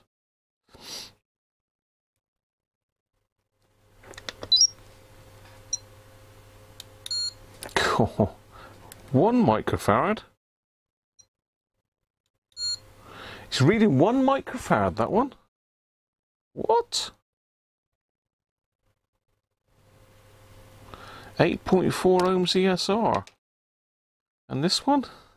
Dear, oh dear. And it was working as well. Amazing how much tolerance there must be. 26 at 5.6.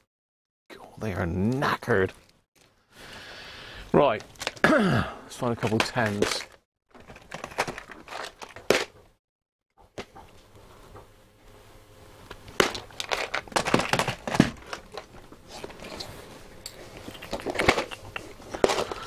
A couple 10s, there we go. What are these? What are these rated at? 63 volts, that'll do nicely.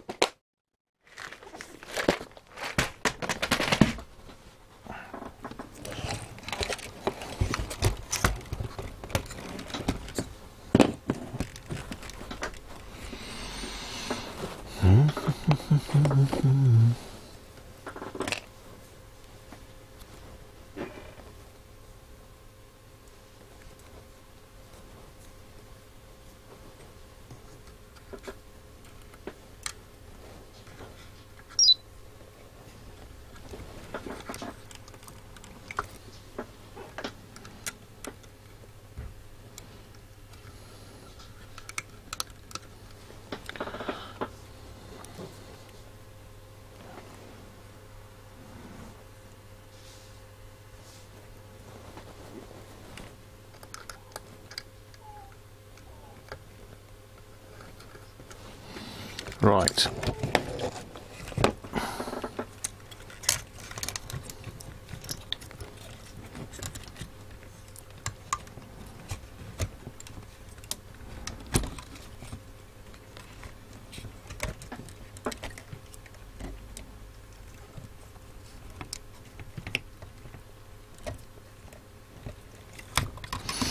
Right, let's get those soldered in. Let's get my eyes back on.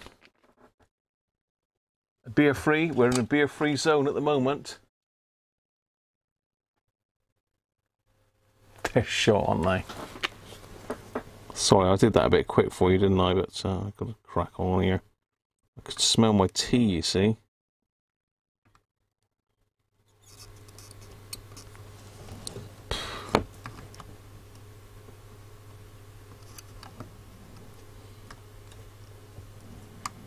These other ones back on that I desoldered accidentally.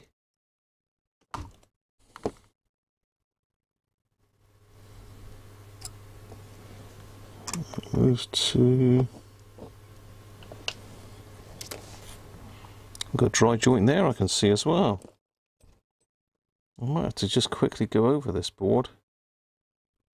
Just checking for some more dry joints.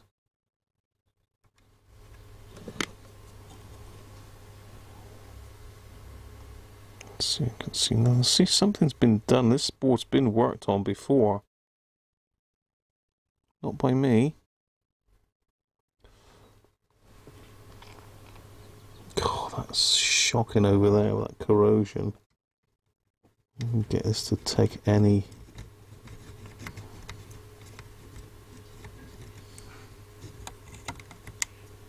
solder at all.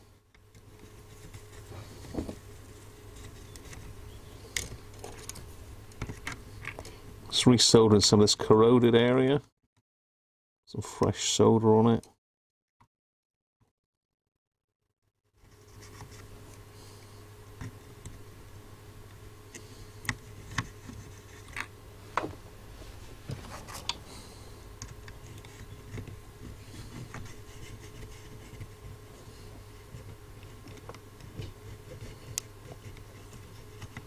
Yeah, that's knackered there. Gonna need to put a jumper across that, I think.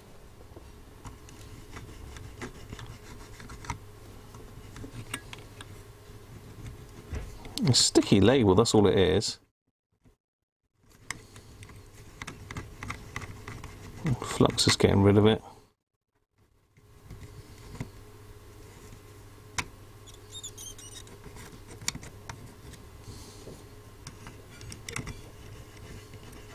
Ooh, maybe jump.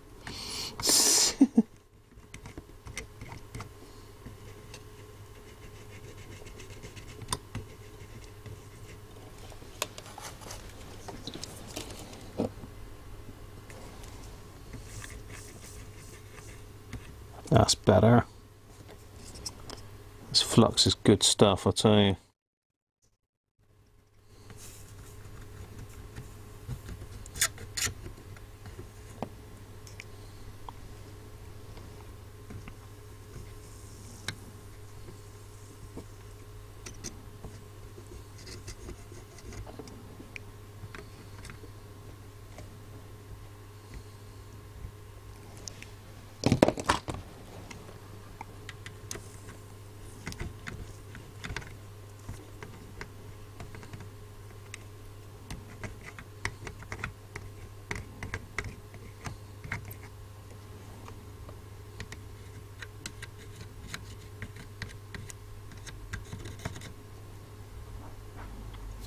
Better.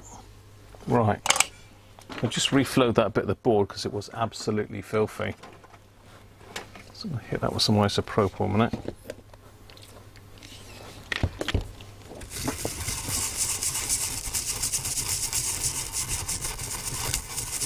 It's better. Much better.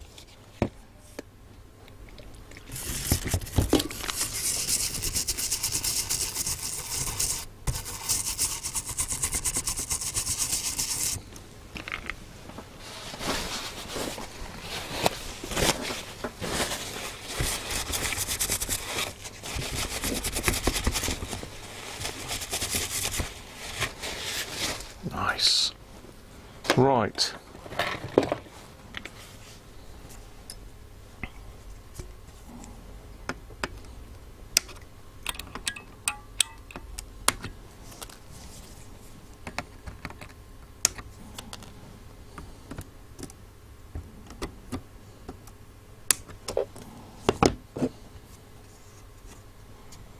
The rest of it looks all A-OK.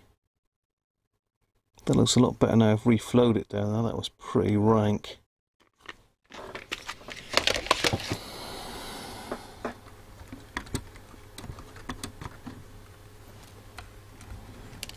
Right, let's screw it back together then.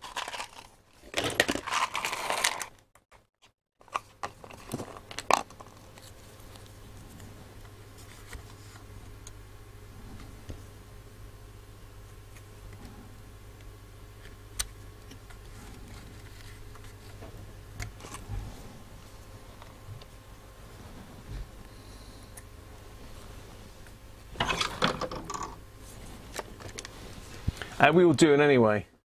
Have you plans to do something with Dave Tipton in the future? Yes, we are. Hopefully, Tony. Yeah. It probably won't be for a little while yet, but I've been talking to Jeff about maybe something to punish Dave with. I can't remember which way round that blooming went now. Oh well. It looks like it goes this way round, but.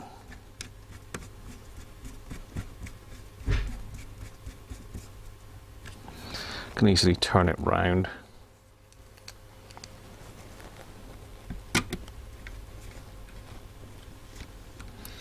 Now I think we've got a little project for Dave that you might like, so I'll have to have a chat with Dave, see what he fancies.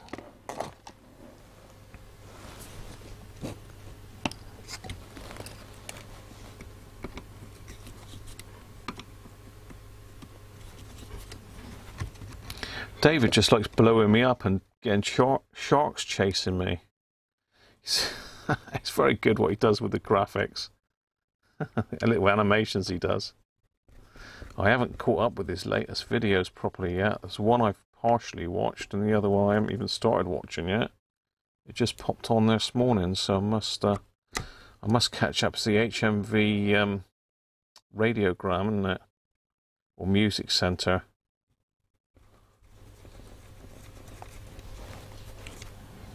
Let's just tighten them up. That one I think goes around the other way, but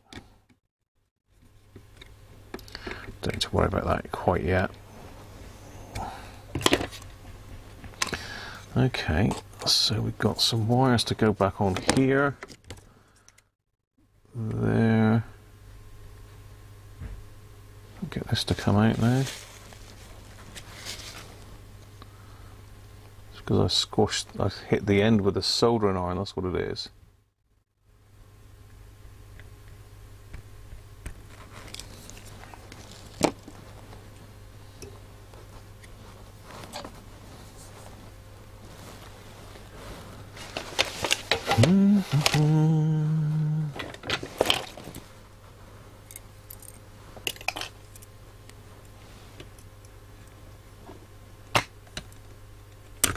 Oh.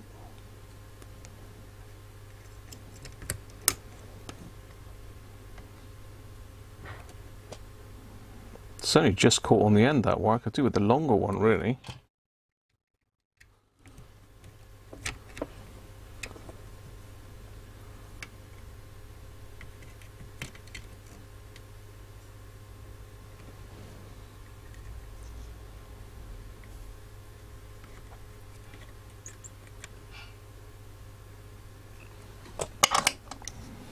Right.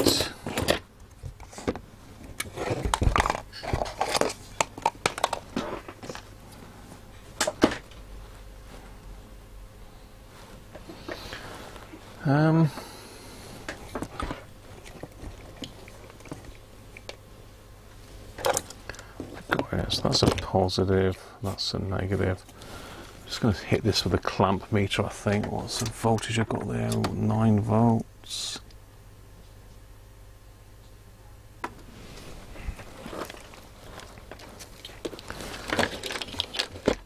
Are you ready? So this I'm going to have to do an alignment in the week on this one now.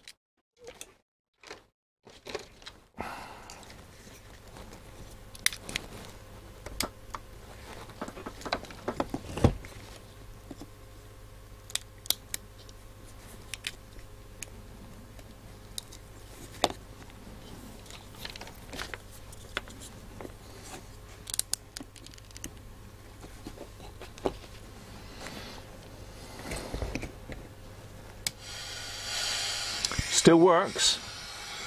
That's a good sign. Let's hook up something as an aerial.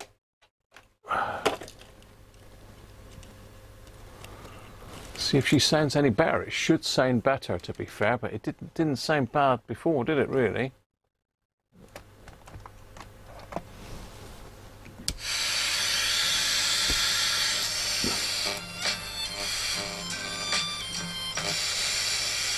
From Boris Gilbert and the Royal Liverpool Philharmonic Orchestra of Beethoven's Piano Concertos number 3 and 4. We're going to hear part of number 3. The score was incomplete by the time of its first performance, which caused Beethoven's Turner, a chap called Ignaz von Seyfried. Yeah, also known as Sam Capaldi. Yes, that happened too. Yeah, yeah.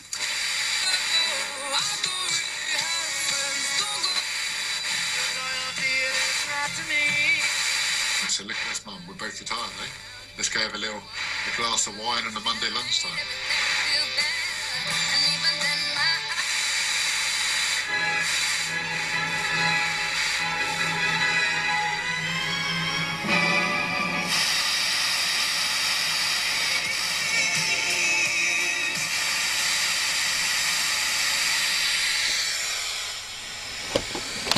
I think where we are on the band. So this is, yeah.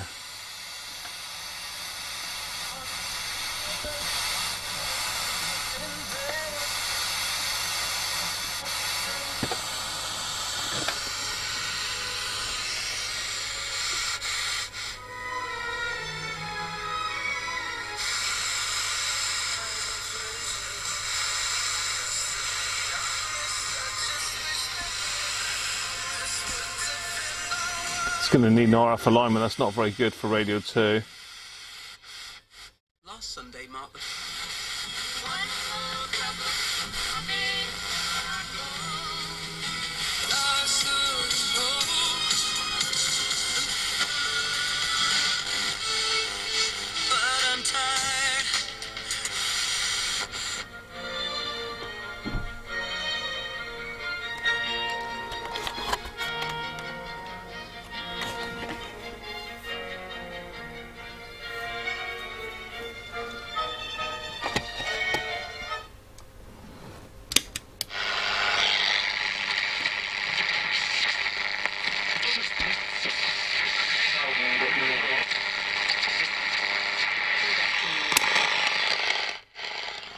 Let's have a quick listen on the shortwave bands. But it's looking good so far. Let's get my long wire down. I'll just connect up to there for now.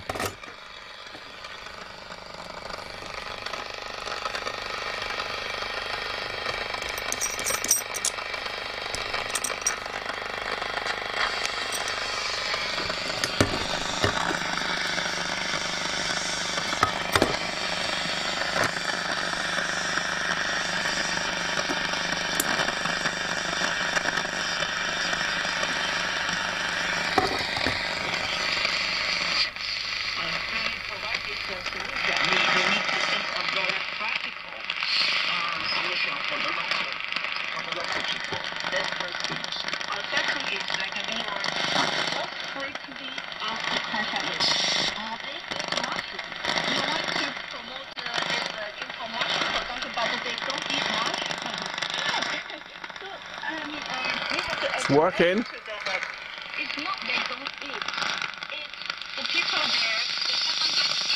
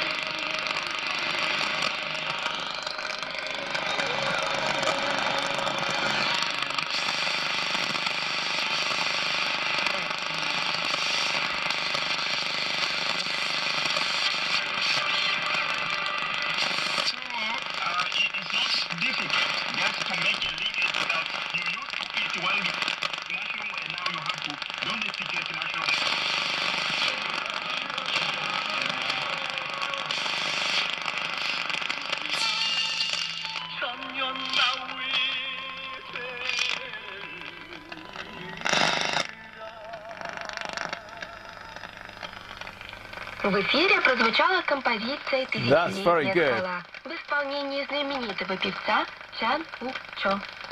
I don't know.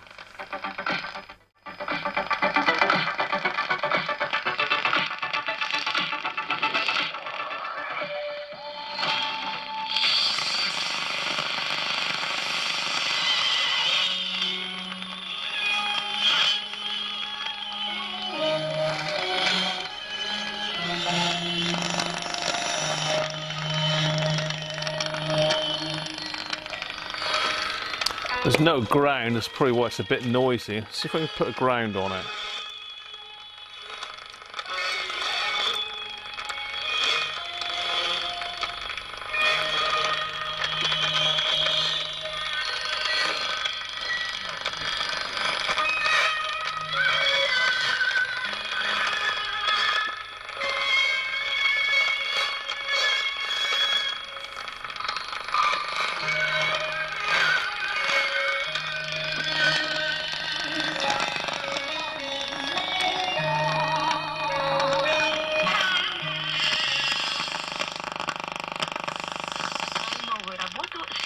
Словами. Все песни альбома «Когда рассвет внезапно настигает меня» отражают мои мысли и воспоминания, которые приходят на ум. There you go. I think we can call that a success, can't you? Don't you even?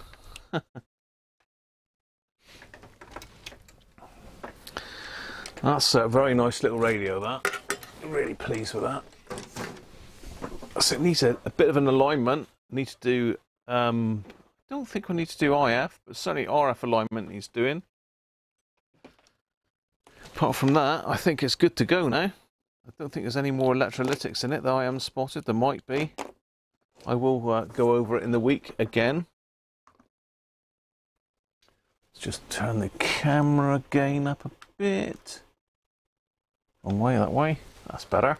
Right, let's catch up with the chat. What's going on here? What is going on here? What is going on? Love Dave Tipson's videos. Yeah, very good. Ebel says Amtech liquid soldering flux for $4.99. Yeah, it's worth getting hold of some. I mean, I've bought quite a few. This is Amtech, isn't it? Yeah, this is Amtech. That's Amtech that I'm using. I've had this for quite some time. It's out of date, but well, it's manufacturing date. Expiry date 2019, look. But it works fine. It works fine.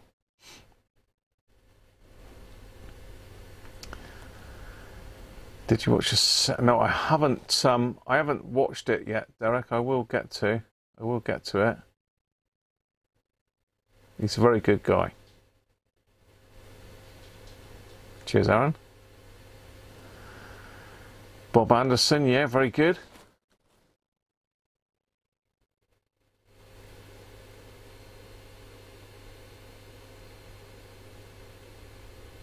He does very good on them, doesn't he, Tony? Bob Anderson did a TV for you, did he, Chris? Get on, I didn't know that.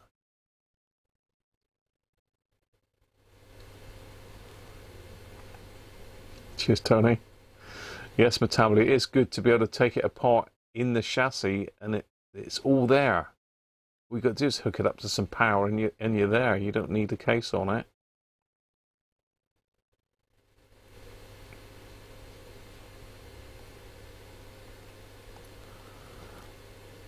Yeah, you don't touch a dial string. Don't mention the dial string.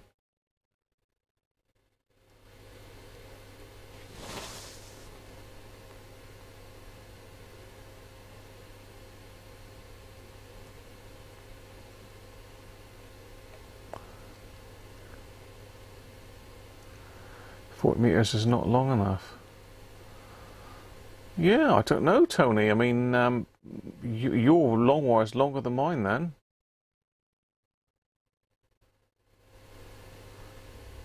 You've got to have it. You've got to have a decent height on it as well, really, Aaron. But well, it depends what bands. I think if you're on the lower bands, it doesn't matter so much. Yeah, so I used the ATU there, so cheating a little bit. The X is a QC mark. Could be the treasure, could be. Dwarf, yeah, I do need... I might have a whiskey later, you never know. What about long wave? Didn't try long wave? Did I not try long wave? Better quickly try long wave, make sure that that still works. We haven't done anything to the RF side of it, though. I've only been in the IF.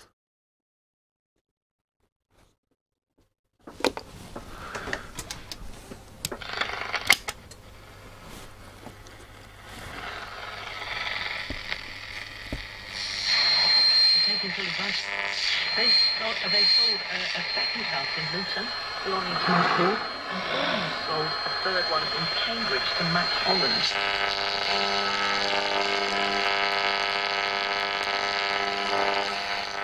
Well, I've been same gang. It's the same rubbish website, same much research. Apparently based in Bedford, with similar fake offices. Unfortunately, Longwave picks up all the lights, but Longwave is working fine. It needs an alignment. It could do with an alignment, I'm sure.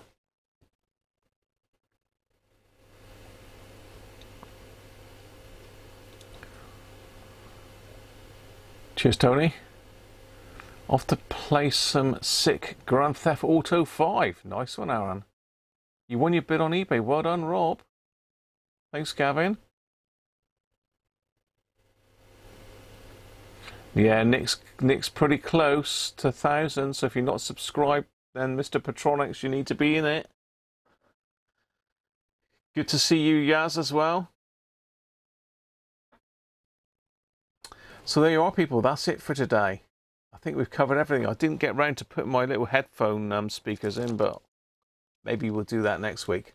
Might do a giveaway next week. We've got some nice giveaways in at the moment. We've got 3 giveaways in. Well, 2 the same and 1 very interesting one. So we might do one of those next week. We'll announce one anyway. And don't forget, I have got a video out for Patreons and channel members. So if you're a Patreon and channel member, watch the video, and that'll be out in about a week or so on YouTube. So if you want to get in and have a look at the Sharp radio cassette I'm restoring, the one that was absolutely caked in nicotine that we looked at, then it's on Patreon and channel membership at the moment. You did. Well done, Simon. That's it for now, people. Have a good one. Good week, and I shall see you next week, if not before.